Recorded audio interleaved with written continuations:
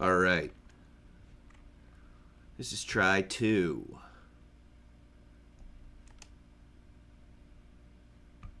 Try 2. I think I made the right changes to settings at this point in order for this to work.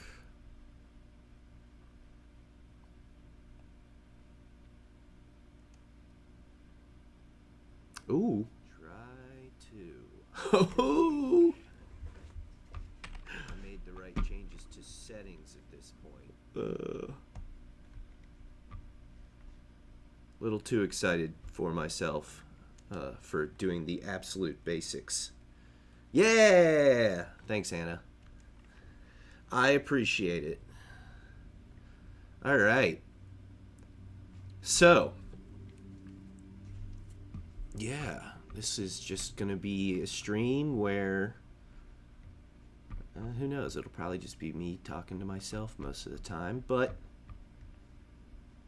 now where's the chat?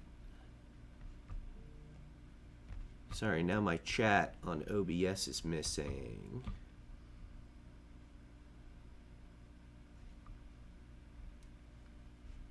And I definitely want to be able to see if you guys are sending me messages. Am I going to have to pull it up on YouTube?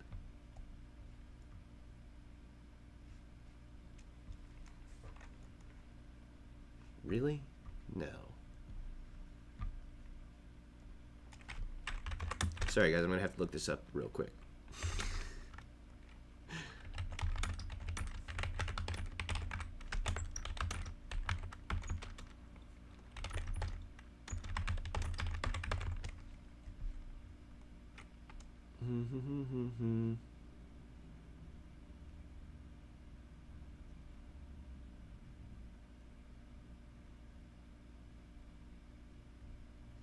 No, it was just displaying a second ago.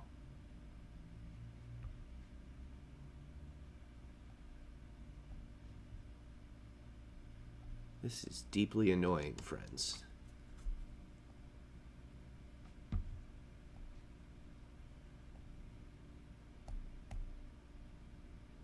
Sorry, I'm still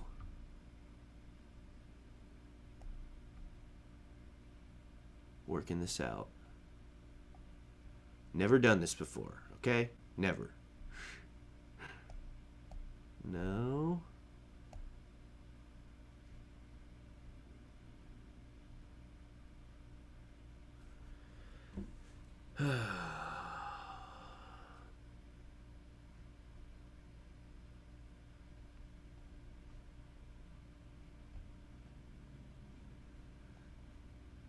Obviously, this is all connected to the account. The really annoying thing is that it was just showing for that nightmare stream a second ago. So now I've got a stream that's working, but the chat isn't.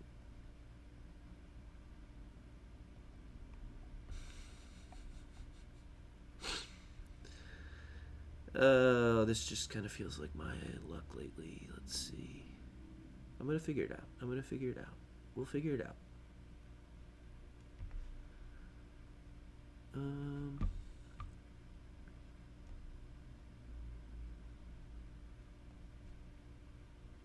the meantime, I'll do the weird thing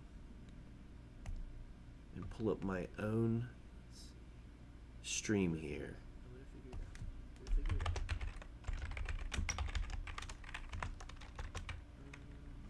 All right, so I've pulled up my stream in a second window. Definitely not how the pros do it. But I'm definitely not a pro. How's everybody doing? Anybody who happens to be watching.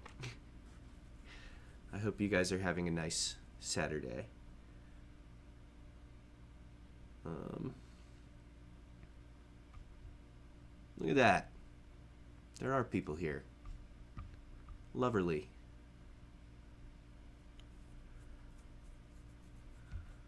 Hello, Anna.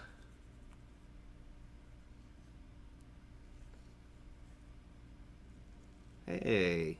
This is actually really cool. This is actually really cool. It's nice to see you guys here that I see in my chats all the time, but we, communicate back and forth based on my poor ability to message. But being able to do it in real time, it's pretty cool. How's everybody's Saturday going?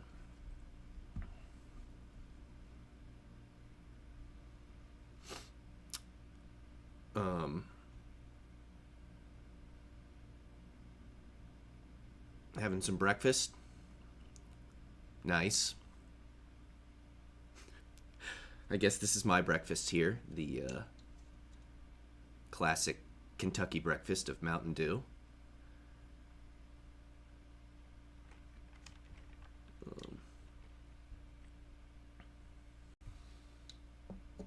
All right, so, like I said, I was planning on probably doing some gaming while we hung out, just because, I do a decent amount of gaming in my spare time as a, stress release anyway. And I was kind of thinking I could start streaming some of it just because, what am I doing with the time anyway? Now, normally I would be, watching something on another screen and gaming at the same time and all that, but I'd love to talk to you lovely people instead. It's probably a healthier behavior, frankly. So that I'm, even though I'm still staring at multiple screens, it might not be as bad. But I don't know if anybody cares about the gaming side of this or if we just want to talk about Wheel of Time. I'm kind of down for both, but does anybody have a preference on the gaming side of things, on what they want me to play? I'm kind of leaning towards either The Isle or Project Zomboid, which are both sort of survival leaning towards horror games. So one would be me attempting to survive in a zombie outbreak in Kentucky. That's Project Zomboid. Great indie game if you've never played it. Fantastic. It's like $20 on Steam when it's not on sale. So I would highly recommend it for game players who like zombie stuff. And this is definitely not sponsored in any way, shape, or form. The other one is The Isle. And in that one, I would be playing as a dinosaur. Just trying to survive. Those are two of my heavy play games right now that I feel like other people might actually be interested in watching. But also, if you just want to talk in general or talk about the Wheel of Time, I'm here to do that too.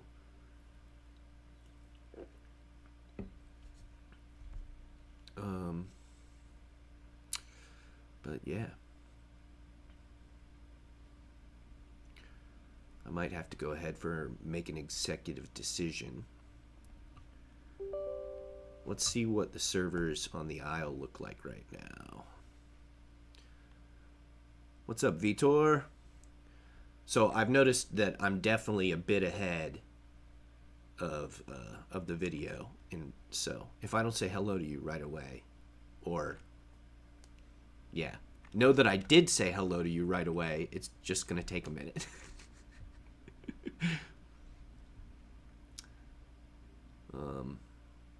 So yeah, friends, Wheel of Time has been canceled. Brazil, nice. What's the weather like down there in Brazil right now? It's not too bad here in Ohio. It could be better. But it could be worse.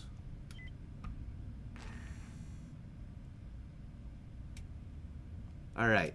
Again, the first stream collapsed because my computer could not handle what I was asking it to do. Hopefully, I can handle this. All right, we might have to sit. Oh, I'm only 7th in the queue. That's not so bad. We're all just getting into the chat anyway, right? Yeah, I'm feeling pretty salty about Wheel of Time too, Murphy. I mean, I'll be honest, guys. I kind of felt like this was coming since before the season started. There was some commentary from the creators of the show that had me really worried. Not because of anything they said specifically or anything, but just what it says about the industry and about, you know, oh God, I'm seeing how pitted out I am at the moment in my in my video. Yeah. Anyway, things about it says about the industry that the that the show was not getting the traction that they wanted it to, so far as Amazon wanted this show to bring in new users to Amazon. So there was a specific comment before the season that somebody said that was like, if you really want them to keep making this show, you need to cancel your Amazon Prime account, make a brand new Amazon Prime account, and watch Wheel of Time first so that they think we're bringing them new users. And as soon as I heard that, I was like, oh no, this show is doomed. Because Amazon, you already own everything. You already own everything, okay? Like, this is the part of being an American that deeply upsets me these days, which is that people have forgotten what real life is like for most of us, and that the realities, just the realities of life. Like, anyone who can afford Amazon already has Amazon. This show was never going to grow Amazon as a business. Amazon's the largest business that's ever existed. How could a television show grow that? It's an insane proposition. Whether it's Wheel of Time or whether it's Lord of the Rings, none of these things are going to grow Amazon, okay? Amazon Prime itself is never going to grow Amazon. So who knows? Maybe Amazon Prime is going to go to the wayside eventually, so far as being a video producer, whenever, it gets through to these business geniuses in charge, that they already own the world. So yeah, that's my hot take, friends. You can't satisfy people who own everything and still want more. So, we just need to be happy with what we got to a certain extent. I'm certainly unhappy that it's ending. I think that it was good to start, and it's only gotten better. All right, I'm getting some comments in here, and I want to make sure I'm hitting them all up. Hello, Mark. All right. I'm glad it's nice down there. All right. Oh, did you not know yet, Tar? Yeah, that's... It hurts. A friend of mine hit me up last night and let me know. I was actually a couple hours behind most of the other creators. And one thing I will say is that a lot of the other creators are feeling a lot more positive than I am about the show still having a future. Part of why I'm so not positive is because like this is a nothing channel, right? I love that you are all here hanging out with me, and but I've got 1,000 subscribers. I don't make any money from YouTube. Nobody really cares about my opinion, but there are a lot of the bigger creators in Wheel of Time, Dusty Wheel, all those people, like, they are involved, guys. They are doing stuff. They're trying to make things move. And yeah, so support them in their petitioning and stuff. If you feel like it. We're coming up on my positioning queue here. We're coming up. But yeah, it's really unfortunate. But I do think that it was a good product. It's not about how many people were watching. The viewership was up from season 2. It's just, the problem is metrics that no longer make sense. If making a television show isn't about getting people to watch it, then it's just an advertisement. It's just a Cheetos commercial. Um, yes, Anna, fan campaigns have worked before. And I do think this is a valuable property for somebody who's not as dumb as Amazon, right? Uh, I hate to bring up the cursed name, but Netflix has clearly been desperate to break into the fantasy sphere. Um, maybe they could shop it there. Because I guess it is. Is it Sony? It's Sony who owns it, right? That is. Oh God, guys, Sony is such a cursed owner. Um, Maybe I'm just biased because I like superhero movies, and Sony absolutely wrecks every superhero movie they get their hands on. All right. If I'm gonna also play this game, so this game is a survival game, friends. It's you play as a dinosaur. HBO, that would be great. I mean, I would love if HBO picked up the Wheel of Time. If HBO would like the Wheel of Time and one of my kidneys, they can have it. Like, they can have it. I have the other one. Okay? That's a little bit of profit right there. Black market kidneys. Apple would be great too. I'd be fine with Apple. I have to have Apple because they have exclusive rights to the MLS. So if I want to watch my soccer team, I have to have Apple anyway. So, but that's the issue, right? Is Apple going to purchase it hoping that they significantly increase their viewership? They might. And for Apple, that might work because not everyone in the world already has Apple, right? Not everyone in the world is subscribed to Apple. Everyone in the world is subscribed to Amazon because we get everything from them. They own everything.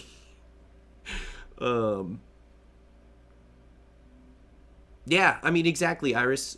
It's, it actually makes a lot of sense. I was immediately going to dismiss that, and then I thought about it for like 2 seconds, and I was like, that would actually be a really smart call for Apple based on the viewership and all that. It's not like this is a show that died because nobody was watching it.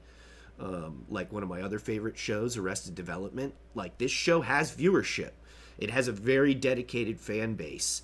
And if you could make any argument that any of us don't already have Apple and that we would get it, arguably that would make this worth it for Apple. Now, I don't know how much money they would need to spend and all that to keep it going, but you've got pre-built sets and stuff like that. I'm assuming they could pick those up, right?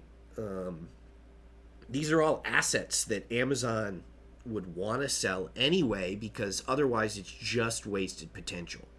So if Amazon is at all intelligent, they should be shopping this hard right now as like, oh, it's not doing anything for us, but it could do something for you, Apple, which you might be like, oh, why would they do that for a competitor? But that's kind of misunderstanding the true nature of how the capitalism of all this works anymore, I think. Because it's otherwise it's wasted assets. It's not about making something and hoping that other people's stuff doesn't get watched. It's about making the most out of even vulturing your own stuff, right? That's just the whole American capitalism thing. All right. So yeah, anyway, you guys probably are not here to just hear me rage about capitalism all day, and I could. So yeah, not a fun week. I'm also not in the best mood. Because I also lost my job last week, so that's why nobody's seen any new videos yet. I am still planning to get to The Expanse, maybe some other stuff. I was actually talking to a buddy of mine who hasn't watched any of Wheel of Time, about maybe he would like to watch Wheel of Time with me and we would put it up on the channel. I am assuming there might still be some sort of audience for that amongst those of us who are going to be sad that the show's no longer on. I should really get past this green screen, shouldn't I? So if you'd be interested in watching that, let me know. Because I'm sure he would still do it. And we would still have 3 seasons of the show to watch with him and talk about and have fun with. Oh, yeah, you guys don't need to be too sorry about that. I mean, it sucks. The long and short of it is I got fired because I am too openly political in my conversations with other people. And I got fired for being unhappy about the current situation in the United States. That's probably going to make some people happy to hear that. That since I'm unhappy about the situation, I lost my job. But, I'm not going to be mad to get put in the same category with, the kind of people who lost their jobs because they didn't speak out about rising Nazism in Germany, right? So, yeah, when you see bad stuff happening, you should speak out about it. And if you only speak out about it when you are not at work or when you are somewhere where nobody's going to be made to feel uncomfortable, then you're not really speaking out, are you? That would be my argument. Though you will eventually have to find a new job on occasion, and that is fine. So, when I play this game, I often play as this one. Yeah, live stream, Amber. Nice to see you. And Liv, nice to see you too. Rewatches are great. Awesome. Awesome. I'd love to do that then. I think I will. That's my buddy Charlie, and he's interested in checking out what we do. So yeah, in this once again, this is the Isle. So this is my dinosaur, Herrerasaurus. It can climb. That's pretty much why I play as it. It's like a giant iguana. So you get to choose what colors it's going to be, though you want to go to full grown so you can really see, because when it's young, it has different colors. I go with fairly similar colors a lot of the time, so this will be quick. That looks all right. And that's not terrible. All right, so. And yeah, so live streaming. All right, I'm glad this is working now. The first attempt really failed. It was bad, but I had all my settings up way too high. So it was just making it impossible for anybody to see. All right, where am I? So this game does not have a map.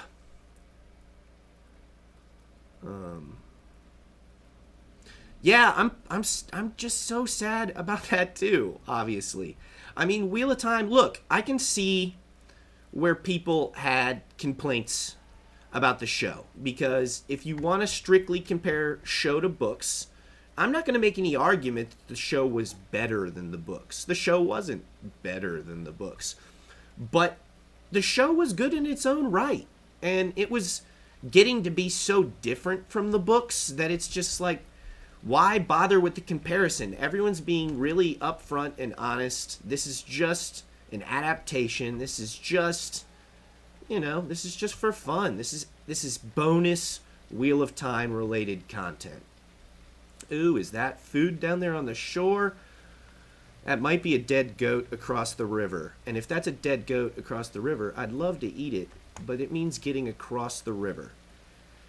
And if you've ever played the Isle, getting across the river is the easiest way to die, because there are always crocs. Dinosuchuses, actually, is what you... What are you? Oh, it's a deer. Alright, I'm going to head over here to this island where I can try and cross. Yeah, right? I mean, I feel sorry for the actors, too. Though, I would argue, they've got some great stuff for their reels now. Great stuff for their reels. I don't think most of these actors are going to have a very hard time getting more work after this, because they've just got to be like, oh yeah, here's 3 seasons of this show I was on. I was in gorgeous costumes the whole time. I was a main character. People loved it. There's a whole campaign going to try and keep it going. So if you put me in something right now, people want to see me. That good for them. Good for them. They deserve it. But also, speaking as someone who is currently out of work, I understand how it is nice to know where your next paycheck's coming from. Who's over there? Is that another deer? Okay, it's another deer.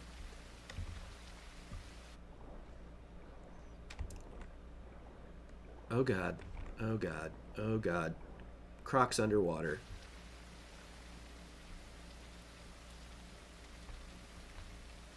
I do see a lot of comparing it to Rings of Power. Here's the thing. I'm going to say it out loud. I don't hate Rings of Power. I kind of enjoy Rings of Power. I don't like it nearly as much as I liked Wheel of Time. I legitimately think Wheel of Time is a better show all around than Rings of Power is. But I'm not as interested in hating on Wheel of Time, or on Rings of Power, as some people seem to be interested in doing, because it's another show where I feel like, it's whatever. I'm not particularly attached to the Silmarillion myself. Good on you canceling your Amazon Prime. I'll be honest, I have not, but part of that is because, like I said earlier, Amazon owns everything. So if you live somewhere like I do, like Ohio, where Amazon has put even the big box stores, not just the mom and pop stores. Best Buy doesn't exist anymore. Ooh. There's other Herrerasaurus around.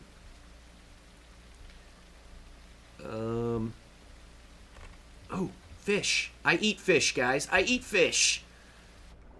Oh, God, that was kind of suicidal. I didn't look at all for a croc.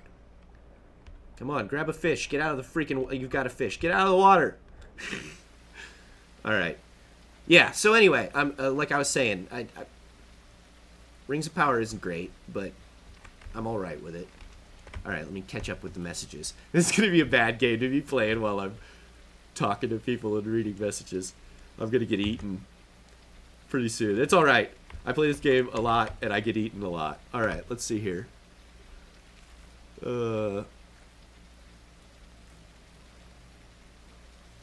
Love the differences between the show. Exciting to still get to be surprised by. Yes, exactly, Iris. Exactly. That's how I felt. I loved still being able to be surprised.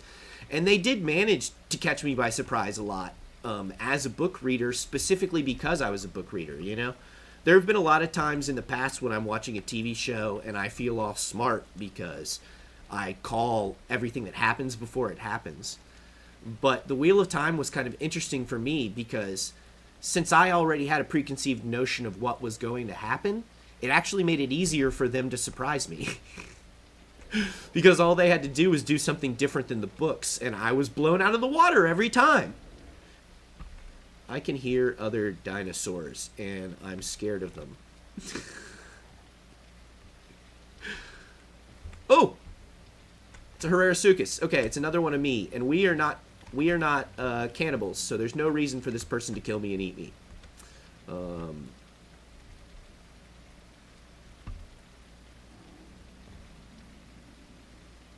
Now that is a Sarah. He will absolutely eat me. Only watched season 1 of Rings of Power. Didn't like it. Season 1 was not super strong. I feel like, much like Wheel of Time, I do feel like Rings of Power has gotten better in certain ways. It still has its problems. But it is beautiful. Like, you can't tell me that show isn't beautiful. Right? And again, I understand why we're all taking shots at Rings of Power when our favorite show got canceled. But I have this really, really annoying internal sense of fairness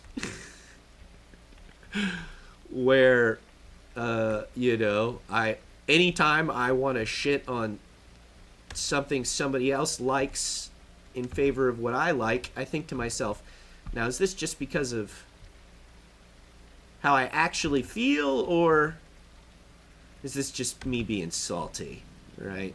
And you're allowed to not like Rings of Power. Again, just like people are allowed to not like Wheel of Time, right? That's fine. I also don't have to, listen to you go on and on about it, but like it's fine. All right, wait. It's been a minute since I played. What is it? Yeah, there we go. H lays down. All right. Woo. So you have to rest every now and then in this game, let your energy and stuff go back up. And that's what this dinosaur is great for, because it can climb trees, and then I can read your messages. I think Rings of Power is doomed the same way House of the Dragon is. You can't build a narrative from a history book. I mean, I don't know. I think you can. I think Rings of Power is doomed too. I agree. I think they're going to get canceled after this third season, but they've already got the third season, so of course they're obviously going to release it. I've read on the internet, I don't know if this is true, this could be false, again, this is what internet rumbles, but nominally, like, they might have agreed to make a certain number of episodes of the Rings of Power show in order to get the property itself.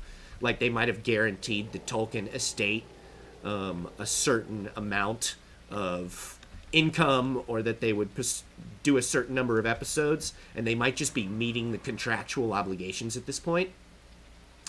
Because again, I think Amazon did all this stuff trying to be like, oh, look how many more people we got signed up for Amazon because we bought the Rings of Power. And that's just dumb, because again, Amazon is at max market saturation already. You aren't getting a bunch of new people to start doing Amazon. That's just all there is to it. The only new people to Amazon are people who are just 18 or people who have never had a job, Like, it's not... You have reached market saturation, sir, okay? Like, you just need to be happy with your billions and billions of dollars and your infinite profits, and recognize that eventually the profits cannot get bigger. Absolutely, Mark. People don't seem to understand what the word adaptation means. And they're just not realistic about what they would expect from a television show, Like, I said it 1,000 times recording, so you guys are probably sick of me hearing it, or hearing me say it, but you can't adapt something like Wheel of Time shot for shot.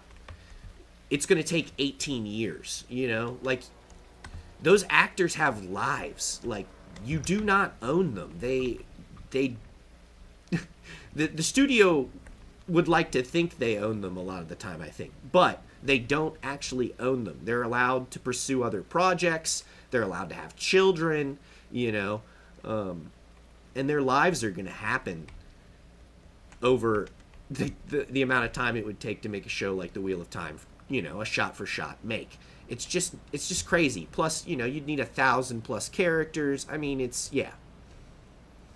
Wheel of Time did do very well internationally. I think I always underestimated how it was doing because not enough people here in freaking Ohio were watching it. But, that's Ohio for you, right? But from making my channel here, I will say that I've definitely noticed that it did a lot better internationally than it did in the United States, because a lot of you are international. And, a lot of the people who have been positive about the show, I feel like, have been international. And a lot of the whiny fanboys have been Americans. I wonder if that's... I'm sure that's not a standard across the board. I'm sure there are plenty of whiny fanboys in India too. There are plenty of whiny fanboys in India, I'm sure. Because I've talked to plenty of them about Marvel. Oh God. Let's see here. I'm not playing this game right now with much of a plan. To be fair, this is not a game you necessarily need to play with a deep plan. If you're just joining us, this is called the Isle, and you're a dinosaur, and the goal is just survive, and the other dinosaurs are other people, so you can be sure that they will behave like sociopaths. Okay, I eat fish.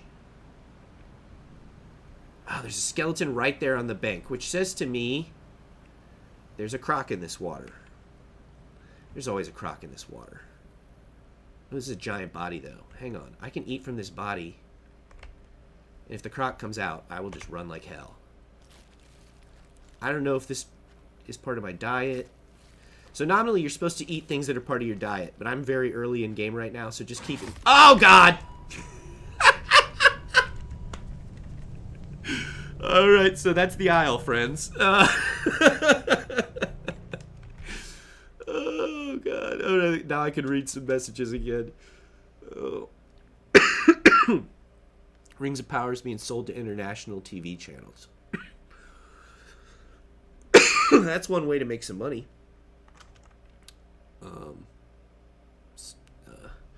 Yeah, that's that would be one way to make money off the property, right?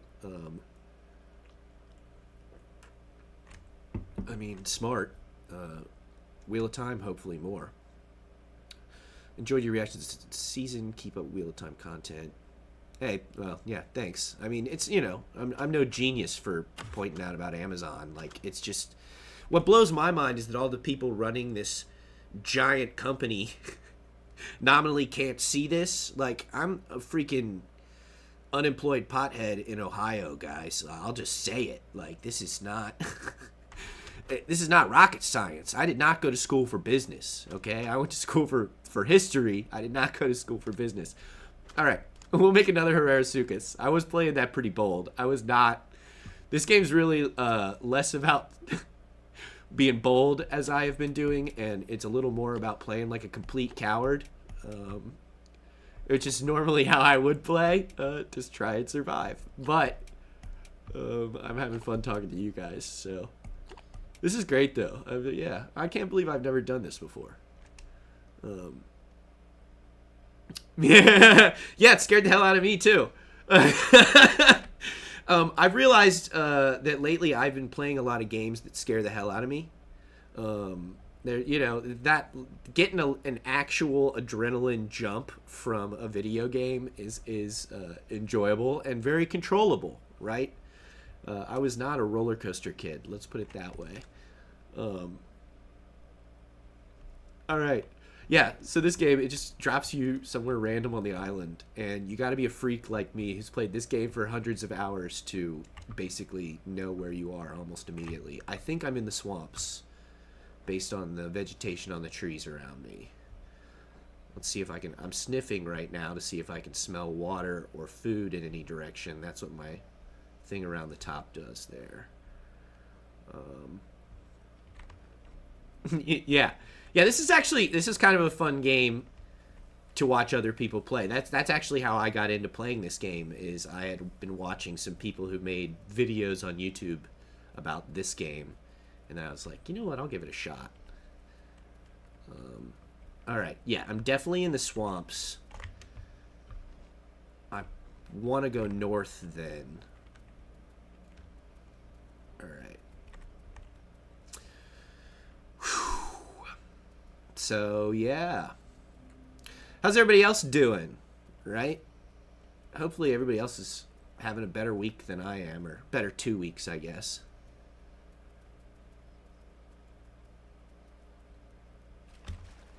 Probably won't get a lot of good well, you know, maybe we just won't get good fantasy shows from Amazon. Like, I just don't think, you know, it doesn't seem like Amazon has thought out their own business model, you know? Like, they have ridiculous, you know, ideas of what owning Amazon Prime is going to be able to do for a company that already owns a quarter of the world, you know? Like, it's...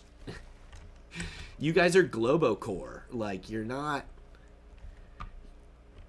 trying to break into new spaces. Like, if you break into a space, you already own that space. But that's also, you know, here we go. I'm gonna get political on you guys again for a second. That's just a problem the American wealthy have.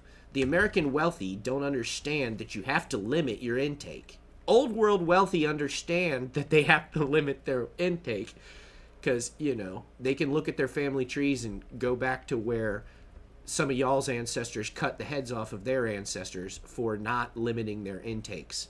And there are very few people amongst the American wealthy who have any sense of that.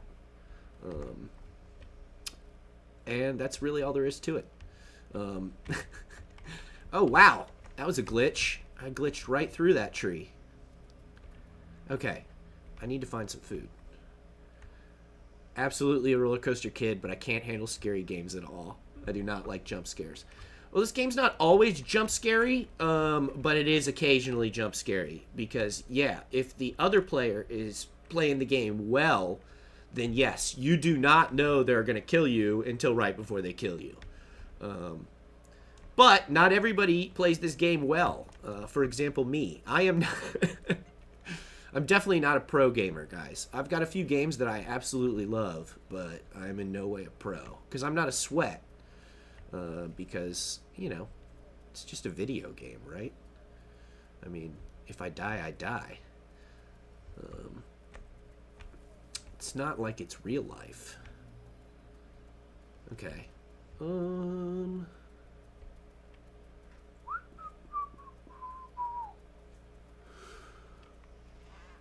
Oh, wow, I got 10 people watching? Nice.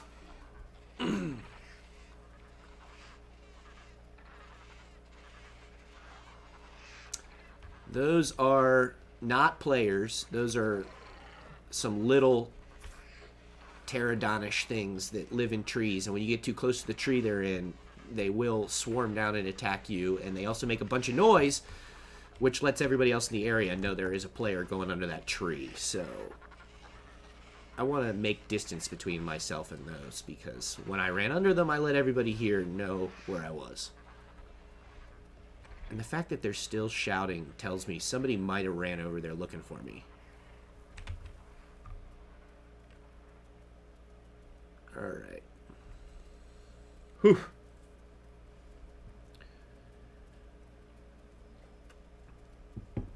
I've never really thought about streaming these games before, because the problem is that if I'm doing well, it can be a little bit boring.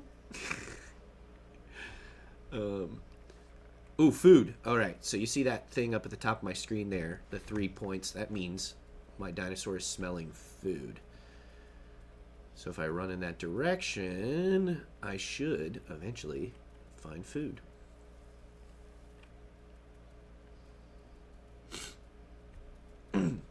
Now, YouTube is telling me there are 10 people watching, even though I haven't seen a comment in a minute. Are any of y'all gamers? What do you guys play, if you play anything?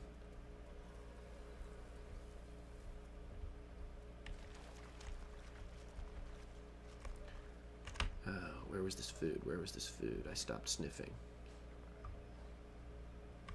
Across this water. Water is always a dangerous proposition. Even if I saw a dino coming. A Deinosuchus is what you call the crocodile-looking things in this game. Even if I saw one coming, I'd probably be screwed if I were still in the water. Because they can move fast.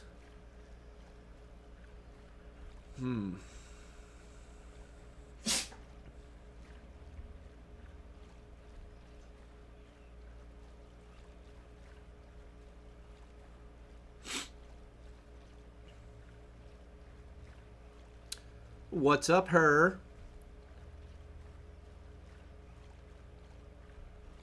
I used to do more console gaming, but once you get that PC in you, it's hard to go back. Oh, goodness. Oh, goodness. I have made a very poor route planning mistake here, guys. I need land. What do you like to play, her, on your console?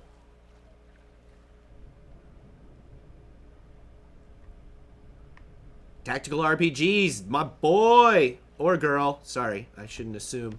My whoever you are. I love some TAC RPGs. RPGs. What a surprise. The fantasy crowd likes RPGs, guys. I also love RPGs. Yes, Amber, I have played a significant amount of World of Warcraft in my life. About once a year, I go back and I crack out on it and play for a month and just see what they've changed. But I rarely end up sticking around anymore. That's actually a game that, unfortunately, has gotten too large. It's gotten too big, right? Can you imagine? 14-year-old me wants to jump forward in time and kick myself in the nuts for ever saying that a game could get too big. Because that was my dream. I mean, the bigger a game got, I was just like, this is amazing. And to be clear, I started with like, I'm older than I look, so I'm nearly 40. So I was playing, you know, like original Oregon Trail on the computers that had black and green only screens. Like, that's my intro to video gaming. My grandmother, if y'all are younger than me,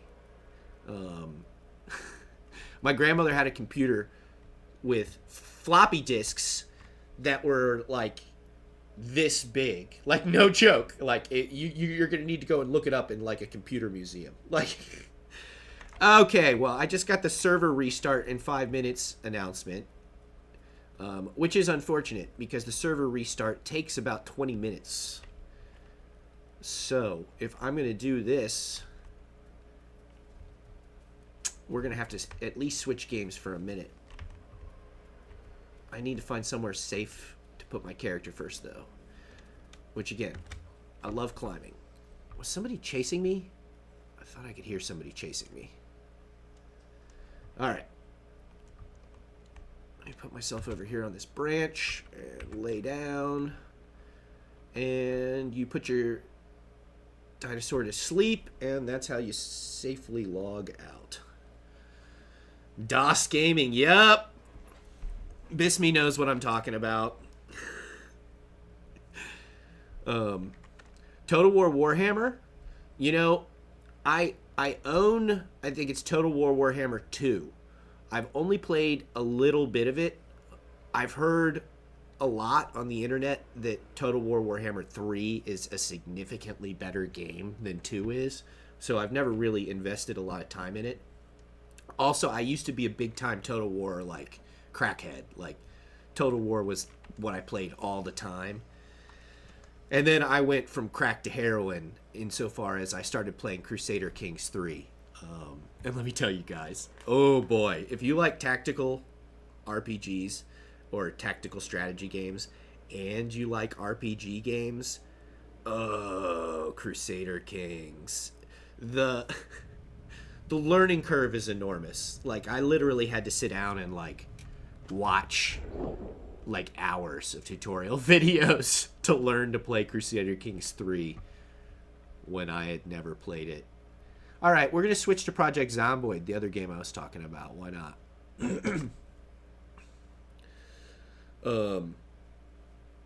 But, yeah. The combination of RPG and tactical strategy in Crusader Kings, I could pull up my hours and show them to you guys, but it's 2,000 plus hours in Crusader Kings 3.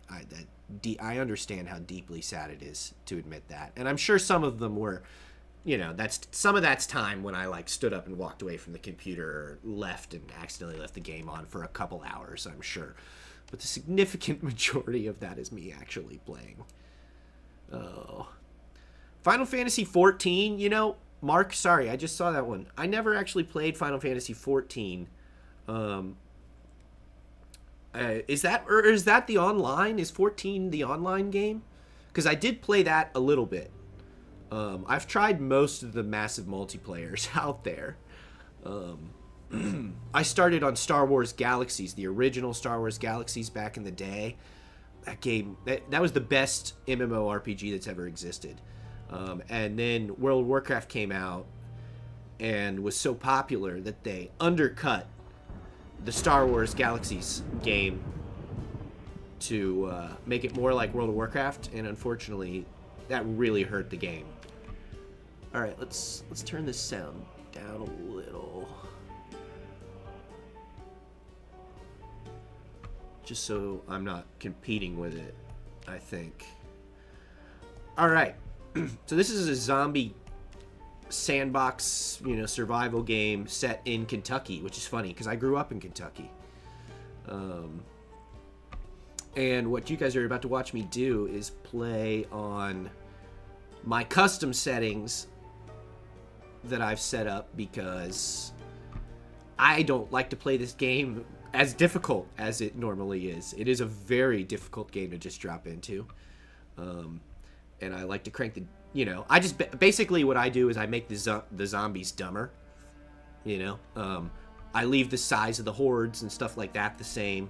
But I like my zombies real dumb, especially because I'm usually playing by myself. I don't have teammates, so I use what I call my new build settings. Let's make sure all this is still in line. All right. All right, let's see. Let me read your guys' messages real quick here. Warhammer 3 is better than Warhammer 2. Yeah, see, I've heard that everywhere. At some point, I'm sure I'll see Warhammer 3 on Steam on sale and buy it. I have so many games on Steam, it's insane. My last Final Fantasy that I really played and occasionally replay was 9 and 10. I played a few of the games before that, like 7, 8, whatever, and I love, my favorite Final Fantasy is Final Fantasy Tactics. Yeah, her! Nice call. No, Final Fantasy Tactics is absolutely a tactical RPG. Oh, you're saying that that's the only... No, it's the only tactical... Yeah, no, that's a very classic tactical RPG. That's my favorite kind of tactical RPG, is Final Fantasy Tactics. Any tactical RPG that looks like Final Fantasy Tactics, that's my jam. So yeah, no, it's a great example of a RPG. But yeah, Final Fantasy 14. Yeah, it's okay. Yeah, I played a little bit of that, the online one.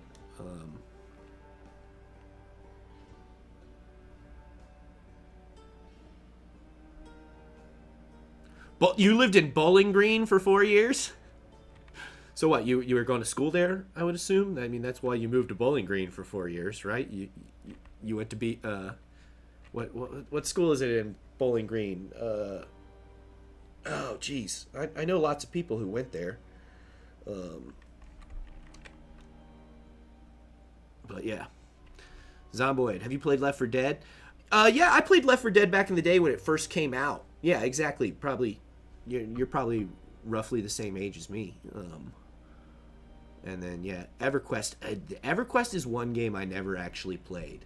It's really one of those games that you would think would be on my list, given my level of nerdiness, but it's not, because it would have required an income.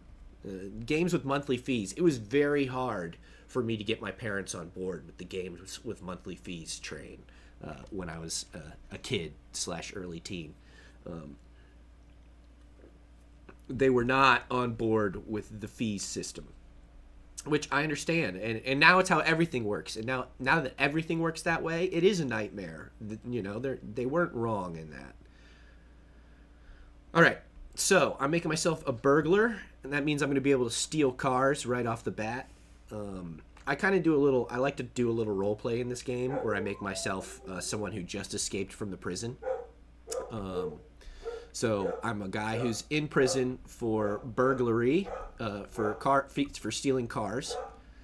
I hope I don't need to yell at my dog if she's gonna make me yell at her.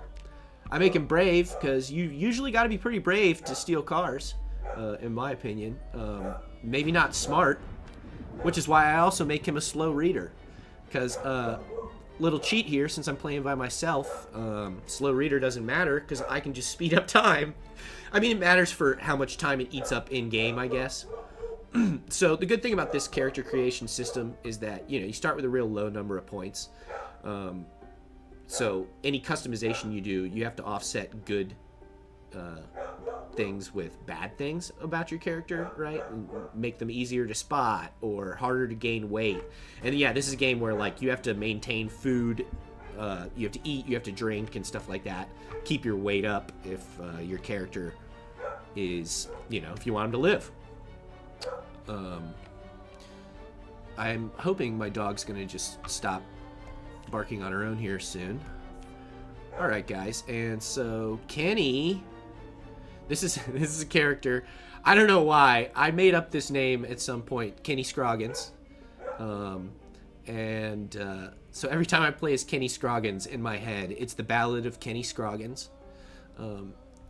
As someone who grew up in Kentucky, it's got a very Kentucky sounding. That's a Southern Kentucky sounding name to me, for sure. And I would know. I have been there many a time. All right, so I'm gonna put him in the inmate jumpsuit, and let's give him some shoes. Shoes. I've also got, if you can't tell, I've got all the clothes unlocked with a mod, just because I want to be able to do this kind of roleplay beginning stuff. And this is what I do just for myself. You want me to name him Randall Thor? All right. Well, but if he's going to be Randall Thor, guys, then we got to, he doesn't look like Randall Thor yet. We're going to have to fix that. We're still going to make him a prison inmate. That Bob voice works. Why not? All right, let's see. What kind of hair do we want to go? Do we want to go short, just in, for Joshua's sake, or do we want to go long for book accuracy? I'm gonna give my stream a second to catch up so somebody can tell me whether we want to do book accuracy. He looks more like Billy Conger than Rand. Yeah, exactly. He was Kenny Scroggins. Kenny Scroggins basically is a Conger. So that is a good read. You nailed it. Maybe, I think, the Fabian curly, but his hair would need to be redder. So this is one option, right? If we want to go long-haired Rand. We want to give him the mullet. The full-on Aiel mullet. He doesn't fully do the mullet, right? Because he refuses to do it because he doesn't want to pretend to be. Now, see, I go with a mullet just because, you know, I've got a mullet. So, right? Yeah, it's, you know, it does suck for the actors. But as I said earlier, you know, I do think that, I think these actors aren't going to have a hard time getting work after this. I think they've all got great work to point to. I think they can also point out that they've all got a groundswell of support from us, right? People who are going to support their next projects. Personally, I really need to look up what else, like, Donald has already been in. He has to have been in some other stuff, right? And he was, from an acting perspective, Donald is the absolute highlight for me. Everybody in the show was great. I'm not trying to shit on anybody, but Donald. Right? All right. This is a little more Randy, right? With the mullet. I guess that it's just long hair too, right? A mullet really is just long hair when you get down to it. Do we want to give him any facial hair?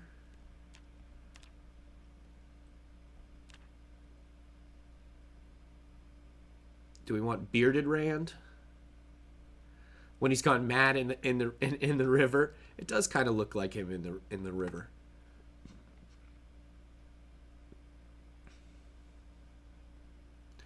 Long beard.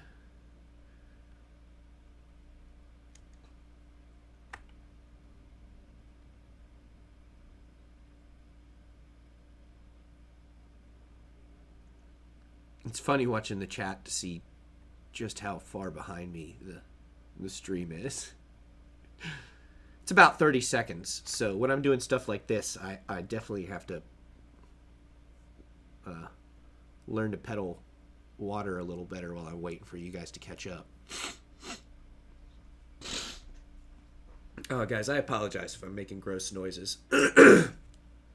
All kinds of pollen or something in the air. Got my allergies going right now.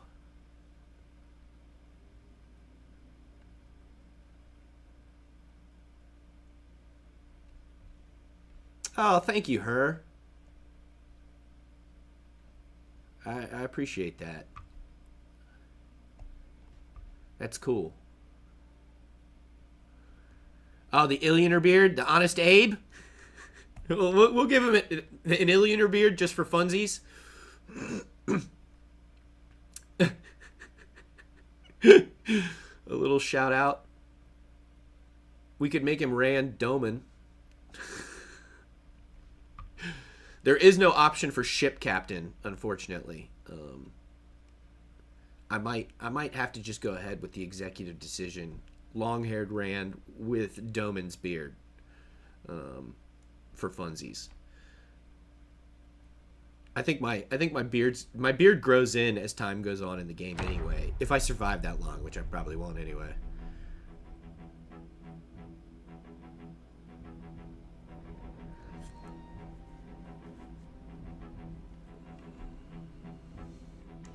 Oh, well, thank you, Bisme. I appreciate that too. I mean, you know, it's not fun to spoil things for people. And I mean, a lot of why I even made my channel was, I mean, just out of excitement, right? I did it right from the start, so I knew I was going to do it before it even started. But part of the reason I continued from the right from the beginning, even though not many people were watching my channel or anything to start, but one of the reasons I continued was because so much of the reaction was so negative, just so unnecessarily negative. And again, I've got my issues with what they chose to do, what they didn't choose to do, all that stuff. But that's, if I want my opinion to count more, then I need to go out there and get the credentials so that I can direct the next Amazon Prime show. But if I don't have the credentials to direct a show at Amazon Prime, my opinion really matters very little.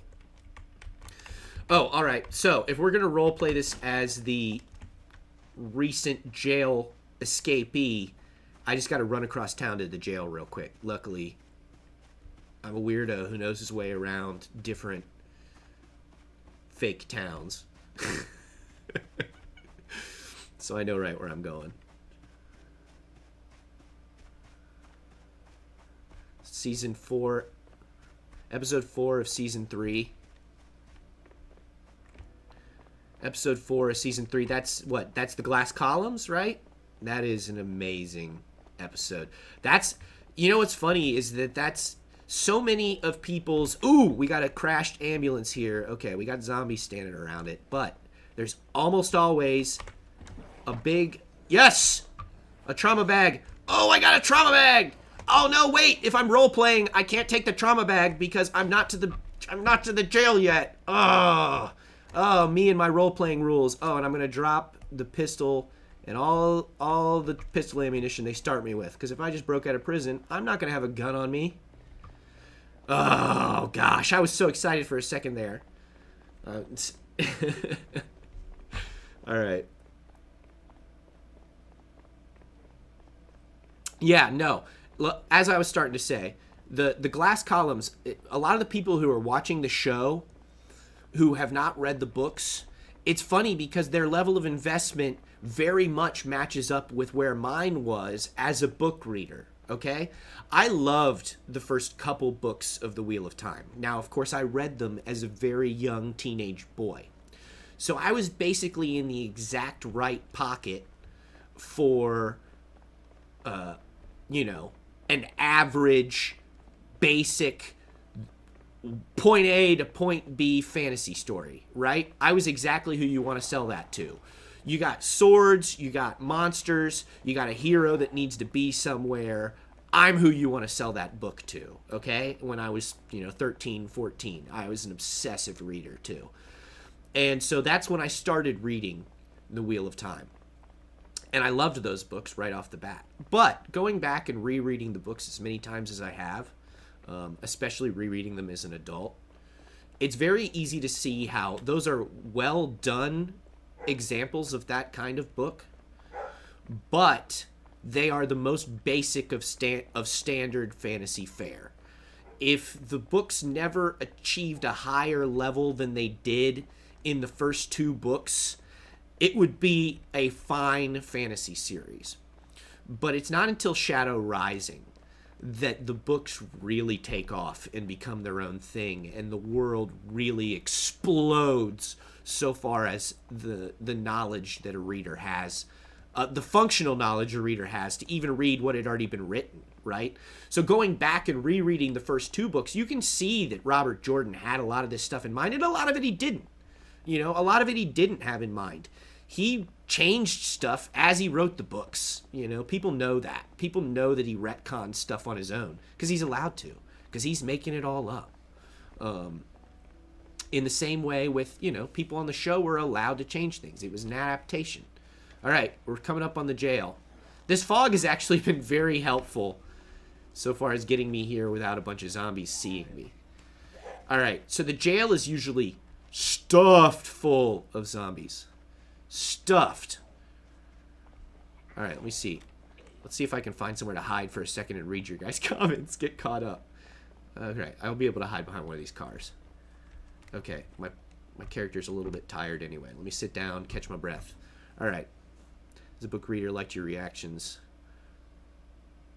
Liked it more than me, but I also really had a problem. Yeah, I appreciate that. You don't have to like it as much as I do. And not many people are going to like it as much as I did, obviously. I haven't seen very many other reaction channels where people's reactions were as, let's be honest, ridiculous as mine. I'm the only person I've seen that was just bawling his freaking eyes out every time something happened in this show. I get it. And that's why I've never claimed to be an objective source on this show. There was never a point where I probably wasn't going to love this show just because it was Wheel of Time. The level to which they would have had to have fucked up for me to not like this show would have been significant. And I just don't simply think they got anywhere near that bar. Because, yeah, not only did I like the show, I loved the show. I guess I didn't quite meet my standard. I'm going to go up. I'm going to open the front door to the jail. And then we're all just going to have to engage our imagination as far as me getting out of the cells to here. There is a mod you can do to do this, so you start in a jail cell, but you can't play it with... I'm playing the newest version of the game. Build 42 is what it's called. And you can only do that with Build 41, and that removes so much from the game. I just don't want to do it. Build 42 is their experimental branch, and it's where they try all their new stuff, like ragdoll physics, and I don't want to not have that stuff in my playthrough. Well, it's good to know somebody else out there is as emotionally unstable as me, right? No, I'm just playing with you, Lil. Or Lee? I don't know. I never know exactly how to pronounce people's names when I'm reading your screen names on here, so I hope you don't mind if I am mispronouncing anybody's intended way that it should be read. Oh, I do not have time to hotwire this car. I don't even know if it has gas in it. I need to check these cars and see if any of them have gas in them. Yeah, with the fog especially. It's not always this foggy. Oh, there's gas in this tank, and it's a heavy truck. Okay. I'm going to kill this zombie. I'm going to hope that a bunch of other zombies don't hear me and come up too fast. Oh, die! Oh, I smashed his head with flip-flops on. I'm going to steal his sneakers. Good footwear, deeply important.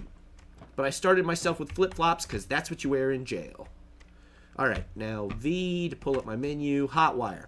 So since I started as a burglar, I automatically know how to hotwire cars. If I were somebody else, I'd have to find the books and get a bunch of experience with electricity. Yes! Alright.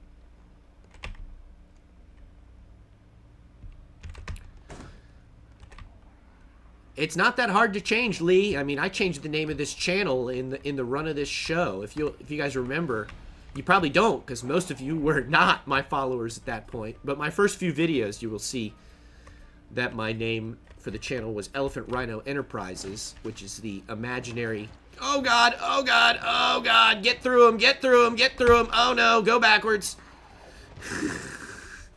All right, I need a little more speed. Yeah. Okay. Yeah, the old channel name was Elephant Rhino Enterprises, which is the imaginary company my friends and I made up that we'd tell people when we used to go to music festivals. Okay. All right. Rand Althor is escaping the jail, friends. Back into the gin pop. I wouldn't hate for this fog to go away so you all can actually see what's going on here. Woo! So yeah, this is far from the prettiest game in the world, but I love this game. I've been playing a ton of it lately. And the reason the game's not so pretty is because, one, it's a small developer, and two, they just have so much put into this game. Like, the amount of stuff you can do in this game is crazy. Farming, taking care of animals. It's like The Sims, but with zombies and combat and cars. And yeah, you gotta eat, you gotta cook. Oh, shit. You don't want to stop moving in the bunch of zombies. So this, friends, is Rosewood. This is the main strip. Sometimes I like to live in these apartments back here above the Quickie Mart. Let's see how big the zombie horde is. I need this fog to go away. You know what? No, that's what we're going to do. We're going to go hide somewhere till this fog goes away.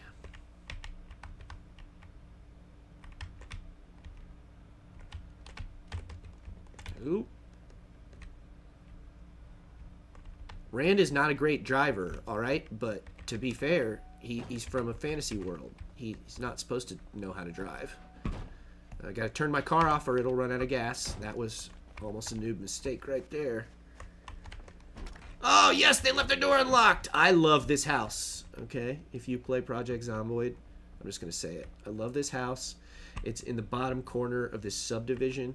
So it's got tall fences on two sides, which zombies can't climb tall fences. They can break them down if they get a big enough horde on the other side, but, you know, you can always rebuild it. So, basics in this game. Close the damn curtains. You don't want the zombies outside seeing you because they'll just start coming through the windows. Also, I have not checked this house for zombies yet. I probably should. A lot of the times you can hear them. Oh yeah, I'll wear a hat. Ooh, a sleeping bag. That's actually pretty useful. Alright.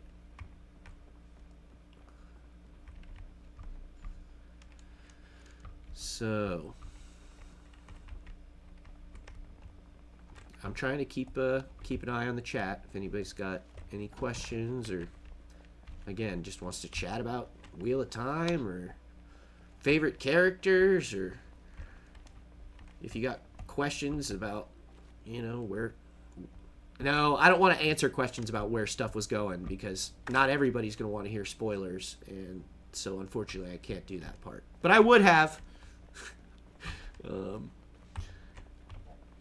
man, this guy's got nothing in his basement. Okay, let's see here. I'm starting to get, you can see over here, I'm getting a little slightly thirsty. I have, again, these are my super easy settings. So I have the water and the electricity set to stay on for as long as the game will run them. Because I like to play on easy mode, at least at the start. There are no zombies in this house. There might be one, like, as soon as I open one of these doors, but... nope.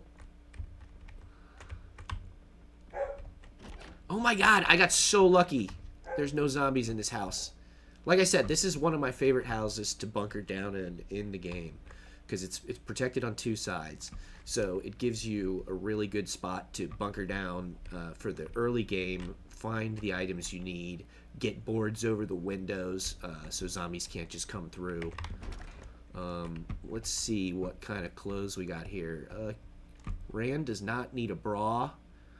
He doesn't really need a crop top either, but if he wants to get out of this prisoner's jumpsuit, I guess he's going to have to wear a crop top. I mean,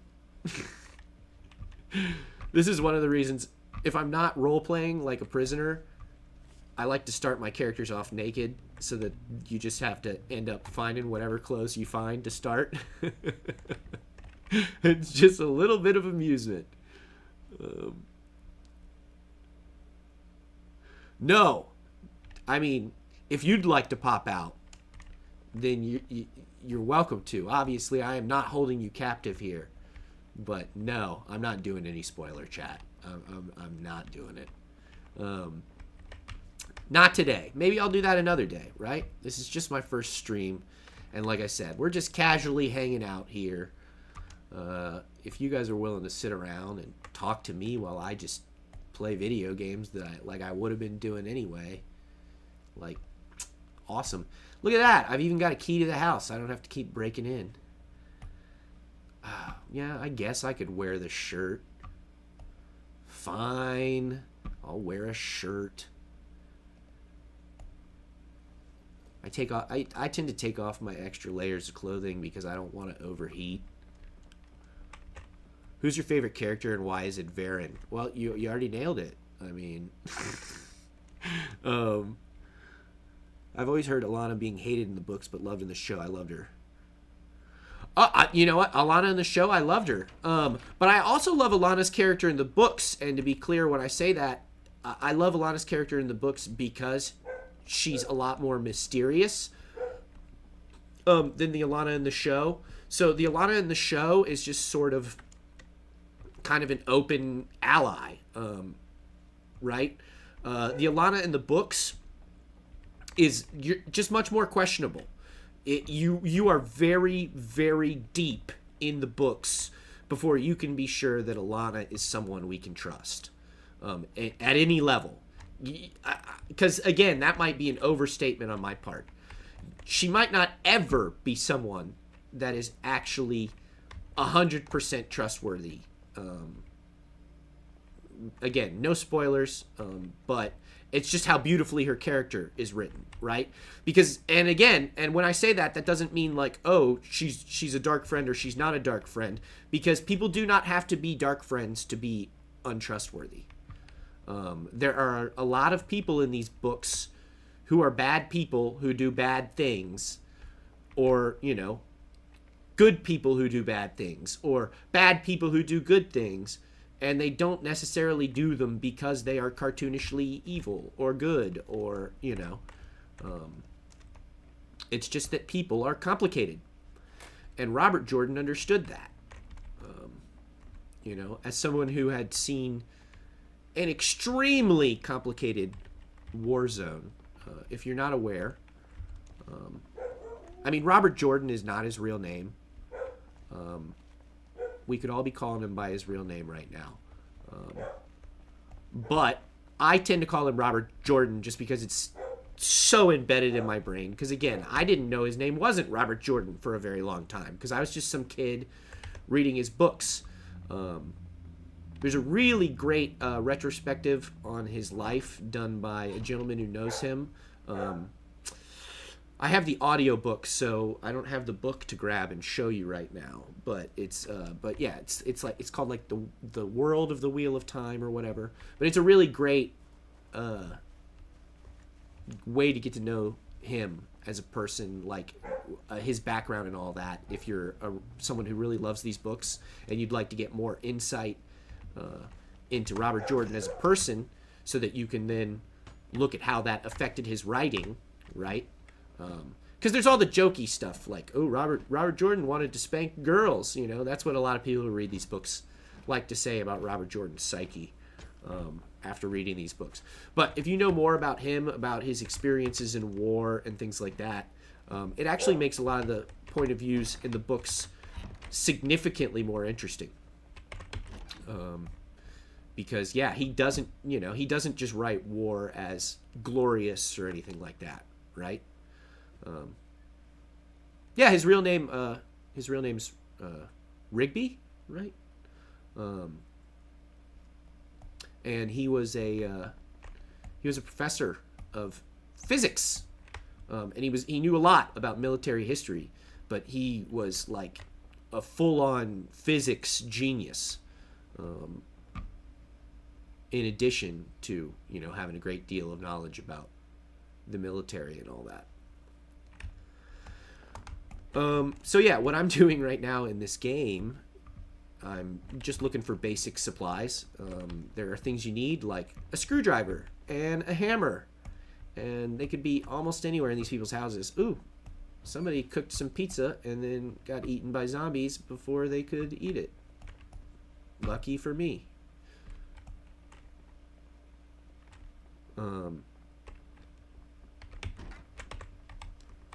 But yeah, and I mean, knowing more about an author's history, cluing you in as to the deeper meaning of their writing, boy, who would have ever thought of doing that, right? So, that's just like the whole, like, people of shallow understanding argument that I would make about Robert Jordan's writings and how, he would certainly understand what adaptation means.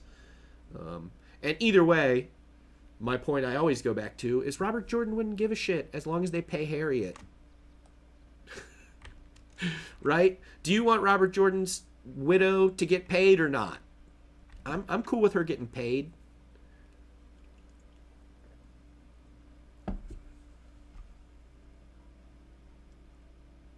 Go to the first page of every one of his books. Check who it's dedicated to.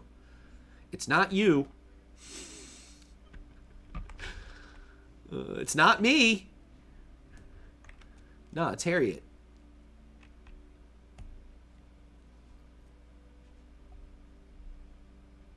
All right.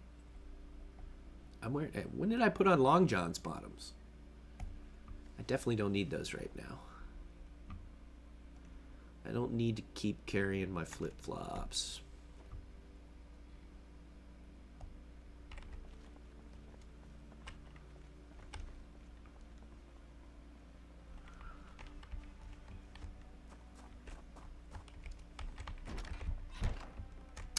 But yeah, I mean, I've read Robert Jordan doesn't really. Ooh, we got some zombies. All right, I'll kill them just so that you guys can see me do something interesting.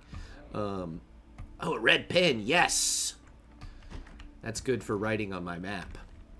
It actually kind of sounds like there might be a lot of zombies in here. I don't have a weapon yet. I should really find a weapon. Milk chocolate bar. I will take that. Can opener. I will take that.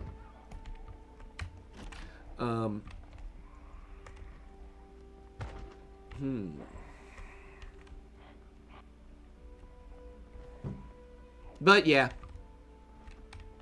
Sadness, y'all. Sadness. Losing my... If you're just joining the chat, again, I don't need a bunch of sorries or anything. It's just part of life. But I did lose my job last week. And then I just lost my favorite show / the core of this channel this week. So kind of a shitty 2 weeks for me. And yeah, again, I'm just, I'm looking for jobs and all that right now. It's not a big deal. Certainly not the end of my life. Not the first time or the last time I will be looking for a job. But, I thought I'd come hang out with y'all today. Did I like Sanderson's interpretation of the books and how he ended everything? Yes and no.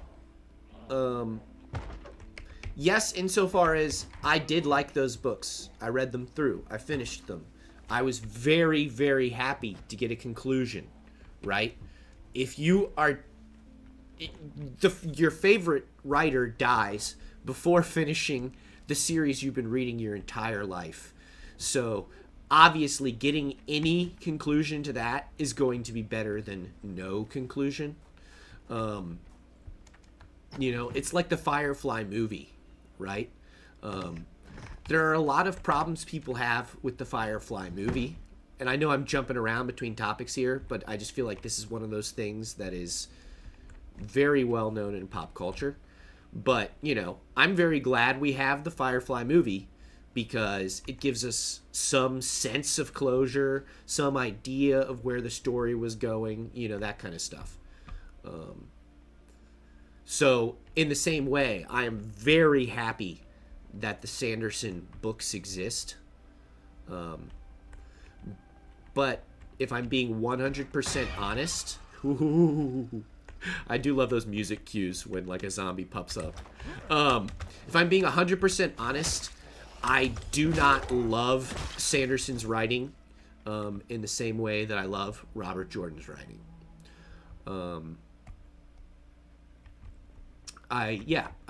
He was like, look, I'm not Robert Jordan. I could never be Robert Jordan. I'm me, and I can only write like me. And he's like, so what I did is I took the notes that Robert Jordan gave me, and I wrote this all in my style, and I included the scenes that Robert Jordan wrote that he wanted included in his style. And, and I think that if, as someone who's read the books a bunch, I bet I could pick out a lot of the ones that were written by Robert Jordan versus the ones that have been written by Sanderson, which is most of the book. But at the same time, like, I am very happy that it happened. Because, again, I think that his writing, I just don't love it as much. I also think that he interprets some of the relationships between characters in a different way than I had ever seen them being interpreted.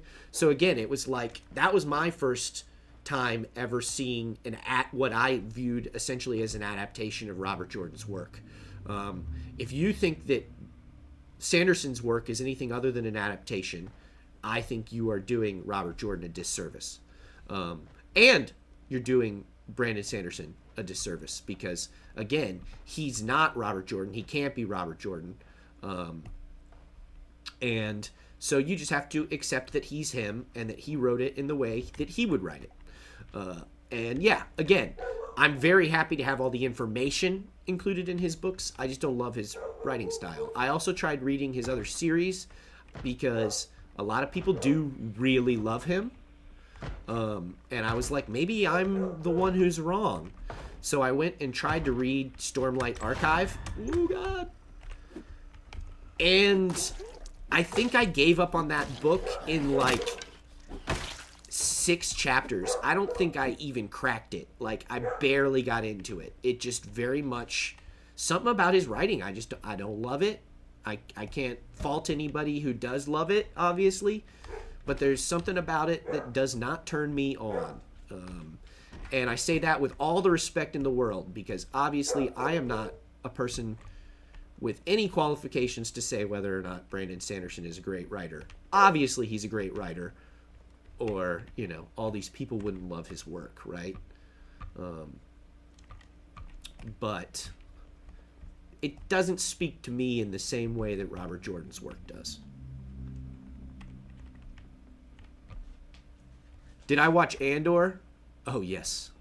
Oh, yes, I watched Andor. And you are very much right. It is very much... I'm the guy walking around telling everybody right now, if you haven't seen Andor, go see it. But maybe read the Little Red Book first. I think Andor... And again, this is, hot take alert. I think that Andor might be the most amazing piece of political work that's been done in the United States in like the last 10 or 15 years as far as media goes. I can't think of anything remotely on par with what Andor did. And that's as serious entertainment, stuff that should be up for awards. Not Star Wars, right? Not Star Wars. I love Star Wars, okay? Look at it. This is my Boba Fett, Millennium Falcon, I've got crossed bowcasters. This is my Art Nouveau style Star Wars tattoo. It's most of my arm, right? I love Star Wars, and I always have, but I'm not one of those people that acts like Star Wars is anything other than like pew pew lasers, right? There is a deeper message to Star Wars, but especially the old content, the original content, it's made for kids. That's who it's for. And sure, there's the deeper story you can dig out of it, but that's work on your part doing the digging, right? Andor's something different. Andor is, as again, I said I studied history in college, and before I studied history in college, I was what you would call in the United States an extremely average Democrat. I didn't have any problem with, minorities or the government feeding poor people or any of that kind of stuff. So, I was just like, yeah, I'm a Democrat. My parents are Democrats. That's what I am. And then, I went and studied a lot in college and read by people like Karl Marx and a personal favorite of mine, Huey, the founder of the Black Panthers. To Die for the People is a collection of his writings that I read, and it's amazing. And if you watched Andor, like Nimik's Manifesto, it's Nimik's Manifesto. I mean, like Nimik's Manifesto, if you're someone who reads or has read historical leftist material, Nimik's Manifesto is so right on, it made me cry. It's so absolutely true, and it's so rooted in real revolutionary ideology. It is something I never, ever expected from Star Wars. And I think I put a post up the other day about how watching the Gorman episode, oh God, guys, I swear, I'm not a person who cries a lot. I'm not. You guys probably don't believe me because the only interaction you've had with me is me crying like a baby over a now canceled TV show. But the episode of Andor about Gorman just about broke me. And look, again, I'm not...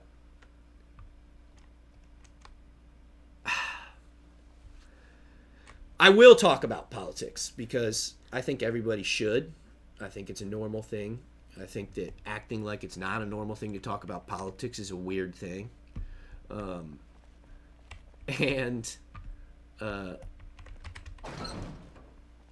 Gorman stuff, especially the end, okay?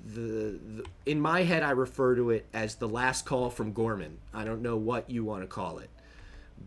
But those messages from Gorman to the galaxy, I'm going to pause my game. Those messages from Gorman to the rest of the galaxy, did those not sound deeply familiar to anyone else?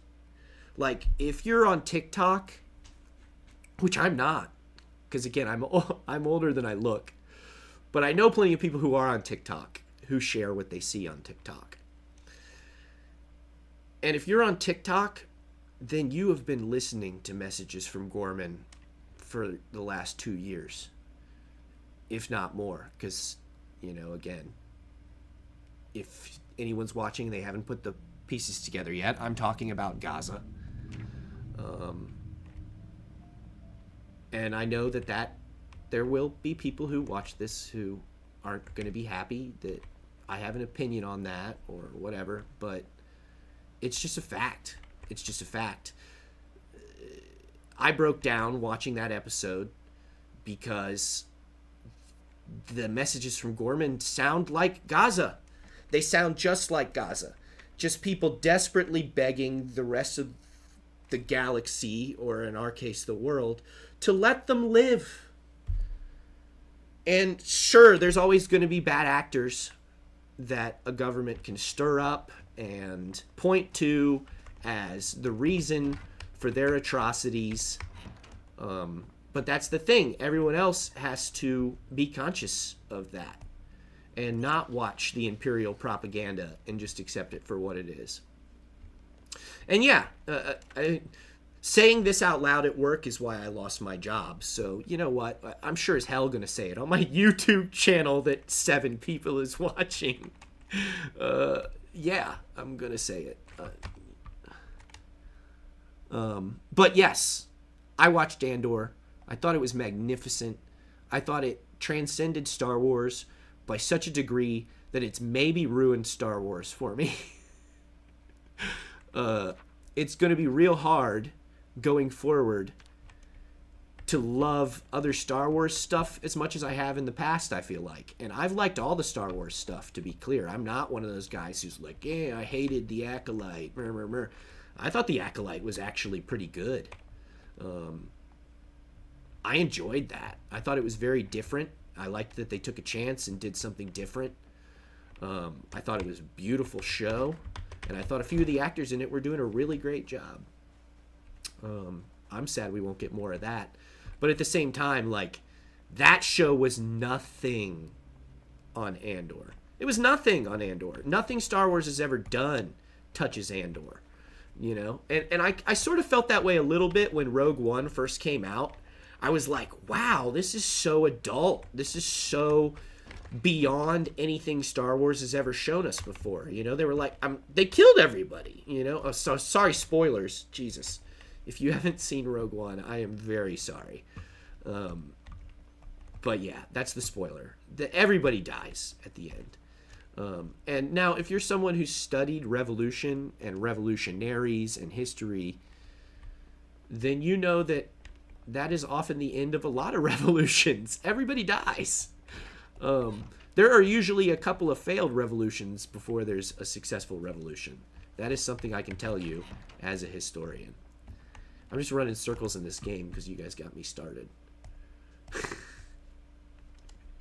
All right. So I'll stop with the politics other than to say Andor is beautifully political. And I just couldn't be more blown away by that product.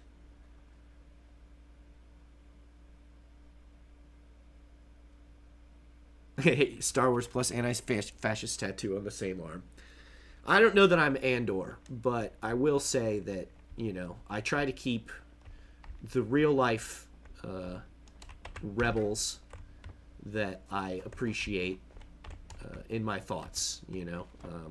I think about people like Fred Hampton and John Brown and Sophie Scholl. Those are all people who are my heroes. And if you don't know who any of those people are, I would suggest you look them up because they are all deeply righteous people. And if you like Star Wars and Andor, you could definitely get down with what, you know, Huey Newton had to say with the Black Panthers and all that. Because it's all connected. I need a hammer, guys. I don't even know how long I've been in this game, and I don't have a hammer yet. I'm playing this like a complete noob. I'm having too much fun talking to y'all. Fun. Sitting around talking about real life rising fascism and how much Andor made me think about it is my idea of fun. I used to go to parties, guys. I was at one point in time in my 20s. I did too many drugs. Too many. Oh my god. Oh shit. Oh shit. Oh man. How do I not have any weapon yet? I've been in this game for like a half an hour.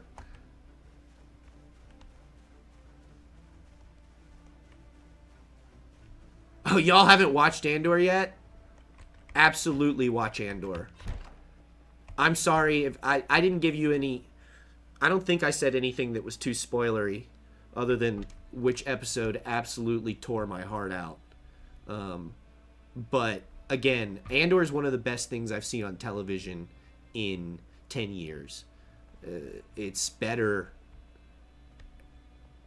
I don't want to shout out other products that other people might love and be like, it's better than that. Because obviously part of this is just my opinion of it, right? It's just your opinion, man. And again, I'm somebody who's right in the pocket the people at Andor are looking for. Because I've read all the revolutionary texts that their show is based on. But, yeah, once again, all I can say is that they nailed it. There are like bitter old socialist professors that I only know because we're connected through, organizational circles for protest and stuff like that. And they're like on Facebook crowing about how good Andor is, a product made by Disney. And these are like crusty old communists who hate capitalism and Disney and all of it. I mean, but they're like, I can't help but love this.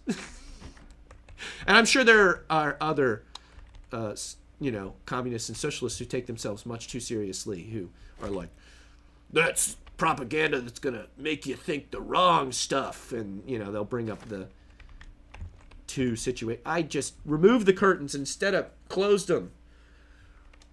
Amateurs. Amateur hour. All right. I'm not going to live in this house. Why do I even care?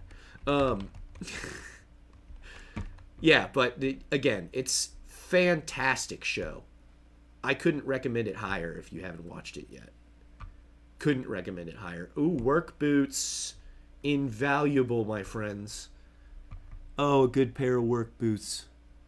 You can just throw those crappy old sneakers out. You got work boots now, my dude.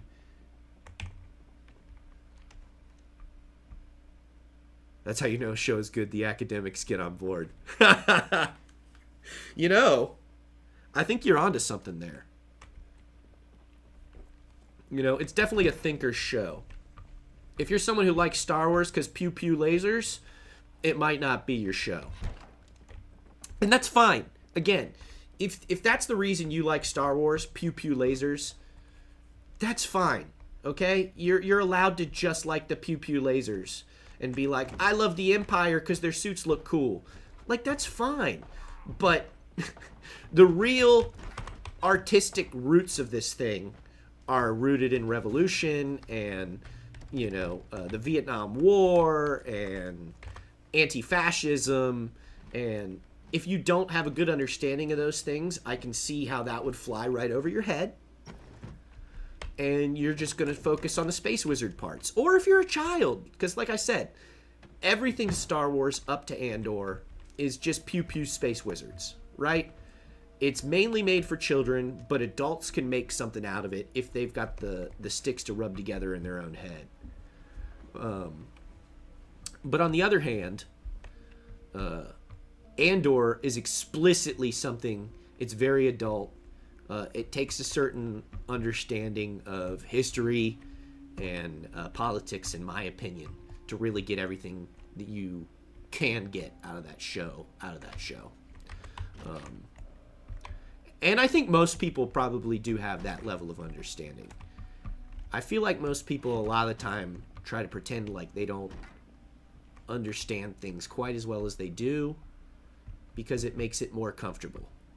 And that's one of the things that Andor is about. So again, hence why the show... Wait, black lipstick? Guys, do we want to make Rand go goth? Is Rand going to go goth? He might. I don't think I've ever put lipstick on in this game. Do you just put it on? Makeup. Yeah, I guess you could just put it on. Select a makeup type. Black lipstick. Yes. No, why didn't you put it on, Rand? I told you to put on black lipstick.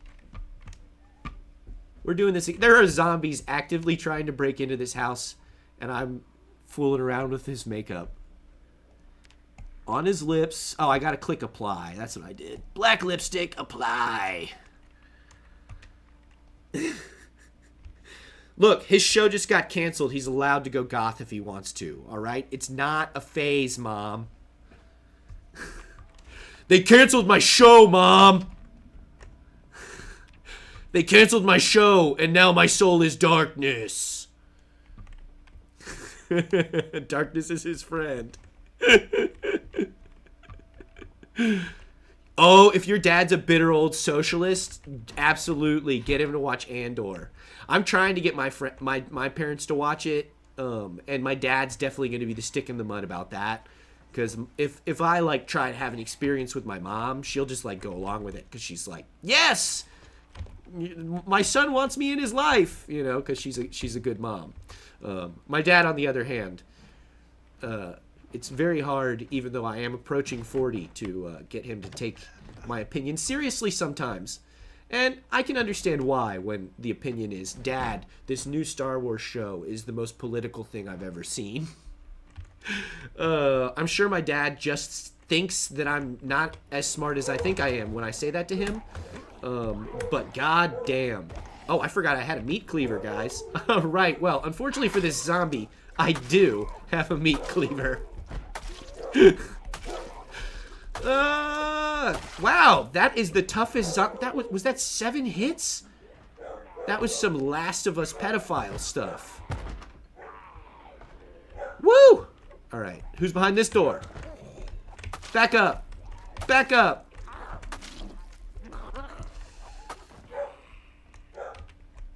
Oh god. Okay. People trying to break in? There are so many people knocking on doors in this house. I'm wearing black forever. They canceled my favorite show. Not just his favorite show, his show, okay? He was the star. He has every right to live in darkness.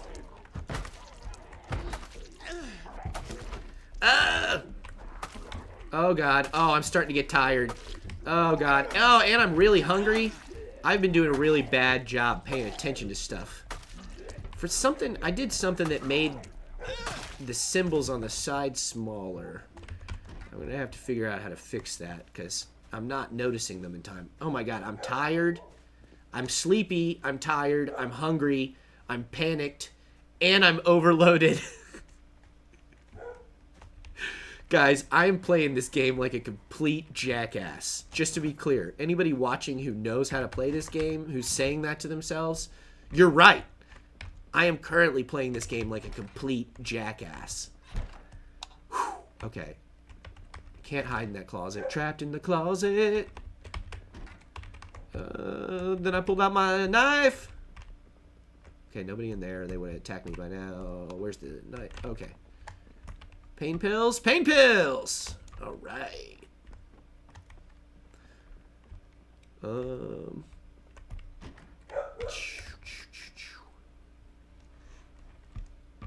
Fingerless gloves. Oh, we are just getting more goth. We are gothing up. I'll admit it to you guys. When I was in high school, I was not a goth. But I was like a weeb punk. Like I did, I was like an emo kid who was also really into anime culture stuff. So like I'd wear like goggles and shit to school sometimes. I dyed my hair purple before the kids were dyeing their hair.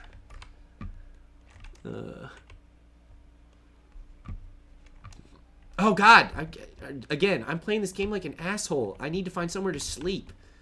Let's go upstairs. Everybody in this game structures their house in the same way, which is, you know, a little unrealistic, but convenient for me. There's no light. Do I have a flashlight? Yes. Equip. All right. Bedroom? God damn, of course it's a storage room. All right. Close the curtains. And go to sleep. This is bad. Oh, God. I might be borderline better off getting this guy killed and starting over at this point.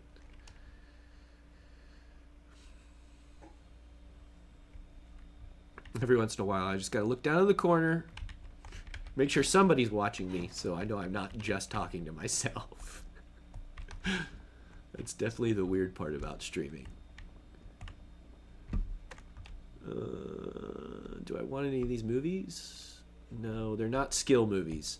So there's skill books and skill movies, aka stuff you can watch or read that will make you level up faster when you do those skills. Ooh, Electrical 1.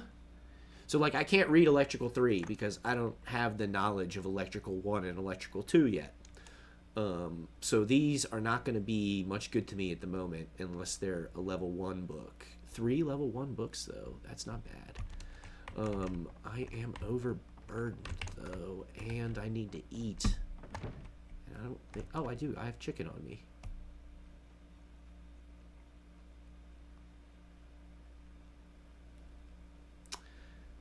Just eating a chicken leg.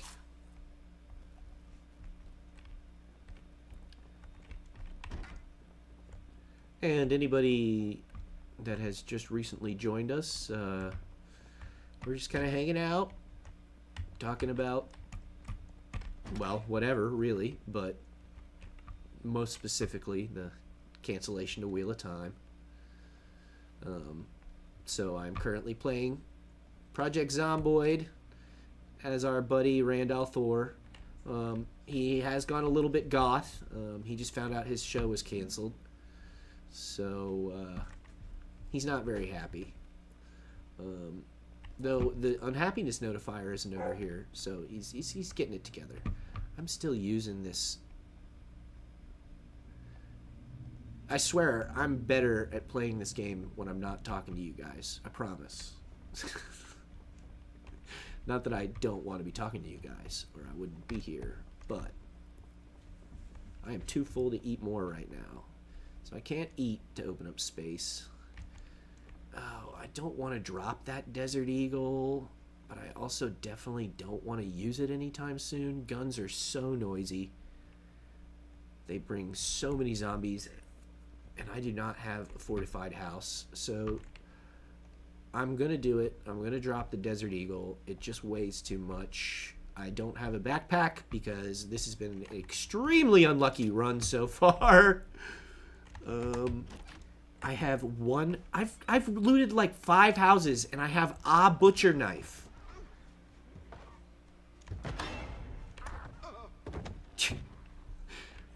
Rand is not the most graceful character. Oh, there's a party going on in that house. Okay. Whenever you go in a house and you see a zombie in a party hat, maybe just go in the other direction. Because that means the party was going on in the house when the zombie infection broke out.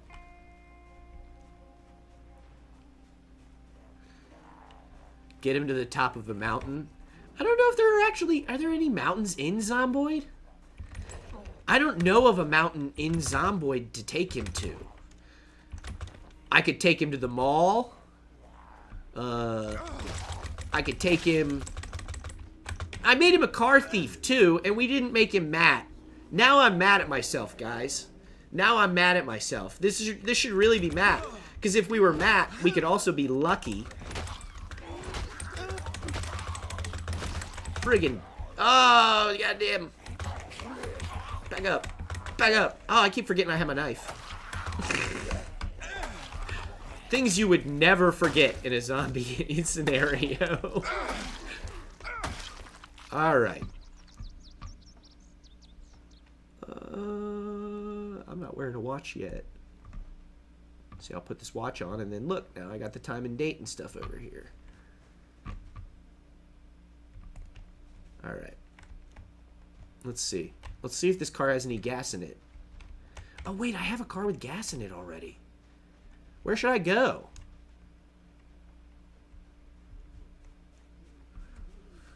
We got options. We could go to the mall. I don't know. I'm kind of feeling the mall. To be honest, guys, I've actually never gone to the mall. Like I said, I've owned this game for a minute. But I've only very recently been playing a lot of it. When I started playing the new experimental branch, which is what we're playing right now. So I'm like not the guy to ask about the more complicated stuff in this game, like farming. Like I've never farmed. I've got 300 hours of this game and I've never farmed a thing. Because again, like I said, I'm usually playing solo games, so just keeping my character alive is the difficult part. And finding food isn't as hard because there's lots of canned food and stuff in the game that I can live off of.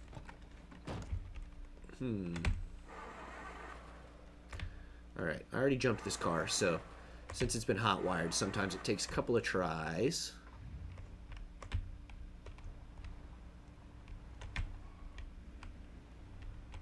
Oh god, I'm thirsty and I'm tired. I think sitting in this chair in the car should rest me. Yes, okay, I am resting while I'm sitting in the chair.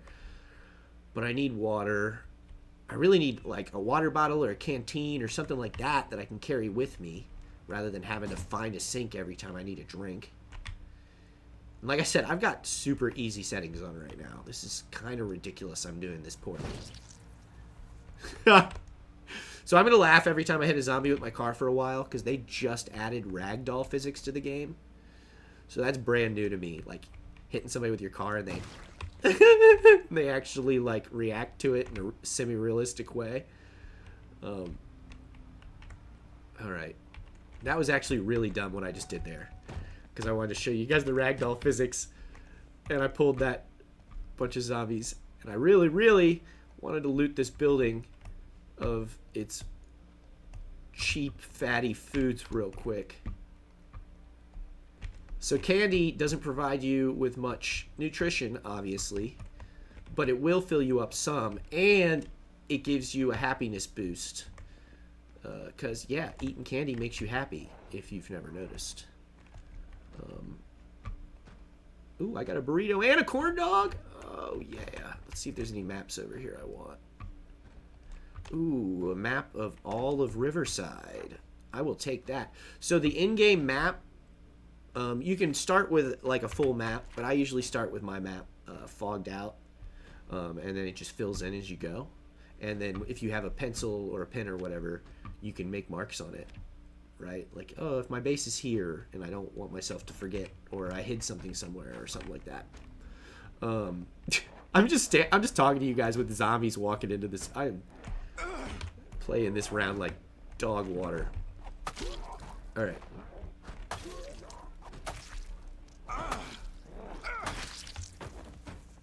Okay.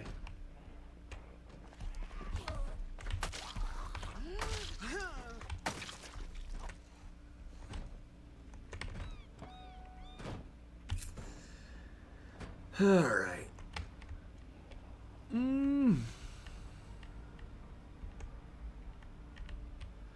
Let's go to the mall. Yes, friends, I did used to be a How I Met Your Mother fan. It's not aged super well. But yeah.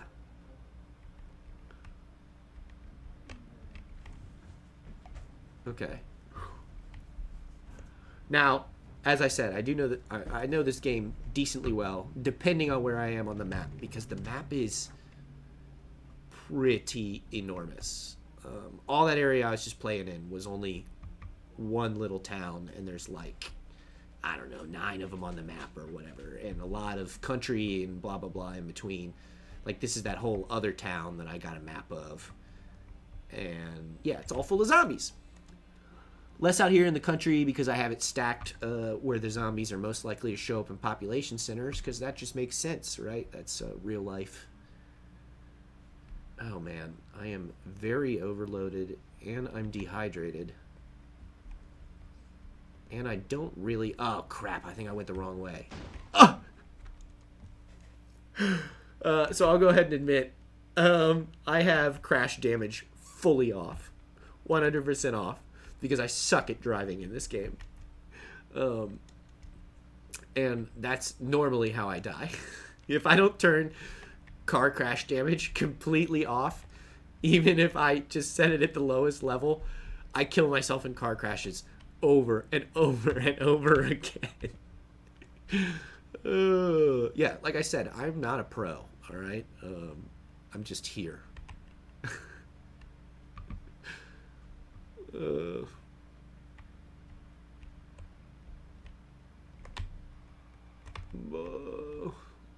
Pretty sure.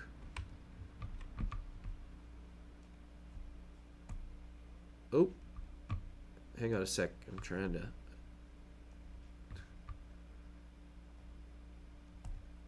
Give me 1 second. 1 second. I'm trying to pull up a secondary map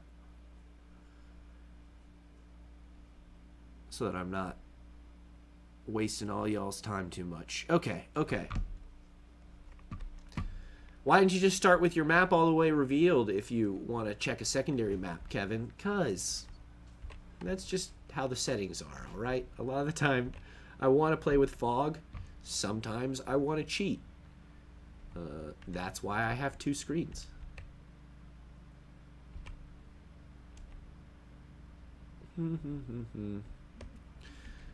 We're going to be doing a little driving. Ooh, my engine's orange. That's one of the shit things about crashing all the time. Your car will break. Oh, God. Oh, God, did that do it? Oh, my engine's starting to have problems. Getting to the mall is going to be a real problem without a car. Now, mind you, I can steal any car I find with gasoline in it, but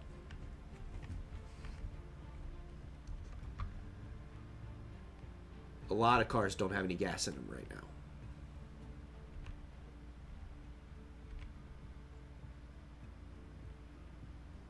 Oh, boy, this is feeling like a deeply boring run. I feel like playing the island was more interesting than this. Oh, shit.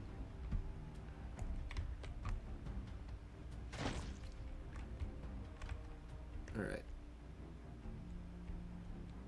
Okay, this is... Is he stuck to my car? Oh, my God. Oh, my gosh. Is his arm through a hole in my windshield?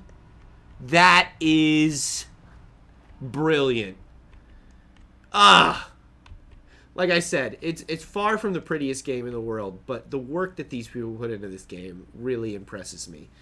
And like I said, this is a brand new feature, the whole ragdoll physics thing. So, yes, this is a little bit janked, but I'm truly enjoying it. Okay, I think I want to go north from here, and then I want to go east. At some point. I gotta cross a river, though. Oh, he fell! He finally fell! I don't even know how far that was. He went like hundreds of meters on my hood.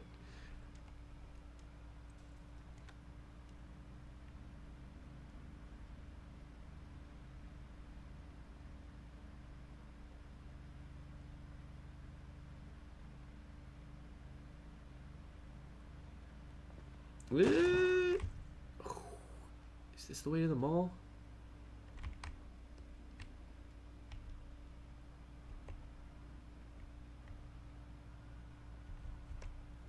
Oh no, it's a gas station. Gas stations are pretty good loot spots, and they're a good spot to go to gas your cars up, obviously. Some of them are going to be empty sometimes, but I'm not going to try and loot that one. Loot's not my issue right now.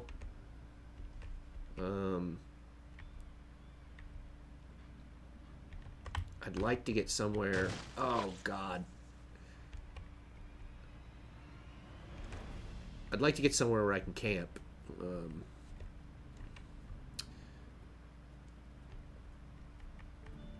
And I think I'm in... I think this is Muldrow, is what it's called right now. And I do not want to camp in Muldrow. Let's see. Okay. I think I'm just going to keep following this road until I cross that river, and then I need to go north and then east a little bit.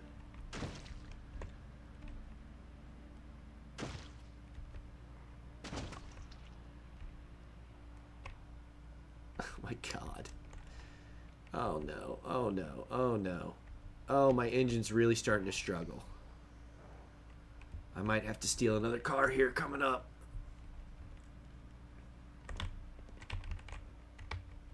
Alright.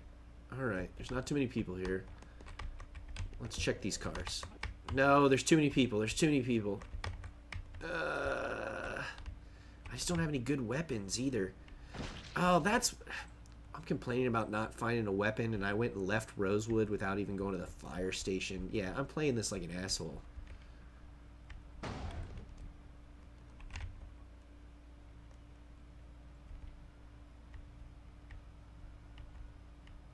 Alright, let's see.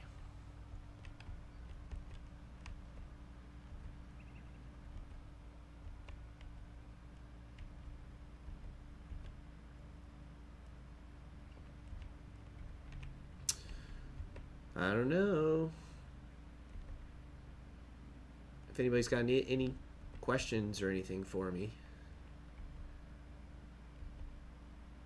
Obviously, that's what I'm here for. Of course, if just watching me play is your speed or listening. Oh god, oh god, oh god, oh god, oh god. Oh god! I am not good at this game, guys. Not especially good. I'm better than this, but I'm not good. Oh, shit. First off, when did I start carrying a Bible? I don't remember picking that up. Let's eat some food. My character is hungry.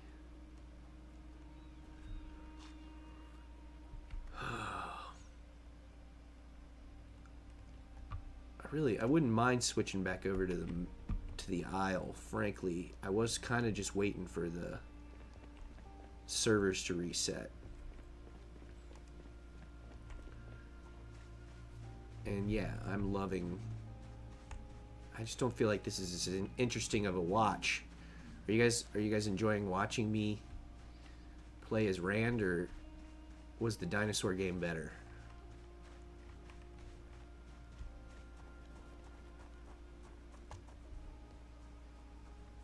Even if I keep playing with Rand, I might go for a reset just because this is... I'm in the middle of nowhere. Let's see. Let's get my map out. Oh, yeah. I'm like both in the middle of nowhere and also not anywhere near where I was headed.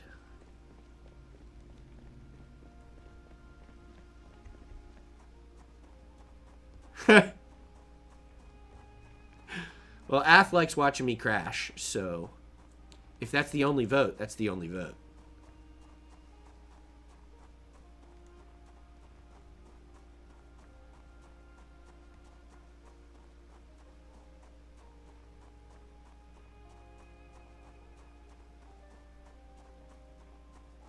This is like the ideal waste. All right.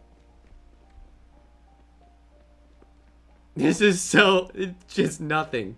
Look how far... I'm just nothing as far as I can see. Oh, my guy's getting tired. He's out of breath. All right.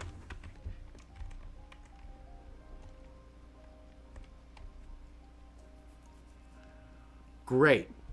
I appreciate all y'all for hanging out. P.S. Okay, here's what I think I'm gonna do. I'm gonna do a reset.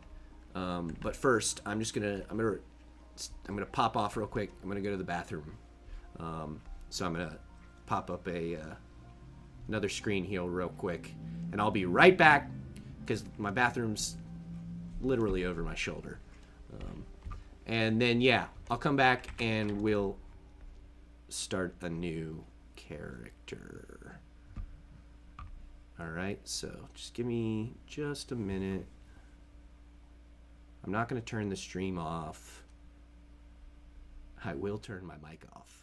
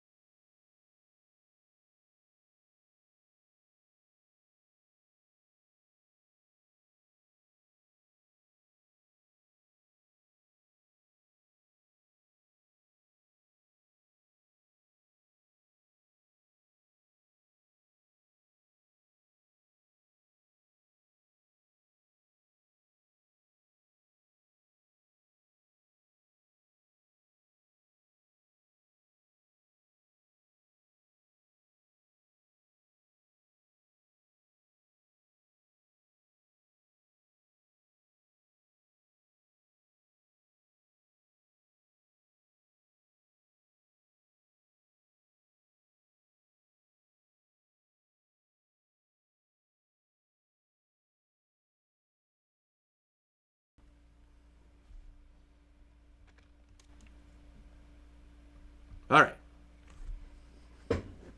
Having to tell people you're going to go take a pee just is the weirdest behavior in the history of mankind. um, yeah, that's if I'm going to be streaming, that's going to be something that's I'm going to have to get used to because that is weird. All right. Okay, we're gonna restart on Zomboid.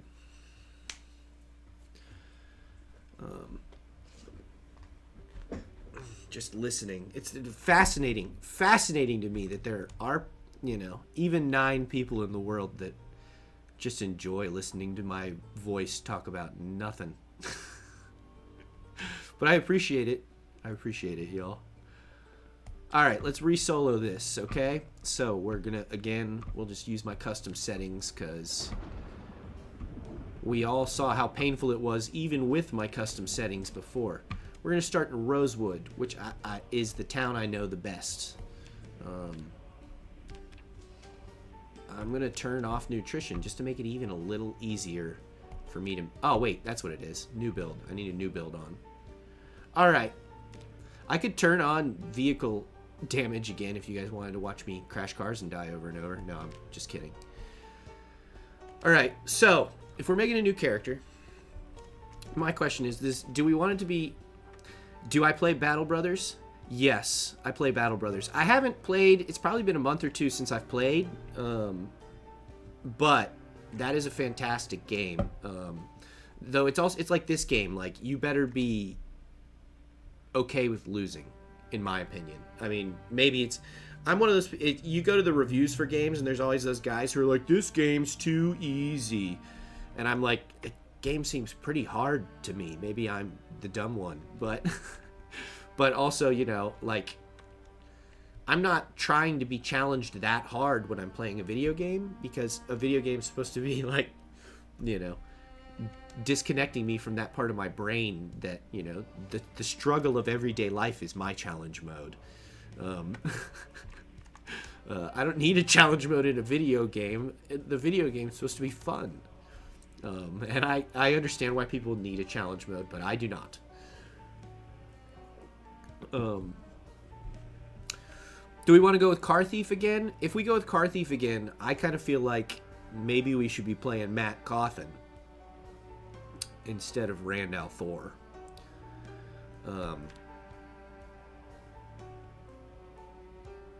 And I mean, there are other options though, obviously. Burglar is great because it gives you have less chance of breaking the lock on a window, like, so you can open more people's windows without having to break the glass out, and you can hotwire vehicles right from the start. But all these other professions also have other benefits. So, for example, I like fire officer because it gives you skills with axe, and then also high fitness and high strength. So you're just more of a tank right out from the start. And again, also for role-playing purposes, I do like to base in the Rosewood Fire Department. So being like one of the firemen who bases there it makes sense. And yeah, I'm role playing for myself, so there's no one else that I'm talking to or anything. Park ranger's great too because you get axe, but you also get carpentry, which is nice for when you start building stuff yourself. I'm also a fan of lumberjack because you get 2 axe skill and you get this special axe or lumberjack only axe spurt, which means you're better at chopping down trees and you swing your axe faster. So if we wanted to play as Perrin, I would say we're going to be a lumberjack because there is no blacksmith option, first off. You might argue a blacksmith should be oh my god, there's a blacksmith option. Okay, so there's a blacksmith option.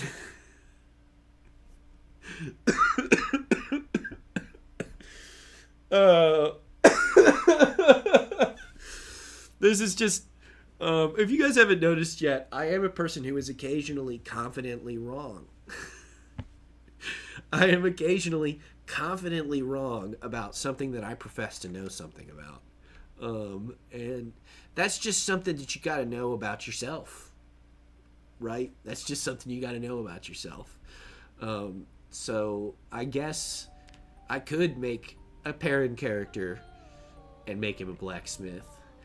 But that gives him maintenance, fitness, metalworking, and strength. And while obviously metalworking makes sense for a blacksmith, maintenance is like the maintenance of like items and stuff that Perrin wouldn't be. It's like tinker stuff, right? Yeah, let's call it that. So I actually do still feel like Axpert might be more up making a Perrin character line, but I don't know.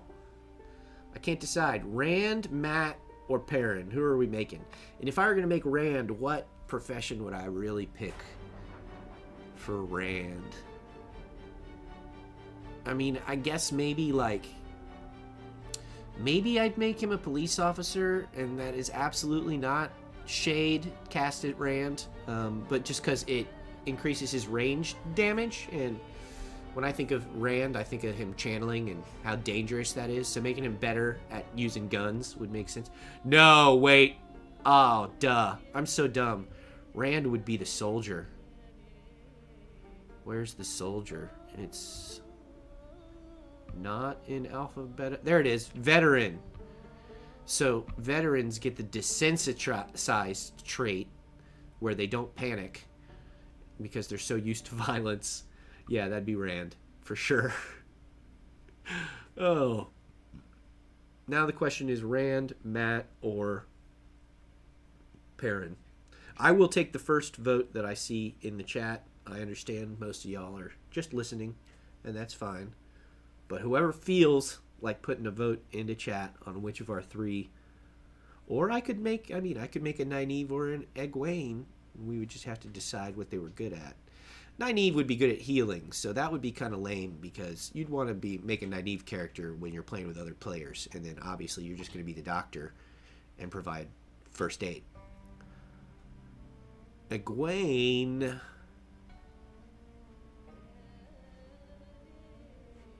If I were going to make an Egwene character,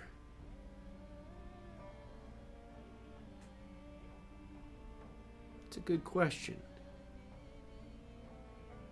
That's a good question. I mean, I could always just go with no occupation and just pick traits. That's an option too. But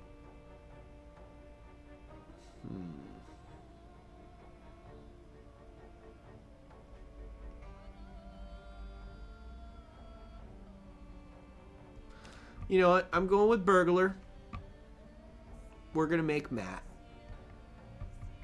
And he's going to be a burglar. And he's going to be brave. And he's going to be lucky. I don't honestly know what luck does in this game. I think maybe it makes your chances of finding good loot higher or something like that. Where's lucky? know it's a trait.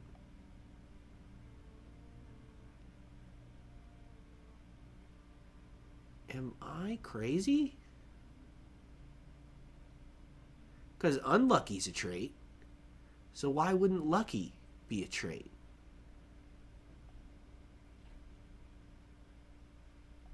Right? I'm not crazy. I'm pretty sure unlucky's 4 points.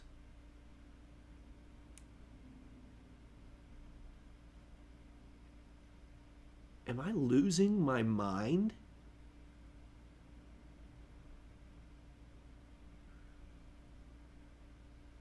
Did they remove unlucky since yesterday? I am so confused.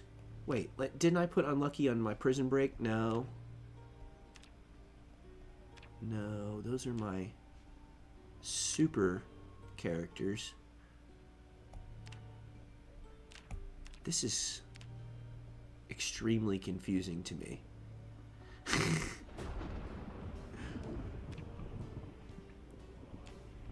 Okay, well, apparently I am deeply confused about... They might have changed the traits. Like I said, this is the unstable branch.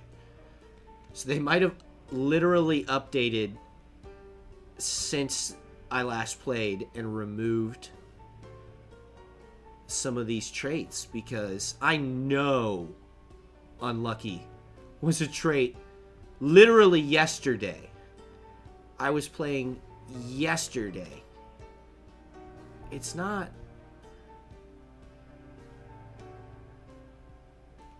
And it's got nothing to do with the fact that I was playing as a burglar. That is so weird. Sorry, I'm spending too much time on this, but I just really wanted to make a Matt character and make him lucky. And apparently I'm 24 hours too late. So a brave burglar, I guess what would be Matt's other... I wanted to give him one other trait. Inventive, maybe?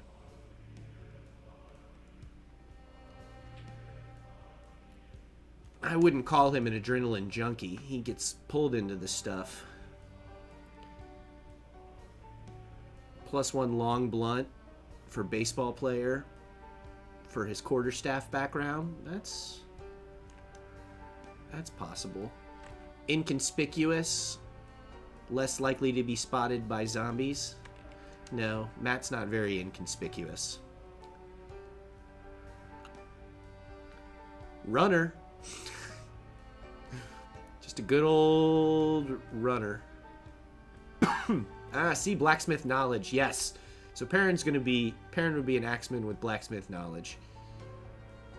See, that's easy. Why you guys gotta make Matt hard on me?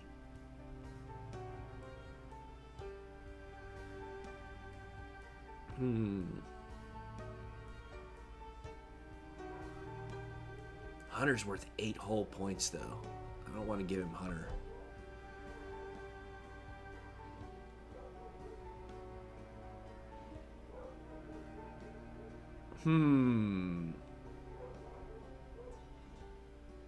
This shouldn't be this hard. This is how over serious I am taking this making Matt character. Dexterous. Let's go with dexterous. That works. And so to make up for the fact that he's brave and dexterous, I'm going to have to add 4 points of bad traits.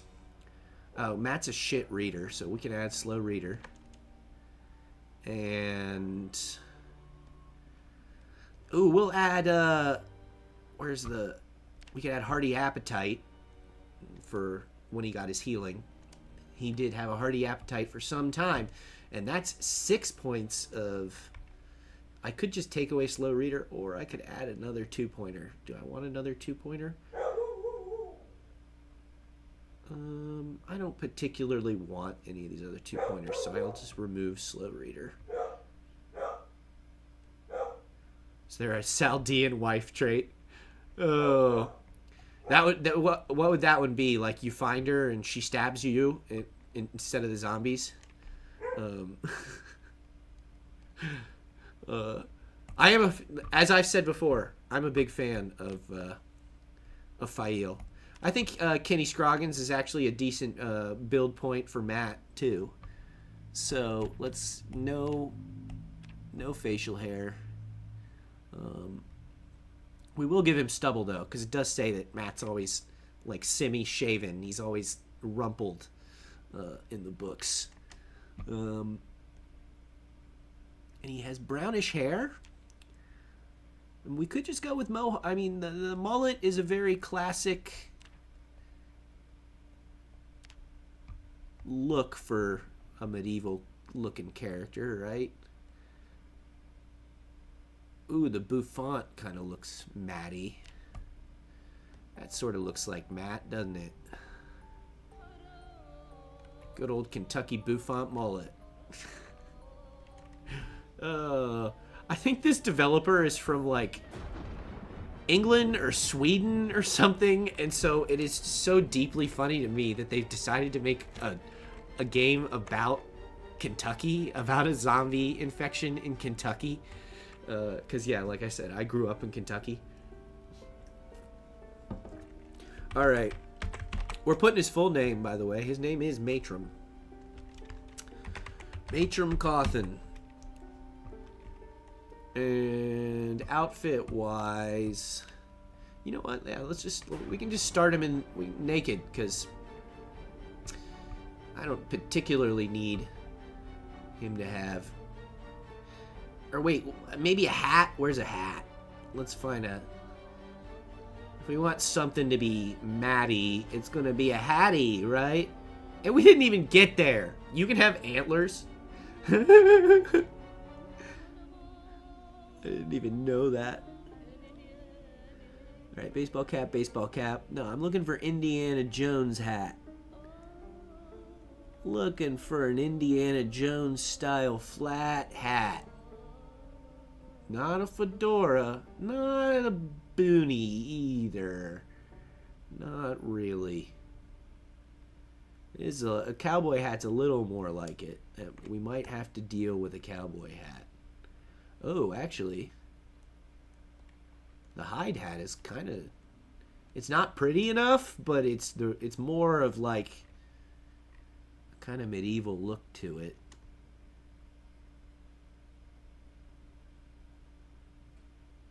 I don't hate the sheriff's deputy hat just because it's sort of the right size and shape, but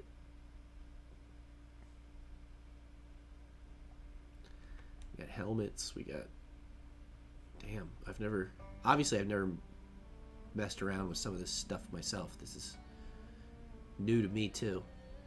Yeah, we might just have to go with a cowboy hat.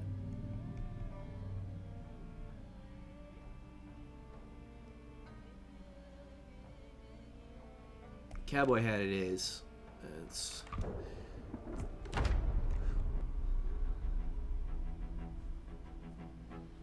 You don't need to apologize for not saying much. I mean, I can always just turn my stream off, right? This is all an exercise in my own ego, is it not? So the fact that there seem to be 9 solid people interested in feeding my ego in the world, I appreciate it, y'all. Everybody needs a little ego boost every now and then. Alright, so in this game you'll typically start in a house that doesn't have zombies in it unless you can change that setting. But there should not be zombies in this house. Occasionally there are.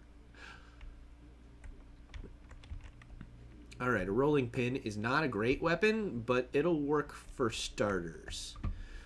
On his back is he hanging that rolling pin from? Don't ask me, man. Don't ask me. I will also take the frying pan for when the rolling pin breaks. So, clothes are going to be high on the agenda for Matt here.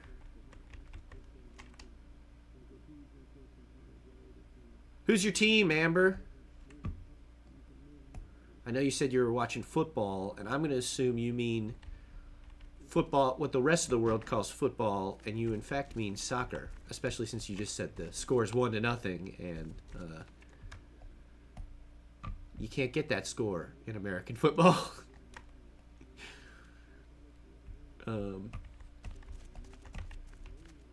But yeah, I'm interested to know who your team is.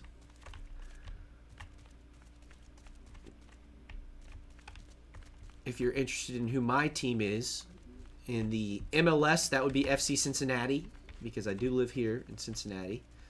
I only live like a couple of minutes from the stadium, frankly. And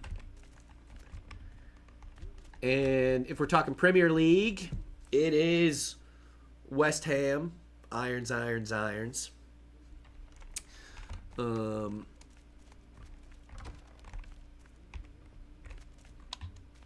I don't necessarily claim ownership of many other teams.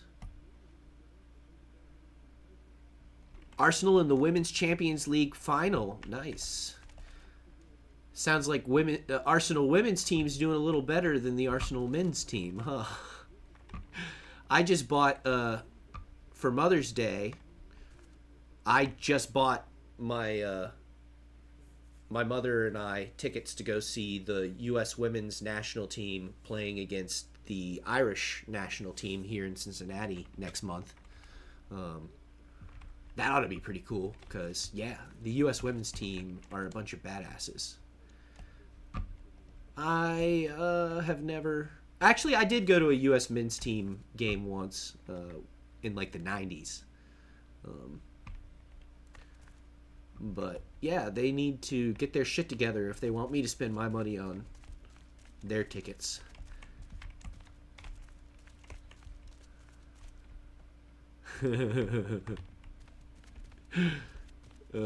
Yeah, I know. I mean, you know, us hammers are what we are. One of my best buddies he lives in, you know, he's from London, and so he's a lifelong hammer. His dad was a lifelong hammer. You know, it's one of those situations.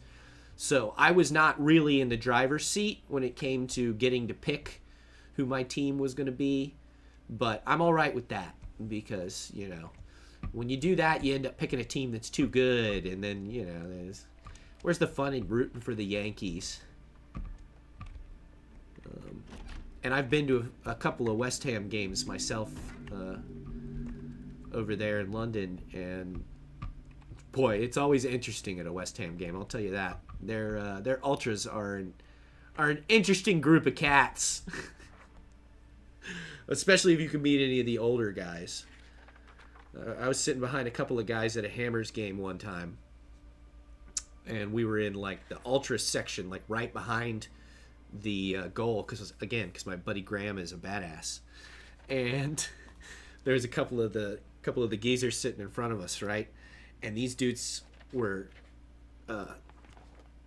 you know, they had shaved heads. They were skinheads, but you know that in America, skinhead means a different thing than it does in Europe. There are a lot of people who are skinheads in Europe who are not Nazi extremists.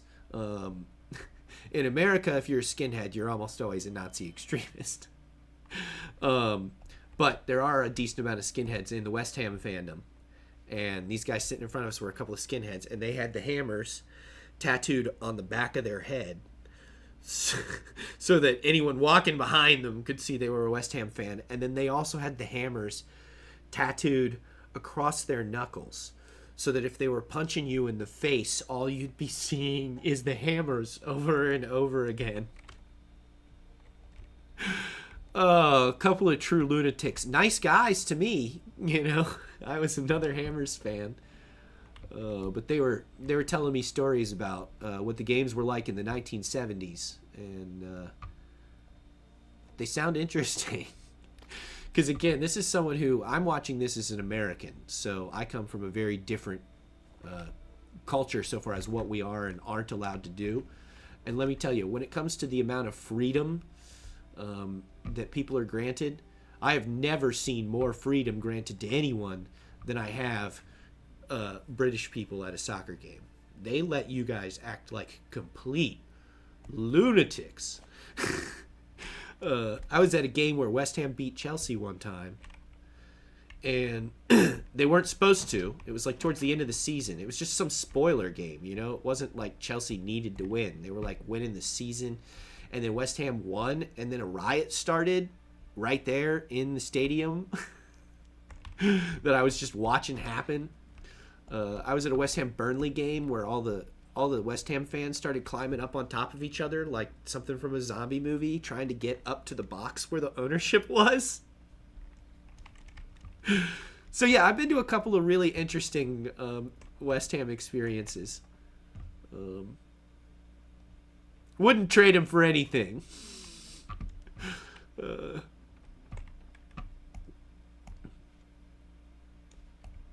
I do think the only thing that and when I was talking about how much freedom you guys have, like, you'll be like, oh, that's not true, just because like people are mad that like they don't get to carry their beers back to their seat with them. But like at the end of that game, there was a riot, and when the riot happened, the Chelsea fans, like tons of them, charged the police because this was in London Stadium in the first season, right? So they hadn't built the walls between the fan sections yet because it was still for the Olympics.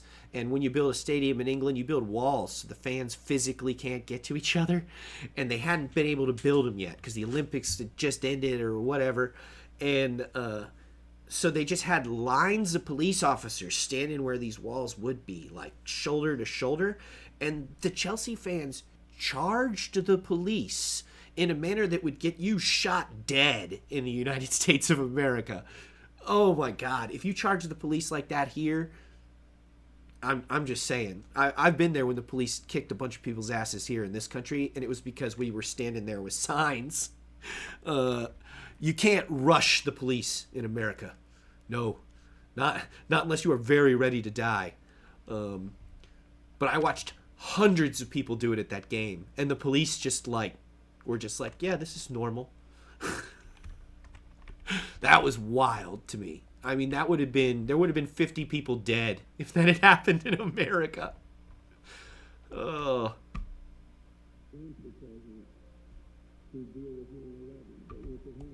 So yeah, I do like my Prim. Though I don't keep up with it as well as most of y'all, because I just wasn't raised like that.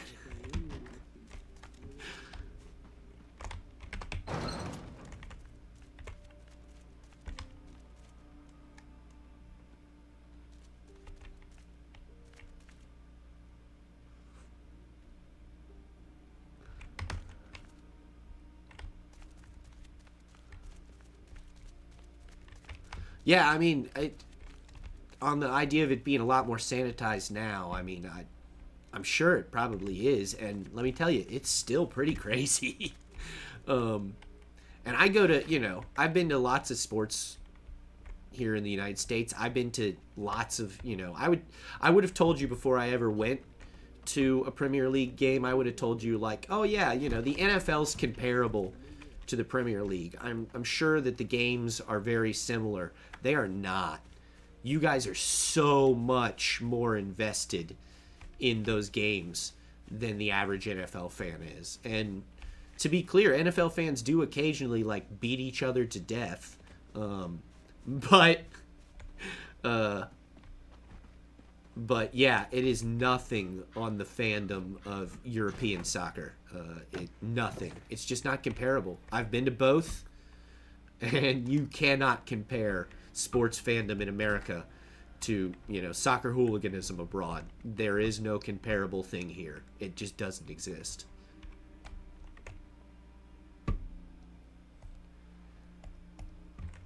Maybe the closest thing I can think of in America to how people feel about their soccer teams in England is like how we feel right in this moment about political position.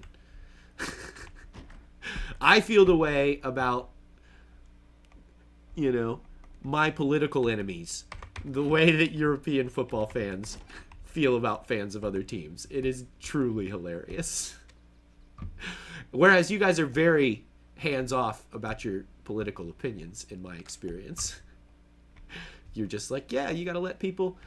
I was in Sweden one time at a wedding for my friend, and I like to do karaoke. I'm a big karaoke guy. I really make a show out of it.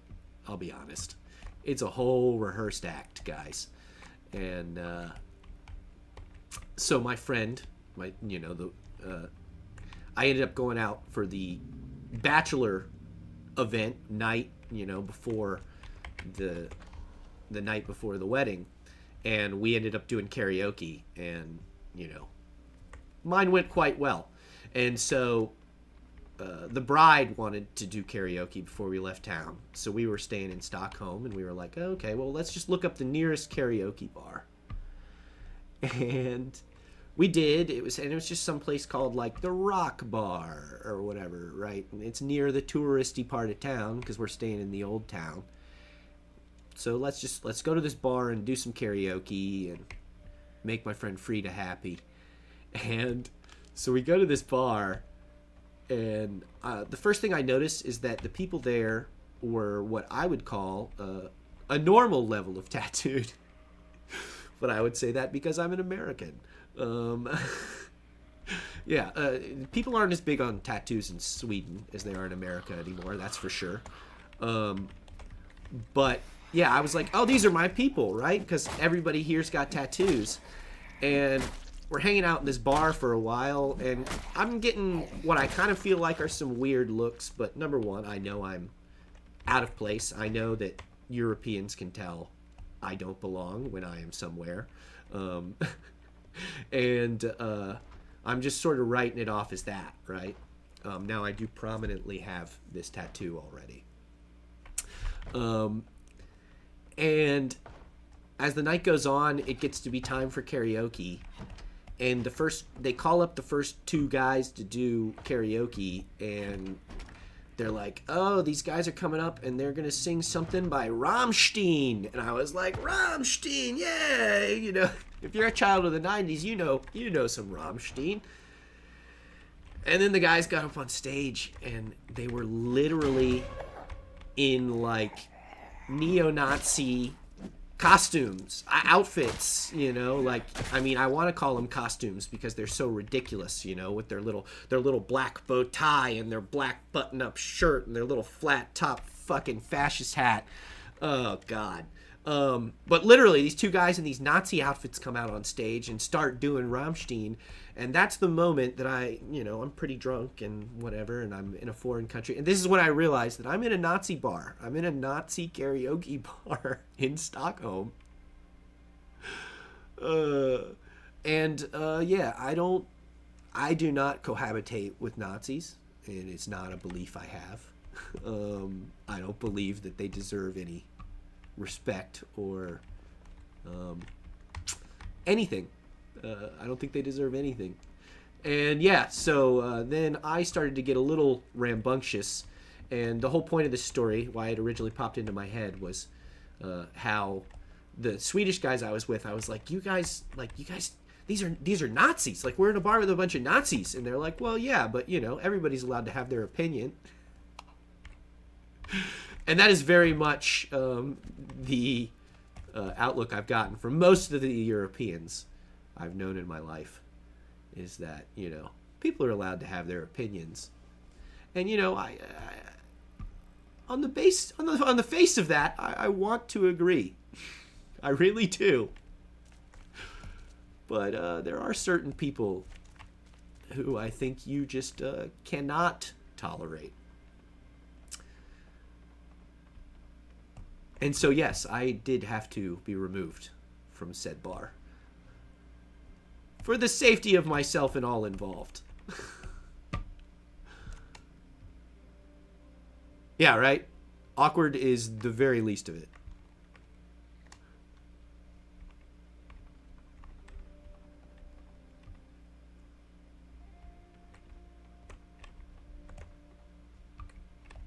All right, let's see. I'm having so much fun talking to you guys that I am truly playing this game like absolute dog shit. which I guess doesn't matter because it's not like I'm competing with anyone or anything. But you almost want to be embarrassed of yourself. Like, come on, Kevin, people are watching you. I'm just eating half a container of peanut butter. That's what I just did there, if you didn't notice. Matrim is in a bad spot. He's walking around with a... I wasn't even thinking about how this lacrosse stick is sort of his quarterstaff for the moment. He's just walking around barefoot. I still haven't found shoes.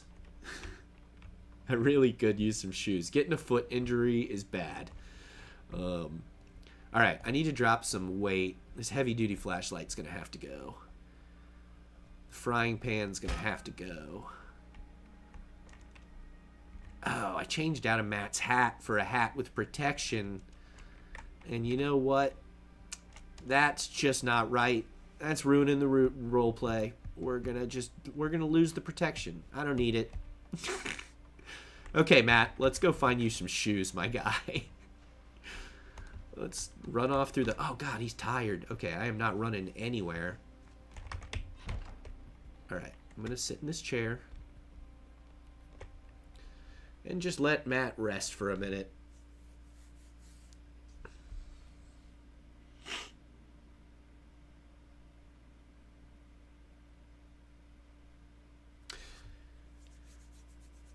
Yeah, Lee, I agree. It was a deeply awkward place to find myself, and yeah, I had to leave. I was actively trying to start fights. And I had like my 70-year-old parents and, a bunch of people who absolutely didn't want to be in a fight with me. So I had made it very clear to them that if I got in a fight, though, they did not have to back me up.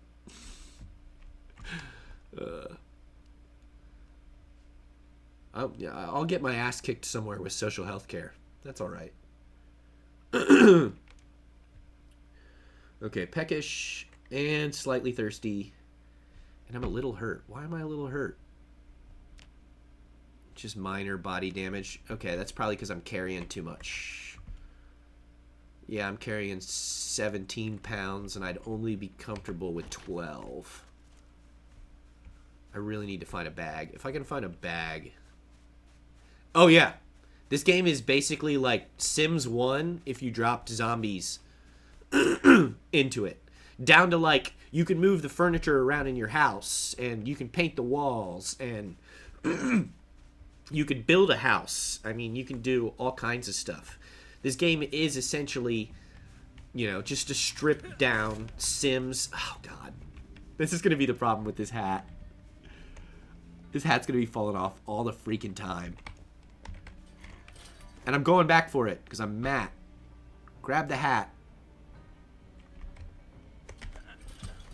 Put your hat back on, Matt.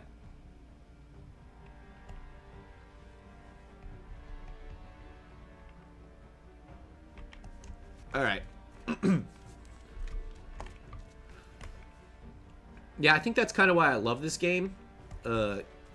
Exactly for that reason. Because it is essentially just The Sims with a zombie infestation. And it's, like I said, it's set in the area I grew up in. So, and it's not like one for one in any way. It's definitely not like an exact map of Louisville or of, and none of these towns that I'm aware of are real towns. But there is a town that looks a lot like the town I grew up in this game that I'm like, I could swear this is based on the town I grew up in, which is, I'm sure, what the makers are going for. Let's see if this people got any food. They have bologna. Well, I'm eating the bologna. This game's called Project Zomboid. By a pretty, to my knowledge, they're a pretty small game maker. And I'm pretty sure they're European. I'm pretty sure. I could be entirely wrong. Sometimes I confuse these things in my head, and I might be confusing some of their details with Paraxis, Paradox, which is my favorite game studio. And I know Paradox is in Sweden, so I might be mixing that part up.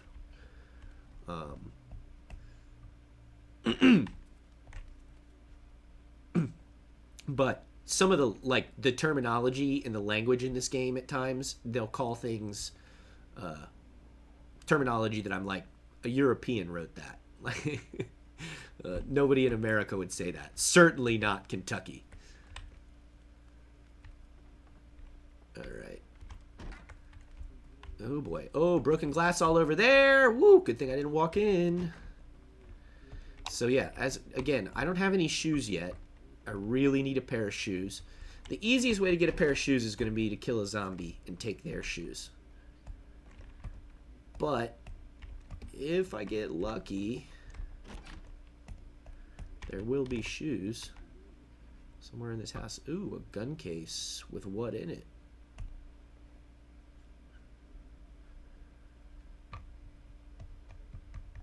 What's in the gun case? Equip on back. So yeah, then you have a bunch of different options on like how you can carry stuff. Like, see, I equipped this gun case on my back, so that affects the amount of weight it adds to my overall carry weight.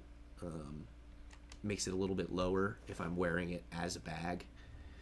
All right, it's got a hunting rifle and some rounds in it. Oh man, I very rarely end up using guns in this game, frankly. The level of danger that they cause you is just almost unforgivable if you don't have teammates, because like every zombie in like a freaking half a mile is going to come towards the sound of a gun. So it often feels dumb that I leave them behind a lot. Maybe I'll just whip this one out and use it for funsies. How about that? I'm just showing you guys the game, right? Only 2 rounds. Where the rest, oh, they're still in a box. You gotta unpack the boxes, and then you gotta unpack the bullets from the box. There it is. Alright. Load this puppy up. Okay, has it got a... Ooh, boy. That's a gun with a scope on it, friends. Alright. I will ditch the gun case because I don't need it, and I'm wildly over my weight value right now. I don't want to ditch my sausage, but I will.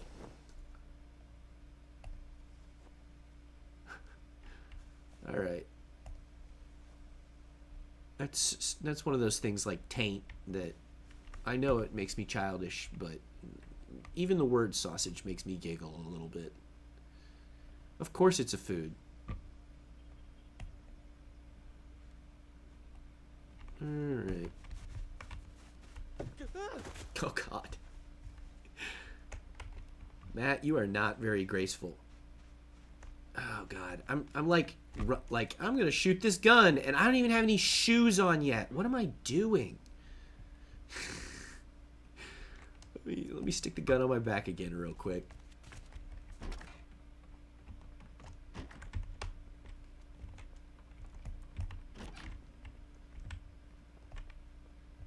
Oh, wow, flip-flops are better than nothing, man.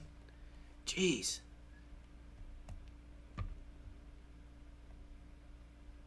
And let's see, I'm pretty sure. No, it's the same. All right. Had the same level of scratch defense as the clothes I was already wearing, so I didn't need to switch. Processed cheese, some frozen fish. I just don't need any of that. I don't have a base. So if I were to set up a base somewhere, grabbing all this stuff would make sense, all this food, because I could take it back with me and toss it in my pantry. But since I'm not actually basing anywhere yet, I'm just kind of wandering aimlessly, doing nothing. I'm extremely overloaded. Alright, I'm going to drop the wooden mallet. I really got to get my overload down. Drop the rolling pin. If I could read the book, then I could drop it. So here's where the game can be really boring. Your character has to read and, like I said, watch television shows and stuff sometimes to upgrade their abilities. But since I play solo, I can just go up here to the corner and bam! Kick that into overdrive. Still going to take a minute to read a whole book, but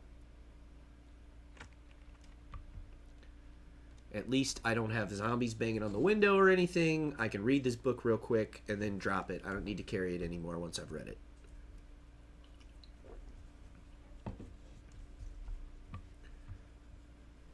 Alright, I'm getting hungry and very thirsty, so I'm going to take a drink.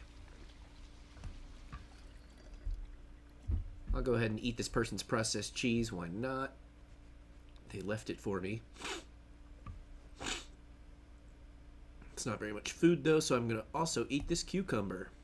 Now, this is just taking care of my hunger, essentially. Eating, like, ingredients, pretty much. What you really want to do is get to where you're cooking, where I'm, like, actually cooking dishes using multiple kinds of meat and vegetables and marinara sauce or whatever. And this game actually has a built-in like nutritional system that keeps track of how much nutrition your character is taking in, if you want it to. You can also turn it off so that it's just like, as long as you're eating something, your character's fine. If you're not looking for as extreme of an experience. So then you do have to like keep track of your weight and stuff like that. So you can see here my weight is 80. There's another thing that gives away that it's not Americans. No American's gonna make this and be like, oh yeah, a full-grown man weighs 80 of anything. I can't even tell you what is that? Is it gonna be kilograms? Would a full-grown man weigh like 80 kilograms? No, thank you for hanging out so long, Lee. I appreciate it. You've been here pretty much the whole time. But yeah, I might be doing a little more of this in the future, and as I've said, I'll be getting on the Expanse and all that coming up here in not too long once I get, a regular job and all that back under my belt.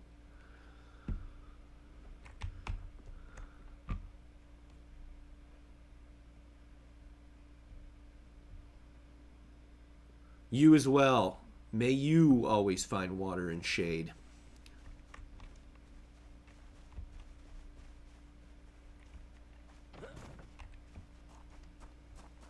Let's see. Locked. Okay. I already went in that house.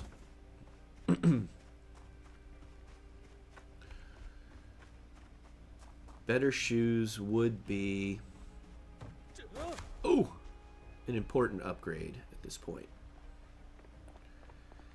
Ah, okay. Pro tip. This house says it's for sale, so that probably means there's nothing in it. I will just run up and check just to show you guys what I'm talking about. Oh, and it was wrong anyway. Oh, no, look. Okay, so see, look. It looks like the house is basically halfway packed up. They've only got, like, outdoor furniture and a couple of boxes in there. So a lot of the times when the houses say for sale, that's what they look like inside. All the furniture's been packed up, all that kind of stuff. But it looks like these people were having a party, maybe a going away party. And yeah, I'm going to leave before they break out of that window. Oh, yep, I just heard the window break right behind me. Luckily, I have very dumb zombies in my settings.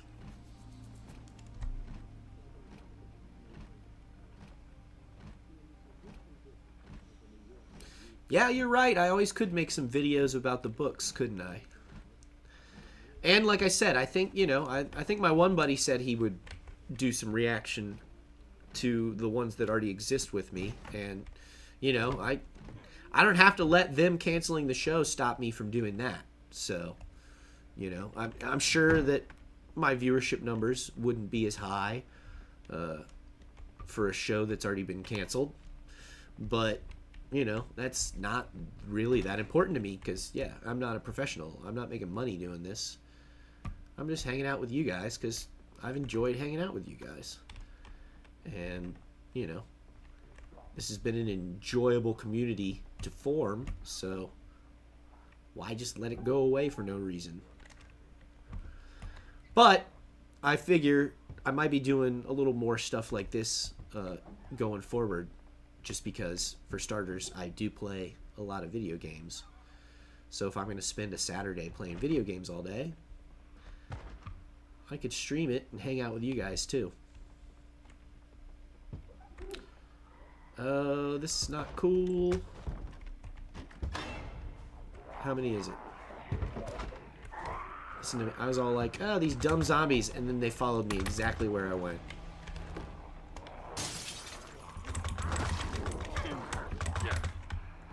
Oh, this is bad. Oh, this is bad. Oh, this is bad. Why am I trying to hold on to this house? Alright, alright. I just gotta... These are crap zombies, so I just gotta get around them. I just gotta get around. Oh, God! Oh, God! Oh, no! Oh, no! Oh, shit! Oh, I fucked that up so bad. Oh, one of them must have got my neck. I died so fast. Oh. Survived 15 hours. You killed 2 zombies. Oh, man. Me talking to you guys is making me absolutely crap at this game. Not that I ever said I was great. No, I actually don't want to continue. Well, actually, I guess I could. What's it matter? I didn't do that much.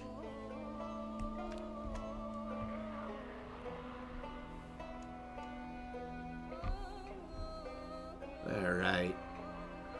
We'll do Rand this time. Desensitized definitely feels like a Rand thing. And to give him a negative, let's give him Smoker. Because Rand is a smoker. Guy loves to smoke his pipe. And that means he's going to get something positive to make up for Smoker.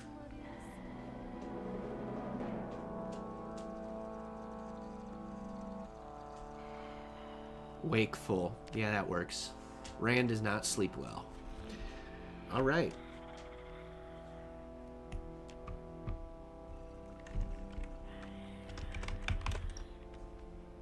No.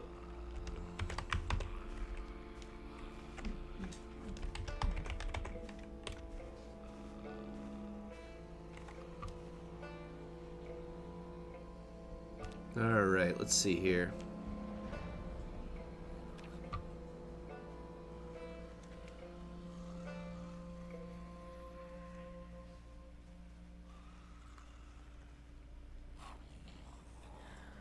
I think we pretty much agreed the mullet works pretty well for Rand. You gotta make his hair red, though. And no chops. No chops on Rand. Alright. Kind of a silly outfit you're wearing, Rand, but whatever.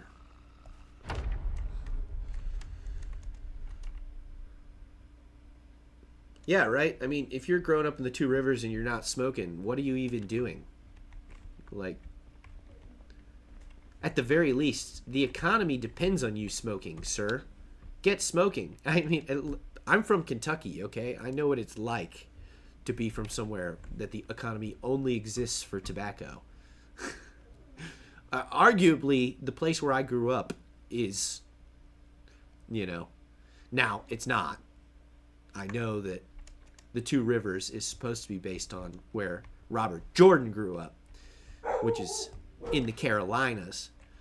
But I can tell you for a fact, the Carolinas aren't that different from Kentucky. They've just got beaches, so some rich people do live there.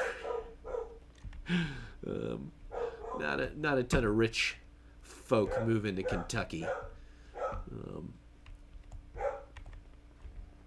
Let's see here.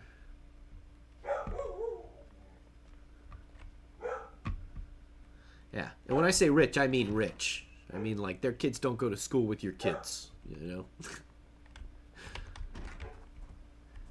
If their kids go to public school, they ain't rich. Alright, let's see here. Where... Oh, it's too dark to read, of course. I'm trying to read my map at night outside. You're going crazy, Rand. Okay. Is this even... Rosewood? I thought this was rosewood. And is that also... That can't also be rosewood. Did I accidentally pop up somewhere other than rosewood? Oh well. Okay. So, like I said, we made Rand a smoker. So actually, finding cigarettes is going to be like task number 1. Sure, I need a hammer, and sure, I need a screwdriver and a weapon and all that, but smokers really need their cigarettes in this game. Or they get very unhappy pretty damn fast. I'll take the residence key. Put it on my key ring. I guess you know what? I'll keep the gun this round. Rand's a veteran. He's got a gun.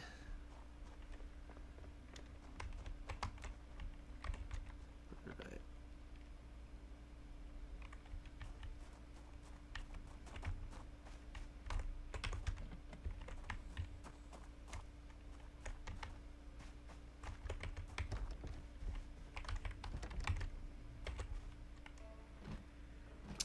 So yeah, obviously, sometimes people lock their doors and windows. Sometimes they don't. There we go. Oh crap, oh crap.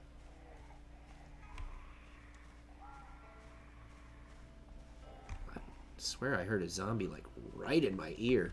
Oh, this guy next door got a pig? Oh yeah, look, a pig. I could go over there and keep that domesticated pig. But I've actually never done any of the farming tasks in this game. Never messed around with it at all. I just eat canned goods and hide from zombies, okay? Do I want to wear some long ladies' gloves? Yes, it's better than no gloves. I got me some opera gloves on.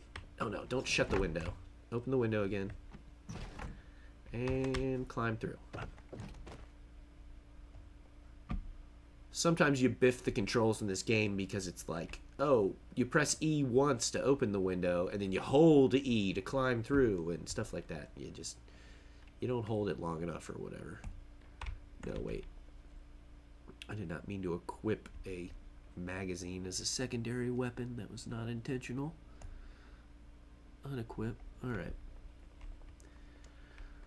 Okay, a hammer or something, some kind of weapon would be great. Right about now. I was like standing on a dead zombie and I didn't know it. Okay.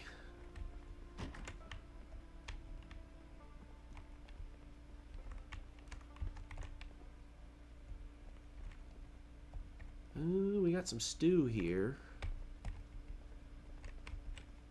Chocolate milk. I'll take the chocolate milk. F. Okay, what am I even...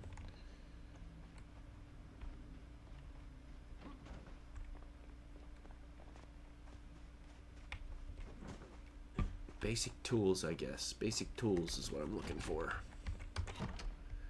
And a backpack. You're always looking for a backpack. Well, I guess only until you find one, but... oh, you know what? Actually, I will grab... So, for example, here's like a cool thing. You can grab clothes, even if you don't want to wear them, and then you can tear those clothes up into bandages, so that when you get hurt, you've got rags on hand to bandage yourself with. And if you find some rubbing alcohol, you can then sterilize the rags to lower the chances of getting infected, stuff like that. So far as zombie transmission, I have it set on saliva only, so only a solid bite is going to infect me. Cigarettes! Yes! Rand found his cigarettes. Okay. Emergency over, friends. Let's unpack those cigarettes. Where'd they go? Take out a cigarette. Oh, wait, no. Emergency not over. I don't have a lighter yet. Oh, Rand, you've got the stuff and no lighter. Oh, that's a hard spot, buddy. I've been there. Oh, man. Oh, look at him. He's panicked. He's freaking out, guys. Is this a Quickie Mart over here? I think this is a Quickie Mart. If this is... We got a laundromat for sure, but I think past the laundromat is a Quickie Mart. And if so... No! It's out of business! So clearly this was a Subway. Little Subway going out of business joke, friends. Let's see.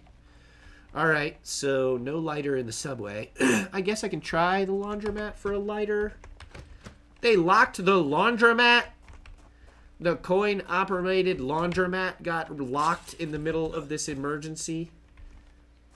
And there's no back door? There's no back door. Oh, that's... Okay. That's all right. It's fine, Kevin. You really didn't even want to go in the laundromat. You're only mad because they kept you out. Okay. Oh, I'm running too much. I'm out of breath. I'm feeling a slight wind chill. It's because I'm wearing freaking... Put some pants on, Rand. Wearing shorts in April. It's too cold. Here's that pig again. I think I just have to, like, domesticate it. I can pet it. I'm going to go pet the pig. Come here, pig. I just want to pet you. I'll pet the large black boar. This kind of seems like a bad idea. Oh, no, he's just a good pig.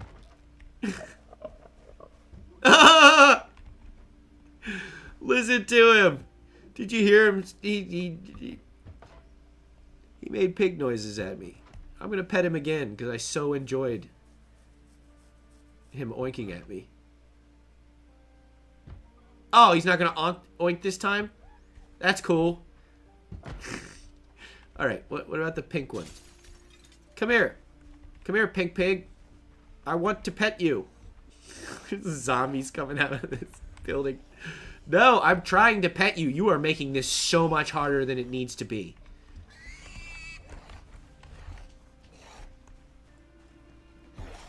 You're scaring my pigs, sir. Well, actually, you came out of the window of this house, so I think technically this is your pig. And you might be mad that I'm harassing your pig, but I'm trying to pet your pig, and you're not going to stop me. Yes. No. Hang on. Hang on. This is slightly janky. You pet the effing pig, sir. Don't tell me you can't pet this pig. It's not running.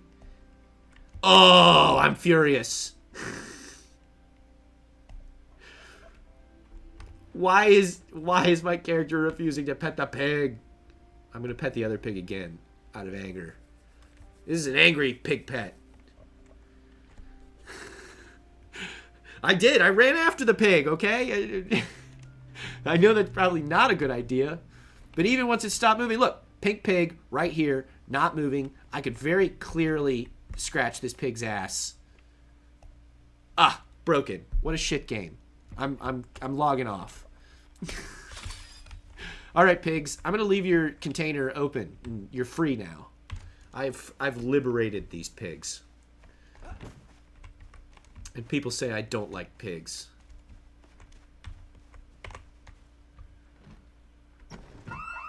Oh. So something I didn't mention. Obviously, some houses have alarms. You know what? Maybe I'll stick around. I'll stick around. I'll show you guys why you don't stick around a house when the alarm goes off. All right. I don't know. Frankly, I mean, really, I haven't seen that many zombies in this neighborhood at all so far. So maybe I'm so glad I went in this house. Oh, I'm so glad I went in this house. The duffel bag is I'm so sorry about the alarm, guys. It's just now clicking in my head that that noise is just as horrific for all of you as it is for me. Okay, finally stopped.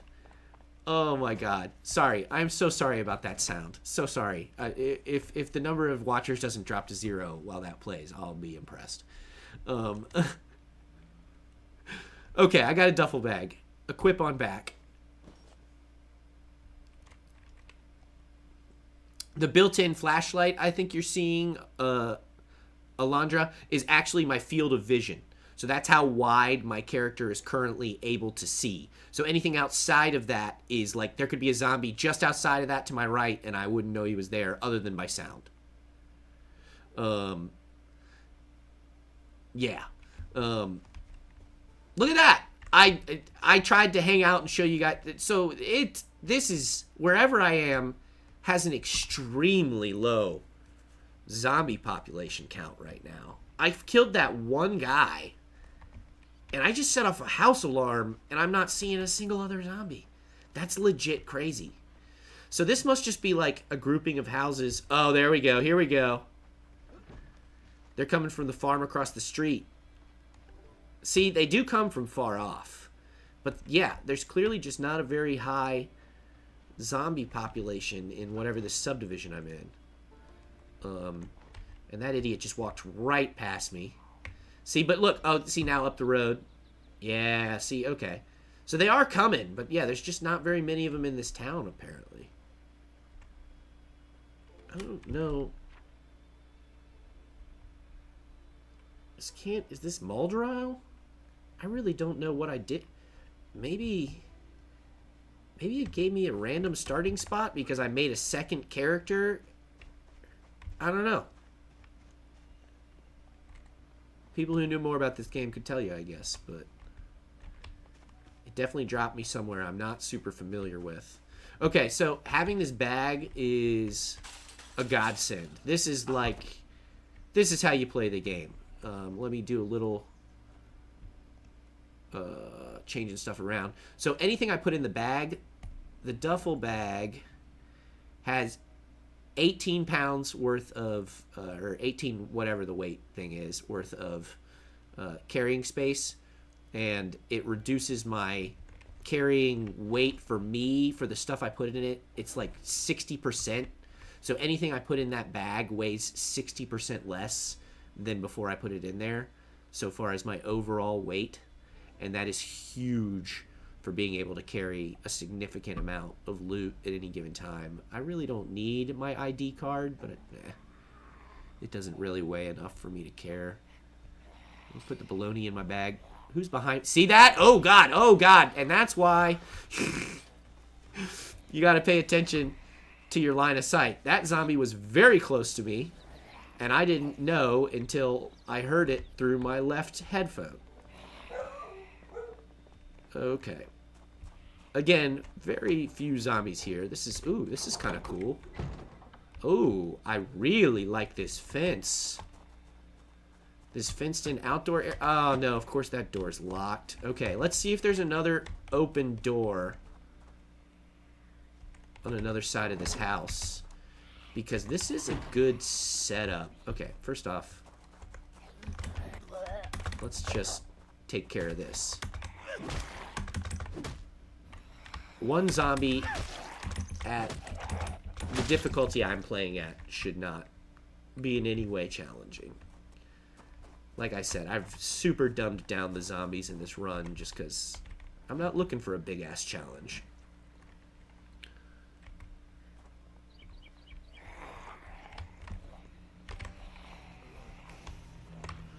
Yeah, I've been kind of leaning towards the kind of scary games lately. I was actually playing before this, but then they reset the server, so I switched over to this. I was playing a different survival game where you're just a dinosaur. You're just trying to live, and all the other people are other dinosaurs, and they want to eat you. Oh boy. Okay, I heard the window break behind me. Oh yes, they went into the box. They broke through the front window and went into the box. Oh, that's great. Okay. Oh, yes, a water bottle. That's great, because I can refill that with water after I drink it. All these non-refrigerated foods are great. They all last a long time, obviously. Okay, let's see. You know what? I kept the gun. Let's just do it. Let's just do it. Alright, I rarely use a gun in this game, because like I said, it really draws zombies.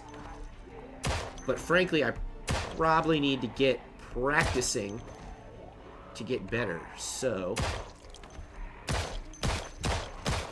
wow. They just added these ragdoll physics where it's like making the shooting and hitting people with your car and stuff look pseudo-realistic. And I'm very impressed as someone who's played this game for a while. Okay. Okay. Okay. Oop. Yeah, this game's called Project Zomboid. If you don't know it. It's on Steam. It's like $20 on Steam most of the time, even when it's not on sale. And sometimes it is on sale. And people run multiplayer servers. Oh God! Not paying attention. People do run multiplayer servers. I've never done multiplayer. I might give it a shot in the not too distant future. Oh shit. Let's put a shelf between me and him. Reload the gun. Back up. Back up. Oof. You know, I really actually kind of hated how the guns used to work too, but something about the update has made this feel much better to me. Do you hear how many zombies are trying to get in here now? Like the gun, I think the gun must be louder than even the house alarm, which really doesn't make sense, but... Oh, crap! Oh, I thought it was just him in there. I did not know she was right behind the door. Stay down.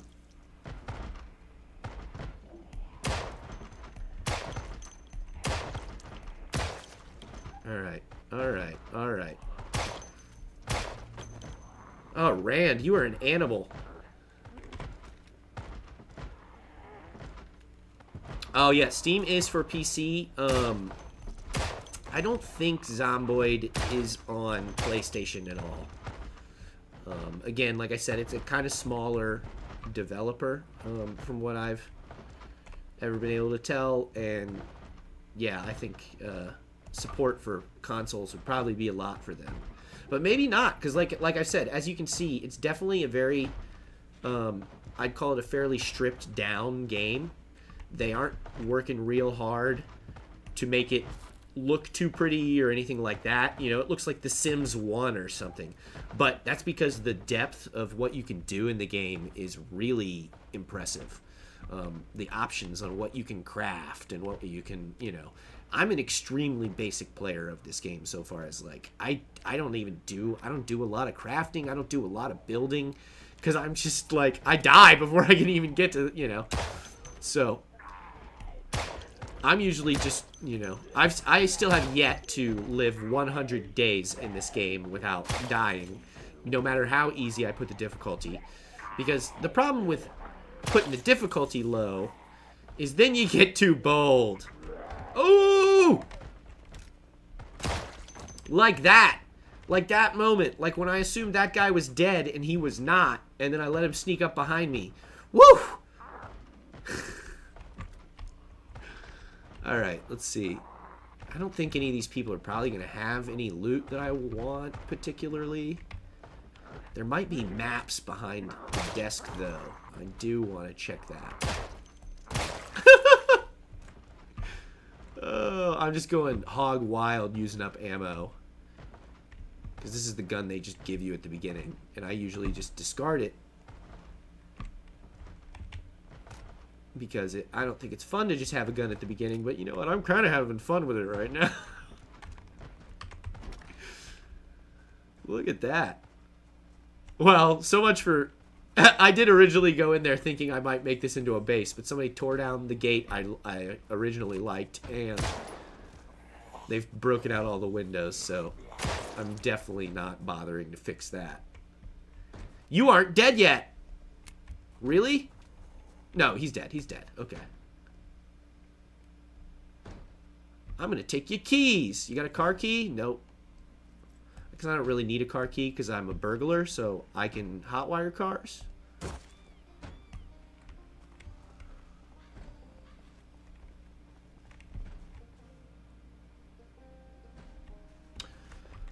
Yeah, I mean, you know, maybe they'll drop it on PS5 or something. Oh, one day. Alondra? Am I saying that at all correctly? Not like to imply that your name is in any way weird. What's weird is that I am a guy who grew up in Kentucky in the United States. So, yeah. If you don't know anything about the United States and Kentucky, we're just all lucky I wear shoes. I'm being so dumb right now. I'm really just practicing with the gun. That's what we'll call this, shooting practice. Ooh, hi. Yeah, there's gonna be zombies coming from every direction. That's the big problem with a gun. How is you... That guy's not dead yet. He's like Will Ferrell's character in Austin Powers.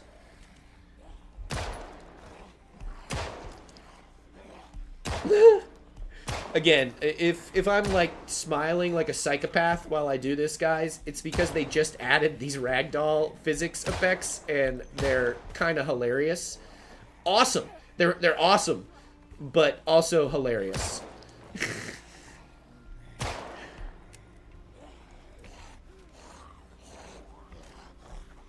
Oh god! Oh, I'm out of ammo. Am I out of ammo fully? I think I'm fully out of ammo. Okay, stop. Time to stop fucking around with the gun then. Yeah, I got 6 empty magazines. Alright, now I'll drop the gun. I could save it and get more ammo later. It is a 9mm, so it's like the most common ammo in the game. But, like I said, they give it to you at the beginning, so it almost feels like cheating to me.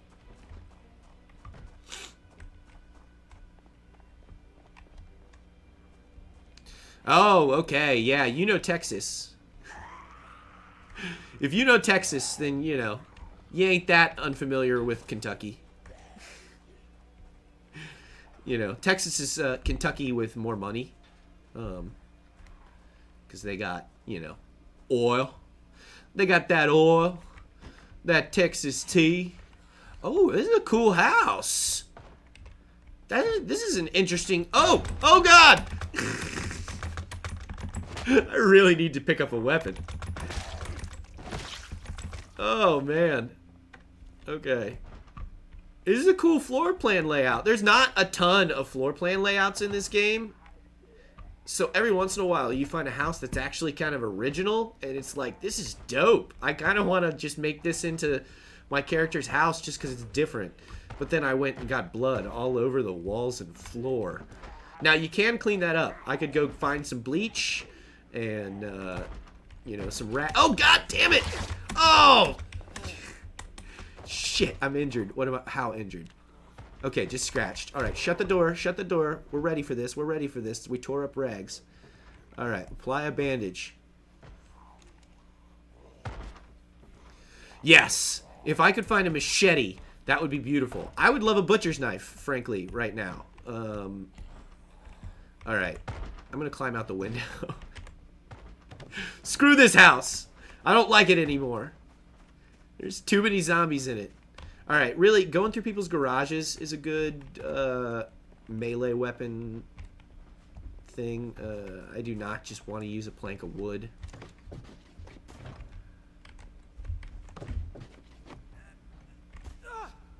Oh, boy. Alright, let's see here.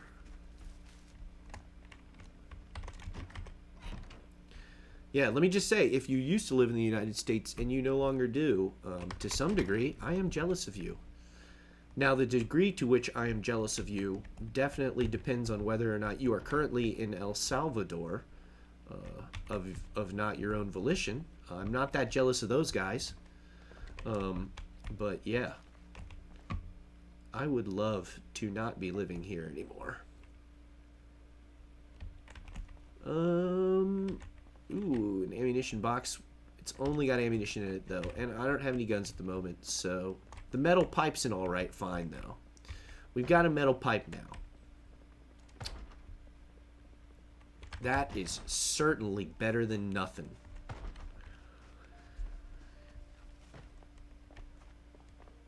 If there are two guys in a fight and one of them has a metal pipe, my money's on the guy with the metal pipe. I'm just saying. Is this a house for sale? Kind of looks like it. I don't see furniture. If there's no furniture, there's probably no loot. Oh, there's some furniture. This person's just psychotically clean. Now that I'm injured, I do need to occasionally check in on that, because eventually I'm going to bleed through my bandages, and they're going to say dirty, and I'm going to need to change them. And if I leave the dirty bandages on for too long, they can get infected, and I can get a fever, or it can kill me. Germany! Oh, well. I'll give you a that's better. Though Germany's got its own shit going on right now, from what I can tell. But not as bad as the USA. I'll give them that.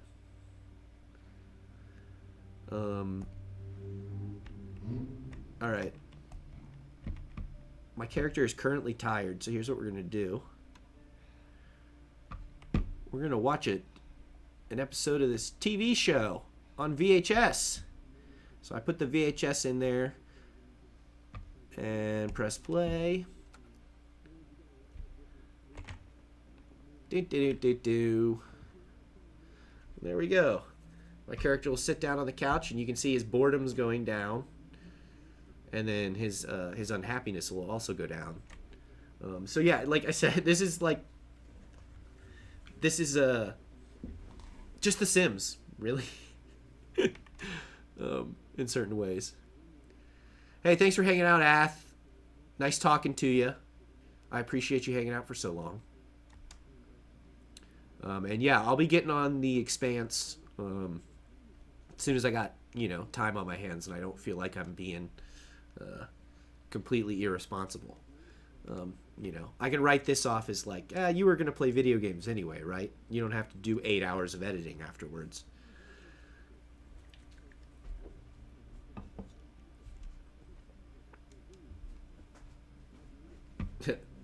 And really, you can... I do kind of like to watch... You can see the speech of the people in the TV show that you're watching.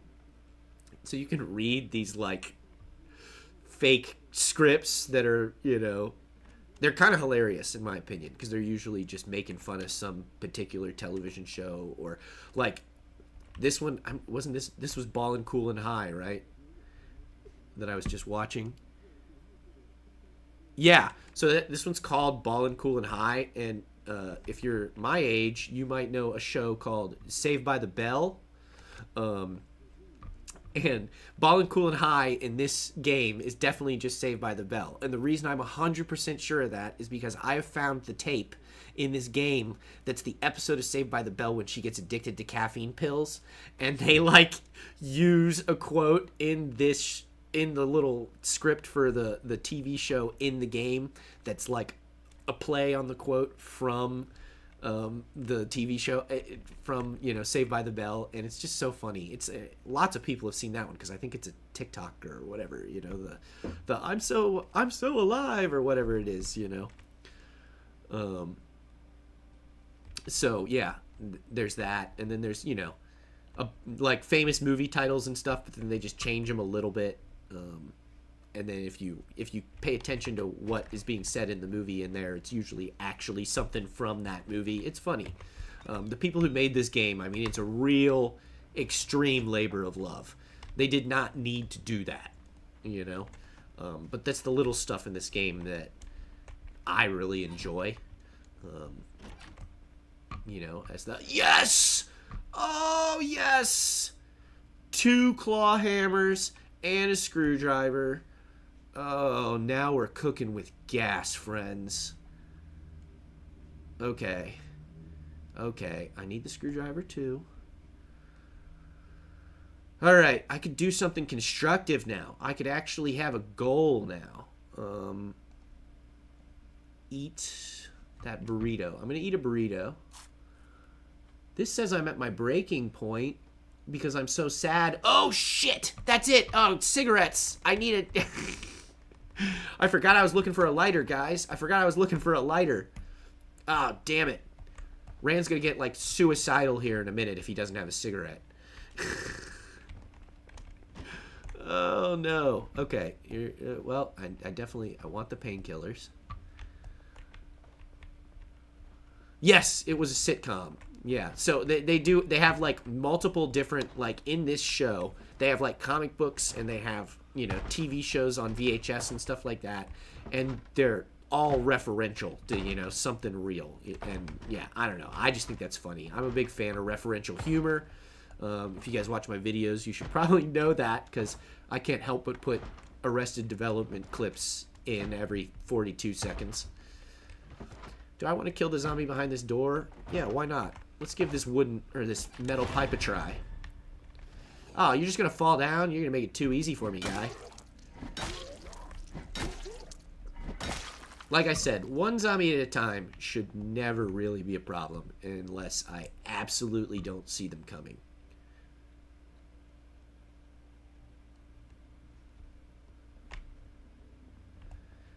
Adam Lizard Far Future Stories. So Adam Lizard, I don't know, maybe Godzilla, right? I like to look at the comic books and stuff and be like, who do I think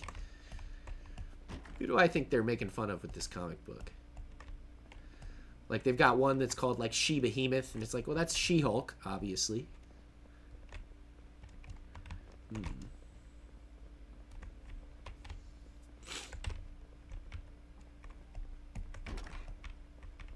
All right, checking the books in the kids' room. And then, oh, you can even do stuff like, so watch, you see, there's posters on the wall, right? And you're like, oh, that's cool, you know, the game's decorated. But if I want to, I can go over here and I can go to pickup mode. And, oh, well. Well, this is causing me a problem.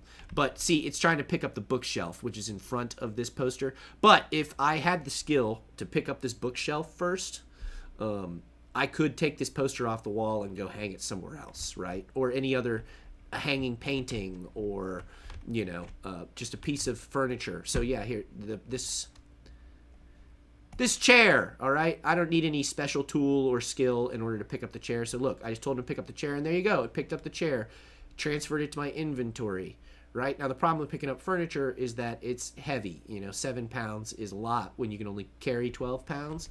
But... so my character is overloaded at the moment, but I can just go somewhere else and say, you know what, this is where I want to put the chair. And so then I go over here and go to drop mode, and there you go. I can drop the chair. And I can change, you know, which direction it faces and all that. So you can really, like, really Sims up your houses if you really want to.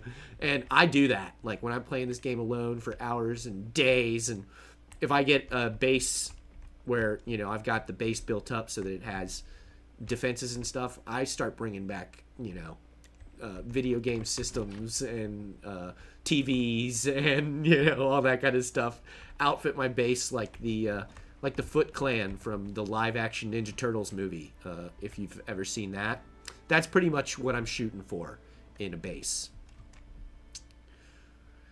Oh, I appreciate that you like the clips. So do I. I mean, it's really, you know, there's no danger there because even if I were the only person in the world who enjoyed those clips, they would still be in my videos. Because those are just as much for me. Those are me making little jokes for my editing self.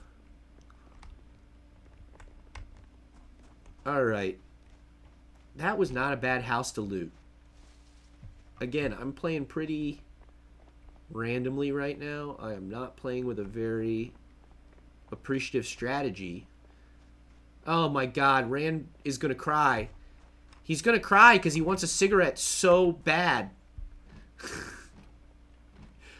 He's breaking in people's houses like, I need a lighter. Please, I need a lighter. You might think I'm here to rob you, but in fact, I just need a lighter. Which I will rob from you. And yes, actually. Oh, a meat cleaver. Where was that? Where was the meat cleaver? On this shelf? Ooh, meat cleaver. Attached to my belt. All right.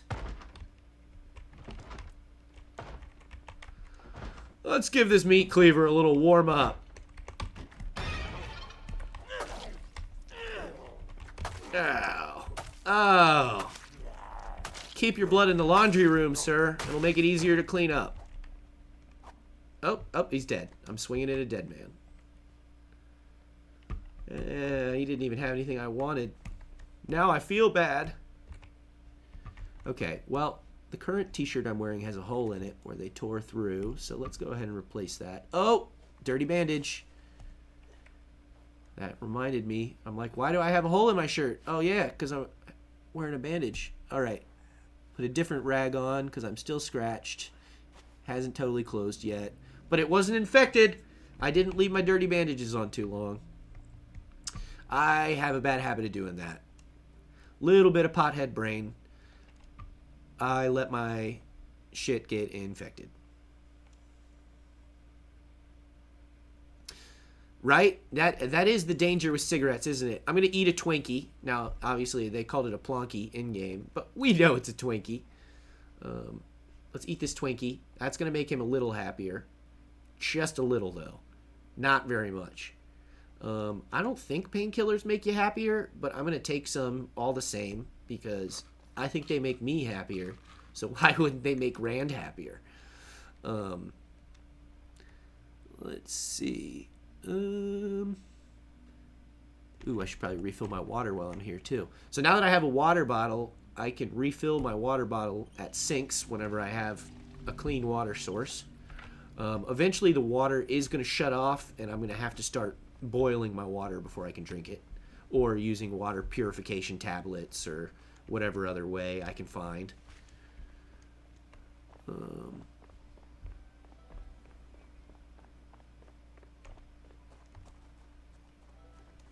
Oh my god. If I have another round where I accomplish nothing of value here, I might have to switch back to playing the Isle. Because this really feels like I'm playing with the unlucky trade-on. I mean, I am not finding anything I need to find. Comic book Zoinks number 315. So that's clearly Scooby-Doo, right? That's Scooby-Doo number 315. Alondra, I like Twinkies too. They're trash food, but as I tell people sometimes, I might be trash people. So, that was such a disappointing basement. Most of these houses have like enormous basements, and I came around that corner waiting for a whole nother room, and it's just this. All right, I'm gonna wear the denim shirt actually. That's better than the current shirt I've got on. Okay. The denim shirt with the long lady's gloves is a look. That's a look. Alright, drop my old shirt because it's dirty. It's got my blood on it. Why did I cough? Just a random cough? Okay. Yeah, alright. I don't have a fever, so I'm not sick. You can get sick, and then you'll start, like, coughing and sneezing and stuff, and obviously that's bad. Coughing when you need to be able to stay quiet at all times is not good. Yeah, see, so look, I could take this painting off the wall and take it home with me if I had a base built somewhere, right? But the thing is that, yeah, I don't have a base built right now. So there's really no reason for me to keep this painting on me because it just weighs weight.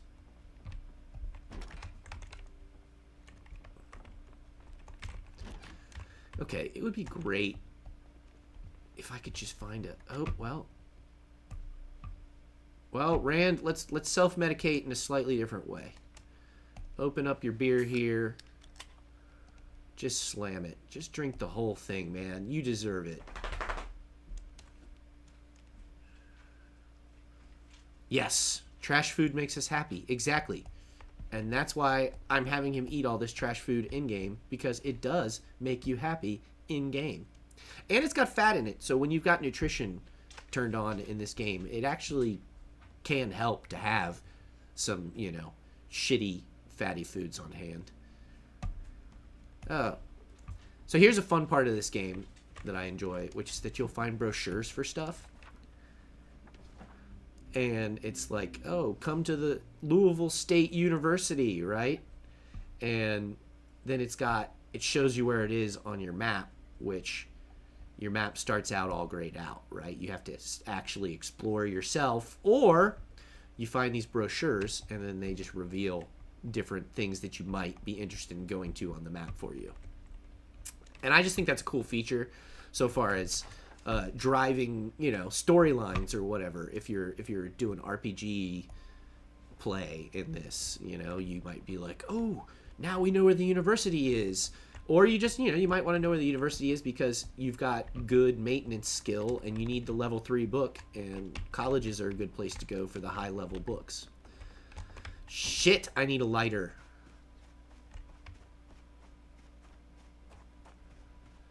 Now, see, this is why I actually very rarely take the smoker trait.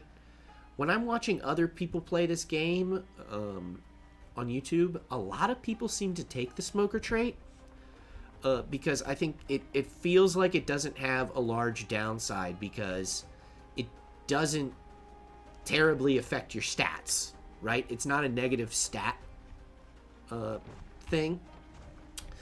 And so I think people go for that. It doesn't, you know, lower your strength. It doesn't make you unhealthy or something like that, to my knowledge, at least. So people go for it. But in this early game, it can really suck. It can really suck. Because, I mean, a lot of the time you'll find lighters all over. Usually I'm finding lighters all over the place. And I'm like, oh, I don't need these because my character's not a smoker. I'll take the lettuce and the grapes. They aren't going to make me happy, but they are food, and they don't weigh that much.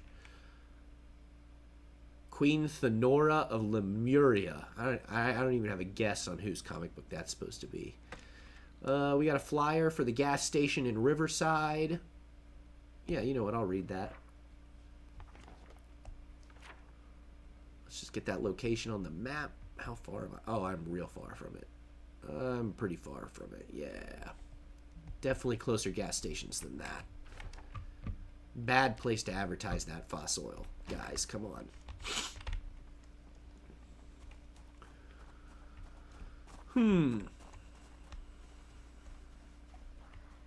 Well, just a couple of zombies hanging out at the church. I wonder if... Oh! Dude, that's a great shirt. I really like your shirt. I'm not going to use my knife.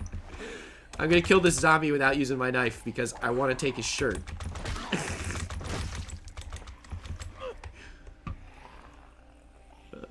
Grab. Yeah! Oh, I'm such a crazy person. In real life, I'm a big t-shirt guy. I really like having fun t-shirts. So I'm wearing a jacket over it, and I still just risked my life in this game to get a t-shirt that I thought looked funny. And yeah, that's about all you need to know about me. You know what? Honestly, now that I might need to turn the difficulty up a little. Some of these zombies, in small numbers, it's just not that hard. But, I'm going to say that, and then he's going to bite me by himself.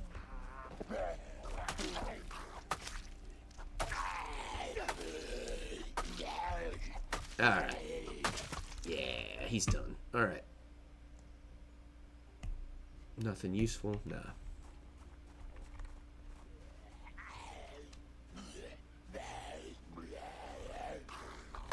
Yeah, right? Having a lighter when you need one is the difference, isn't it? You think there's going to be a lighter in this church? I don't know.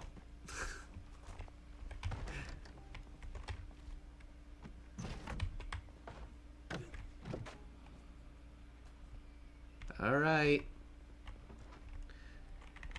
Hey! I just shouted. Hey! Anybody? Anybody? If you shout when you go into a building, it can be dangerous because you might draw zombies from outside. But it can also just make the zombies inside the building with you get pissed off and start... Oh, yeah, see, look. Oh, what the... No, oh my God. Oh, God, I was not aware of that glitch. So apparently you can just walk through the stained glass.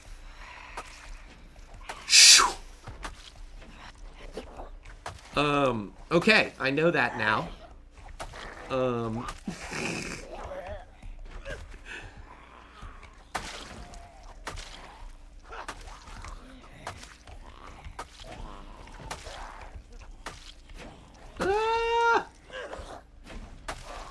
my God.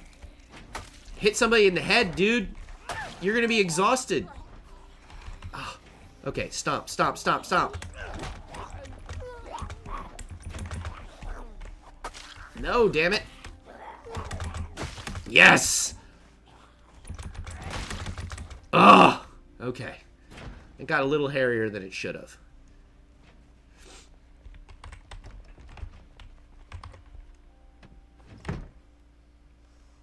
Go to the altar? Okay, wait.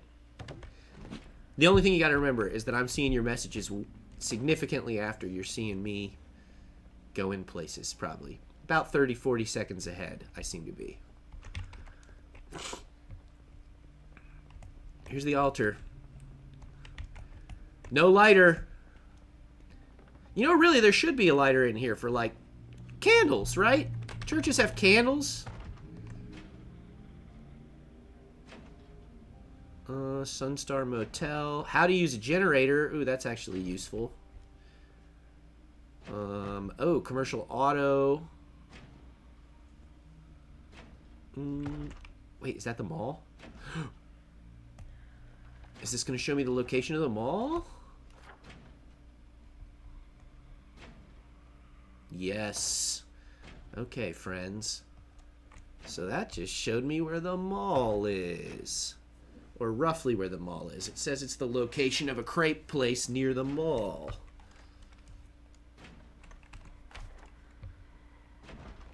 Falling through the stained glass? Yeah, that was not expected. This game, like I said, I do think this is a great game, and I think they've worked very hard on it. But there are some things like that that are going to occasionally happen that probably shouldn't have. Like walking straight through glass.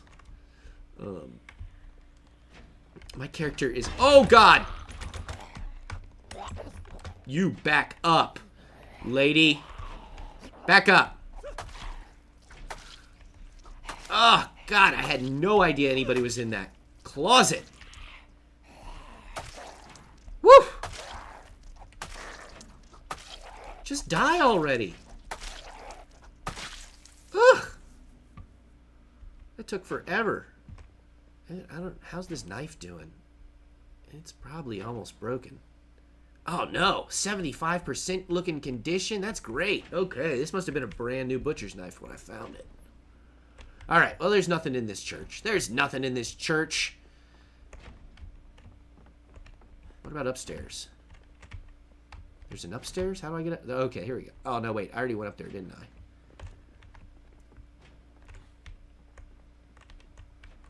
I mean, I guess I got these knee pads in the church, so I didn't get nothing. That's not an accurate statement. I need to find somewhere to take a bath. My character is absolutely drenched in blood.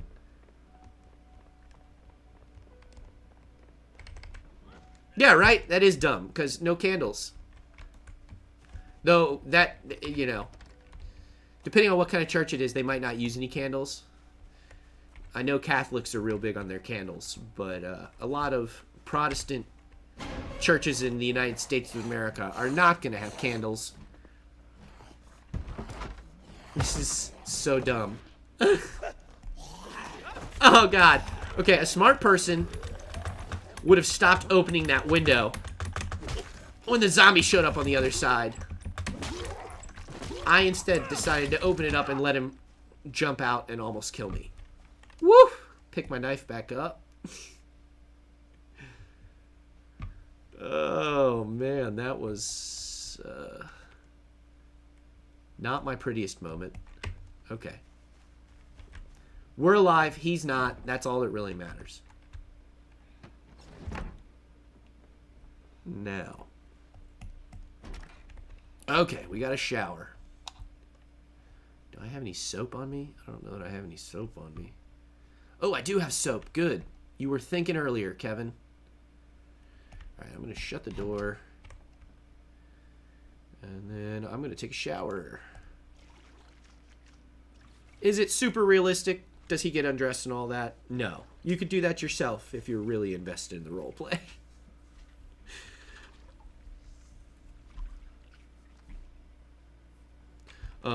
And washing yourself and washing your clothing is actually kind of important. It's way more important if you're playing with blood transmission. So, like, if you could get the disease from getting zombie blood on you, obviously it would be more important to wash as much as possible. But even if you're not doing that, your character's happier if they occasionally, get clean. And your wounds are less likely to get infected, stuff like that. Like a bloody weapon like this knife is actually harder to hold on to. Sometimes your character might screw up in how they're using it, something like that. So, for example, I'm going to wash my meat cleaver real quick. There we go. All right, look at that. Now it's all clean again. Am I religious? I am not. I don't mind saying that. It works for some people. Personally, I don't see. Let's put it this way. I grew up religious. I went to church as a kid. Oh wait, I'm a soldier. I'm not a burglar. Oh, I can't hotwire cars yet. That changes things. I forgot. I usually play as a burglar, frankly, so I can hotwire cars. But yeah, no, I grew up in the church. Eventually, I kind of started feeling like my particular church was full of hypocritical people who didn't seem to have read the same book I had. And so I was like, hey, I'm going to go out and find some other church that fits me better. And when I got into that whole process, I realized I don't know that there is a church that fits me better. So, it's sort of that whole growing up, awakening, growth process. I just eventually realized it was not my thing. But as I would point out to, Christians, though I am not a member of your particular group, if you are one, it's not like we have particularly different morals. I'm just not under the opinion that I'm going to burn forever in some eternal damnation for not helping people. But I believe you should help people, so I don't really particularly think, in my opinion, at the most basic level, I don't think the idea of an all-powerful God who needs me to believe in him makes sense.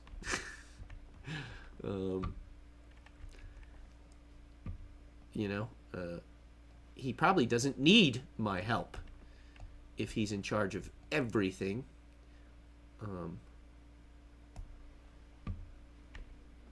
And if he's in charge of everything, I got some questions to ask.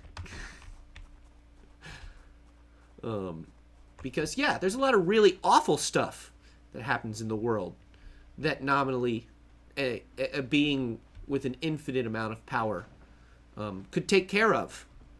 But instead, apparently it's left up to people like me, and that's I think that's kind of an insane proposition.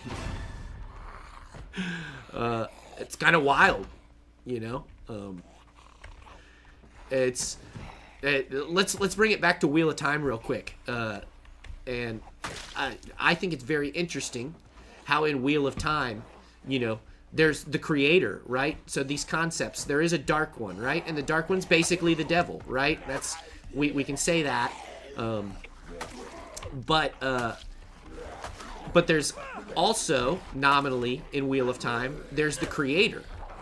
But the thing in Wheel of Time that maybe makes the least sense of anything to me is that there is no expectation of help or assistance or anything from the creator. The Wheel of Time, the people in the Wheel of Time seem to have some conception that their creator just created everything and then took off. That he's got nothing to do with the day-to-day way about how people live, even though the Dark One does. The Dark One does seem to have a direct effect on people's lives. The Dark One does seem to actually make things happen. And I think when it really comes down to it, that was my ultimate issue with church, is that I felt like church was sort of saying that Christianity was the same way. That I needed to be worried about the effects the devil could have in the world, that the devil was making people do evil things. But then, like, why isn't God making equally good things happen? That would be that's where our religion fell apart for me. If you're interested in me as a person, you know. And again, if religion gives you comfort and whatever, I'm not trying to say, you know, that you need to change your beliefs. I'm just saying that as an individual, I'm not seeing any evidence to make me believe that there is an all-powerful, all-caring being in the universe that cares about all the children. You know? Just that. If every kid in the world had a good life, I'd believe God exists. But as someone who's done a great deal of work with children who've had really terrible lives, I can't respect a being with infinite power that would let that happen. Yeah. You know? Kind of an insane thing to be like, I think I'd make a better God, right? But I'm just saying, if there's a God in charge of how the world is going right now, he's doing a shit job. And I apologize if that statement offends anybody, but it's kind of a fact. Like, the world is so effed up. And just being like, well, that's our fault. Okay, but doesn't he make the rules? Anyway, I shouldn't go on about this forever, but yes. I'm willing to answer questions if you want to ask me questions.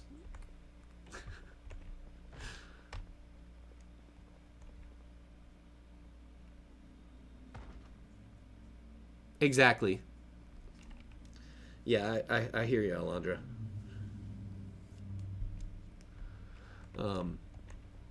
But the other, the flip side of my argument there because I have religious family and all that, and I've had this conversation with them, and my outlook is that if I'm living a good life, if I'm, helping at-risk kids and feeding people and, like these are the kinds of jobs that I have taken in my life. And let me tell you, they don't pay that well. But if I'm living my life as a good person, I just can't imagine the idea of a God that would hold it against me that I didn't join his club that, features a bunch of really fake-ass people here on this planet.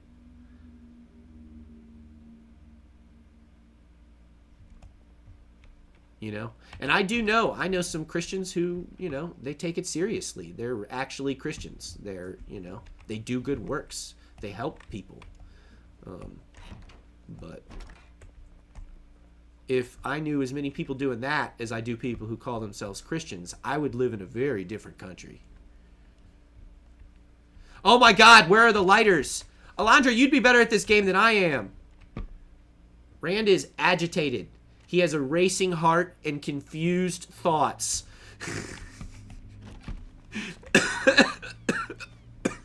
This guy's hallucinating. He needs a cigarette so bad. You know what? This is it. This is God punishing me. I went off on that religious tangent. And God was like, oh, you want a ciggy? Well. Okay. Rand is freaking out. I'm going to the other side of the street. I'm just going to hit him once and then run. Wait. A Mason car. Okay. This guy smokes cigarettes. This is a hard-working man. Leave your door unlocked. Oh, your door's not unlocked, you son of a bitch. All right. We're going to break the window out. Don't cut yourself. Don't cut yourself, Rand. Okay, he didn't cut himself breaking the window. All right. I forgot. There are often work boots. Okay, well, I'll take those. Okay, get the hell out. There are often, if I could find more cars, there are lighters in cars a lot of the time. That's something I forgot about.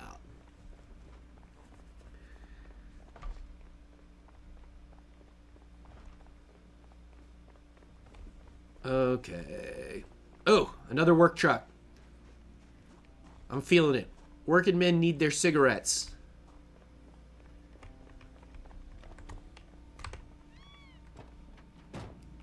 Okay. Check the seats. Not in the right seat. Check the glove box. Tape. You got tape in your glove box? You've got a remote controller? Oh, you're killing me, man. Oh, he's got a gas tank full of gas. See, normally that would be an awesome find, but I'm not. I don't have a key for this car. And B, since I can't hotwire cars, it's not a huge win. Okay, we're going to try all these cars in this parking lot that are unlocked. Band-Aid. Duct tape. No. How are there no smokers in this city?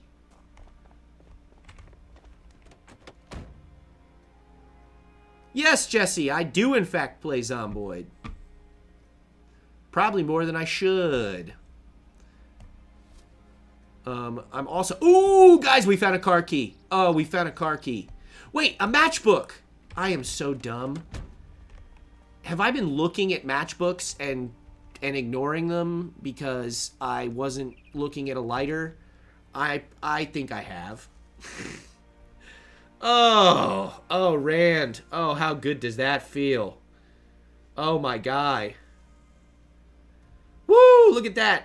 Went away right away. Now he's hungry, though. I've got some grapes. Eat the grapes, Rand. Oh, Heather, good to see you. Unfortunately, yes, I have. That's sort of what we've been, here commiserating about. I figured, number one, just a heads up for anybody joining the stream right now. Again, I don't need a bunch of sorries or anything, but I lost my job last week. So this week, the Wheel of Time got canceled. So yeah, it's been a kind of shitty 2 weeks for me. I hope you can tell right now, I'm not crazy upset about it. I understand, the reasons I got fired were not due to performance. They were due to my politics, and I am not ashamed of my politics. So I'm not worried about it. I'm going to find a new job, and I'll be fine. But that has screwed up my performance so far as putting out episodes of The Expanse or anything else like that. So we're a little bit behind on that, but I am still planning to do it. I just got to find a new job first. And like I said, that's going to happen sooner rather than later, I'm sure. So until then, it just feels, I would be all up in my own head if I were spending 8 or 9 hours editing something that wasn't going to make any money and blah, blah, blah, until I find better work. But I feel like streaming is kind of a good in-between, because I still get to talk to you guys, and, I'm going to be playing games anyway, because it is my, major stress release. So, I know I'm going to spend a couple hours playing video games a couple times a week, and if I'm streaming, then arguably I'm even doing something more worthwhile, right? So yeah, I might be doing a little bit more streaming here in the future or going forward. But yeah, I will be picking up another reaction show coming here. Hoping another streaming service picks up the series. Yeah, we were discussing that earlier with some other people who were here. We were sort of like tossing around ideas, and somebody brought up Apple. And I actually think Apple would be a really good fit for them, because if you look at why Amazon is saying they canceled Wheel of Time, it's not because people weren't watching, right? This year's watch numbers are actually up from last year's, or from last season's, Season 3 had more people watching it than Season 2. Not a ton more, but it was more. So if it was worthwhile for them to make Season 3, there's really no reason it shouldn't have been worthwhile for them to continue forward, since they weren't losing viewership. In fact, they were slowly gaining viewership. But I think the real problem here, and again, we discussed this earlier, so if you've been here the whole time, I apologize for repeating myself, but I think the problem here is that, Amazon, the people at Amazon are capitalists insofar as they don't understand that they already own everything. Okay? So the idea that you, as Amazon, are making television shows to get new people to start using Amazon. Oh! Trying to get new people, oh God, is insane. It's just a dumb idea, because Amazon has reached its peak market saturation, right? Everybody who's going to have Amazon already has Amazon. Oh, wow. Okay. I'm just bleeding. Okay, I'm just bleeding. I'm not bit. All right. Yeah, everyone who's going to have Amazon has it already. Okay? They've already got it. It's stupid to think that you're going to bring new people into Amazon by making TV shows. Okay? If you want to make TV shows to keep people subscribed to Amazon, then make TV shows. But if you are trying to get new people to subscribe to Amazon Prime, the most popular delivery company in the world, then you're stupid. It's that's just all there is to it. Like, these people with masters in business and whatever who run this shit, like, they just have been told that they have to increase revenue or increase viewership or whatever it is for an infinite amount. And the problem is that infinite growth is impossible. Infinite growth is impossible. The only thing that grows infinitely is cancer, and it eventually kills whatever is hosting it, because infinite growth is impossible. And so capitalists can't seem to wrap their heads around that, most especially American capitalists. European capitalists seem to have a little more of an idea that eventually, when you start ripping everybody off too much, they kill you and your family in the public square. American capitalists have never had to learn that lesson. And it's just how it is. So they go to a college that teaches them that infinite growth is possible, and it's not. So, it's that whole, if you've ever heard the phrase, the enshittification of capitalism, that's what we're talking about here. So it's that a product starts out good, right? You have a good product. That's why people start using it, okay? They want to use a good product. And that good product makes you a bunch of money because everybody buys it because it's a great product.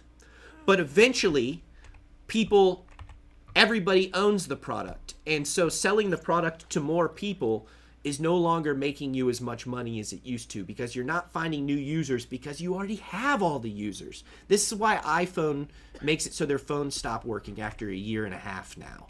Because if everybody's already using your product, the only way to keep selling the product is to make it shittier, right? So first you get to make it shittier out of crappier materials, and that cuts a corner, right? And saves you money. And then eventually you start taking advantage of the people you're selling the product to. You drive all your competition out of business, you bring up the price of your own product, and you bring the quality of your own product down, right? And people just have to keep buying it because you're now the only person who makes that product or sells it or whatever. You're the only person who delivers to your podunk town in Tennessee anymore. So they have to have Amazon, right? And if you are someone who's used Amazon for a long time, you know what I'm talking about, because your 24-hour packages no longer arrive in 24 hours, do they? Mine don't. So unless I'm just unlucky, right? When I get on Amazon and I order something and they say it'll be here tomorrow, most of the time it's actually here in 4 or 5 days now. That's my experience. Okay? And they'll send me an update the next day saying, "Oh, actually we're going to send that to you next week." But they don't send it to me tomorrow like they said they would when I bought the product, right? And they used to every time. I used to be able to order something from Amazon and it would be to my house in a couple of hours. But they don't have to do that anymore because they've already reached, peak muscle, peak I've said it 19 times. Market saturation. Jesus, they've already hit peak market saturation. It can't get more. So yeah, when you already own everything, it gets increasingly hard to make more money off of owning things. And that's what we're seeing right now. So they told Wheel of Time, you need to bring new users in. Because the people who made Wheel of Time were saying that in interviews before. My character's too tired to get over that fence.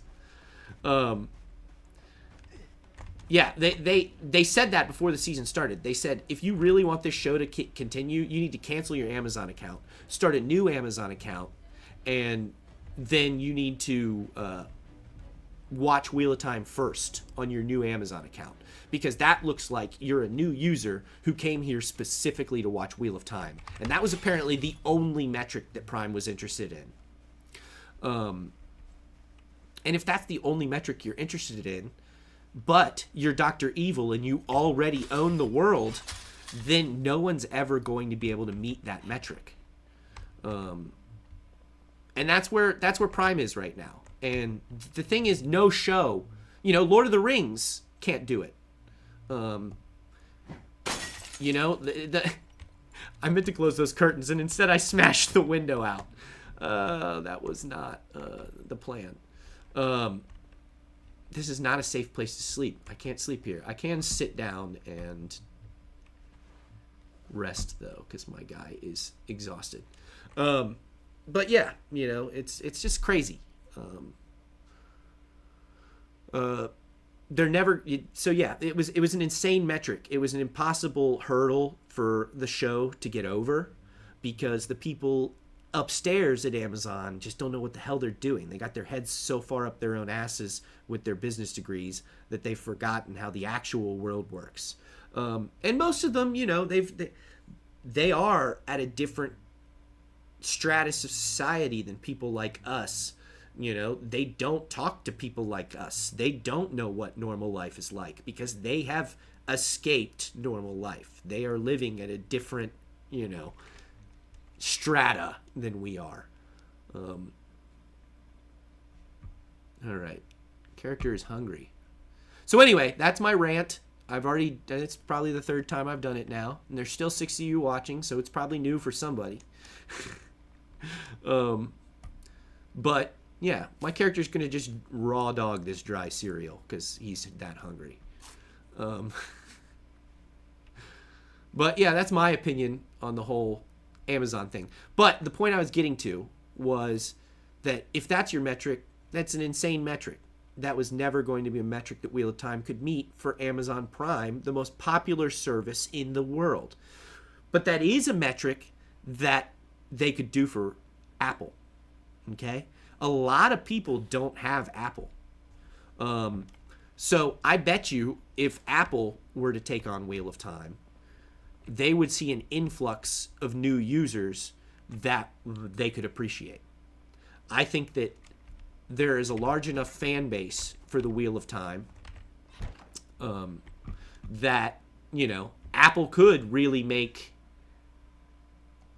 a good, I don't know how many subscribers they have, but they could significantly increase their subscriber count by adding Wheel of Time to their repertoire. That is, in my opinion, the most realistic sounding idea I've heard. But again, that's my opinion, and that's from the outlook of someone who can say, I can see how stupid Amazon is. And most of these other companies are trying to be Amazon. So they're never going to say Amazon is stupid because they want to be Amazon. So they're going to do whatever stupid thing Amazon does, no matter how stupid it is. And that's my frustration with capitalism. Among many other frustrations. But when it comes to capitalism in art, that's where we're really running into this problem. Okay? The commodification of art is always going to be significantly more difficult than selling toilet paper. I'm going to put on this hoodie.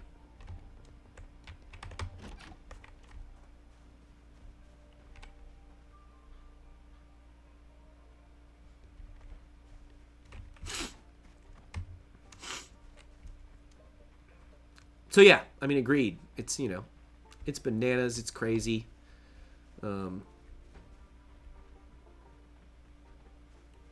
Yeah, that's a good old American business, right? I saw a really funny meme the other day that was some guy giving a talk in Australia about how they were proposing making the Australian healthcare system more like the American system.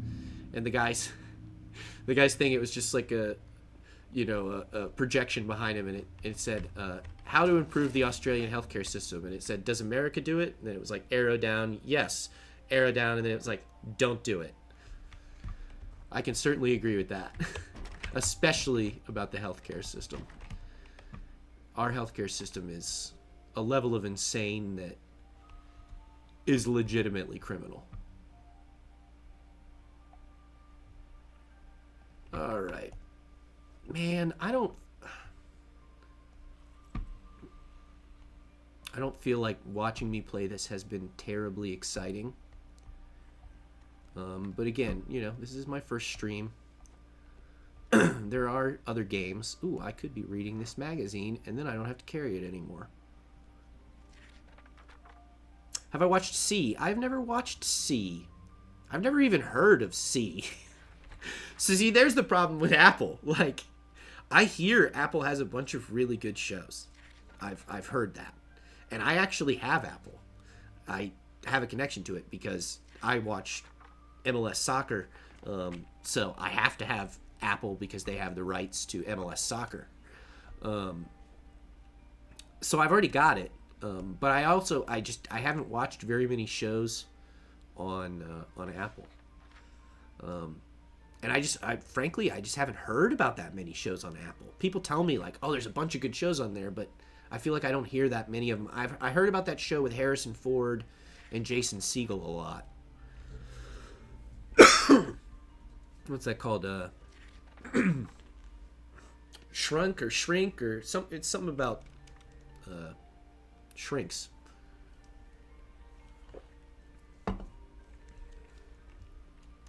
See, with Jason Momoa, huh? I won't lie. Hearing that Jason Momoa is actually kind of bad news to me.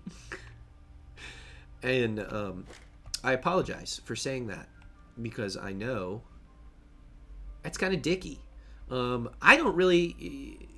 I'm trying to think of why I would even say that out loud. He's just, I mean, he's not terrible, but he's also not great. Jason Momoa. He's been great in a few things. He was really good in Game of Thrones. There's certainly no argument about that. He was the perfect person to cast in that role in Game of Thrones. But I haven't really seen much else with him in it that I was very impressed with. And he's done a few things that I was, let's just say, not impressed with. But that is not to say that C isn't any good. I mean, if you're telling me it's good, I might have to check it out. So is it like fantasy? Is it the one where he's playing some kid's invisible friend or something? I feel like I might have read an article at one point in time where Jason Momoa he was playing some kid's invisible friend, maybe. Am I way off base?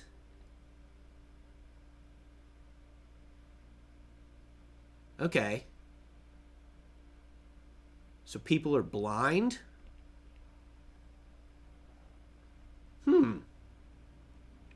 No, I've definitely never heard of that. That's interesting. That's at the very least, that sounds like an interesting conception.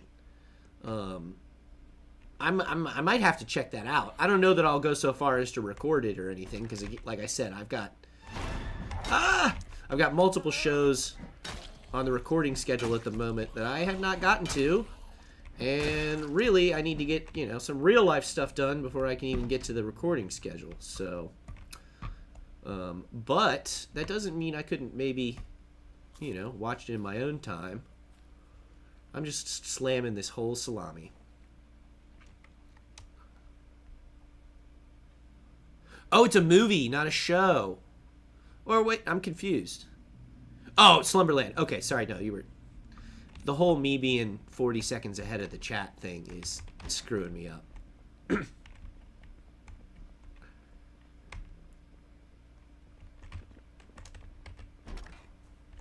Oh, man. All right, Rand, you're in pain. You're overloaded. Oh, I'm just going to keep saying it. I'm playing this game like a real asshole today, guys. You guys are telling me to go off about politics and religion and telling me. It's not that hard, we'll be honest. And I'm just forgetting what I'm doing.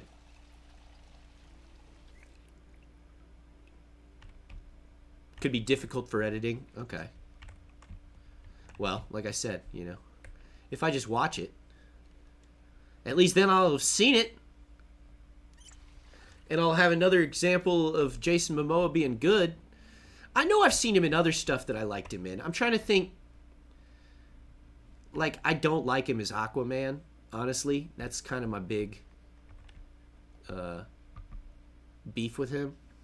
I think he'll be way better as Lobo in the new DC stuff, though. I think he's the perfect guy to play Lobo.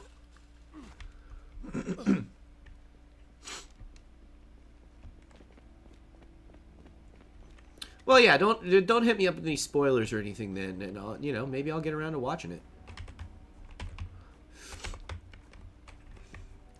Maybe I'll watch something new instead of watching Arrested Development for the 3,000th time.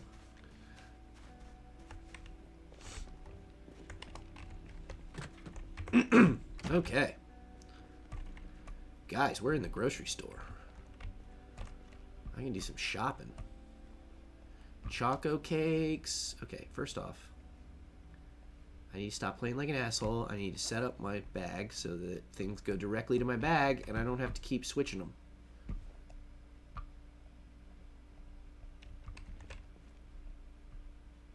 No, it's just the bottle. Chocolate bar. I'm taking all the candy because candy makes you happy. Literally, in this game, it makes you happy. It's not a lot of food, but it does slightly increase your happiness stat. Alright. At some point in the not too distant future, I'm going to have to probably take a little break and go let my dogs out and stuff. But if I do that, chances are I will just log for, I don't know, maybe 20 minutes, half an hour. And then if anybody who's watching still feels like coming back, I'll be back on later, I assume. It looks like I'm just going to do a full day streaming.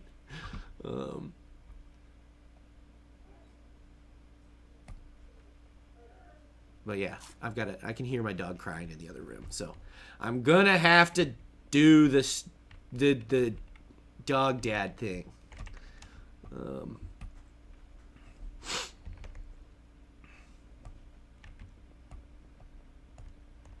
All right, so that's what I'm going to do.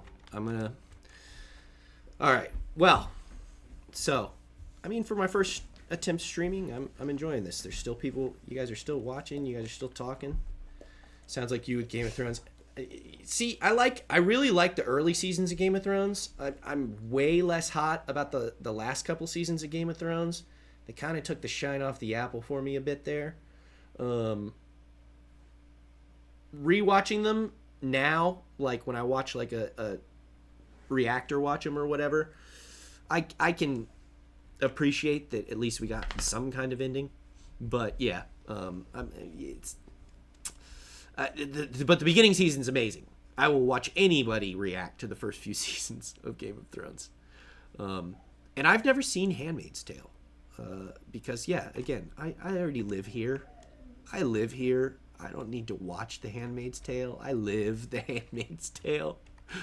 But yeah, I'm gonna take a quick break. Anybody that feels like hanging out, I'll probably be back. I don't know, half an hour or so.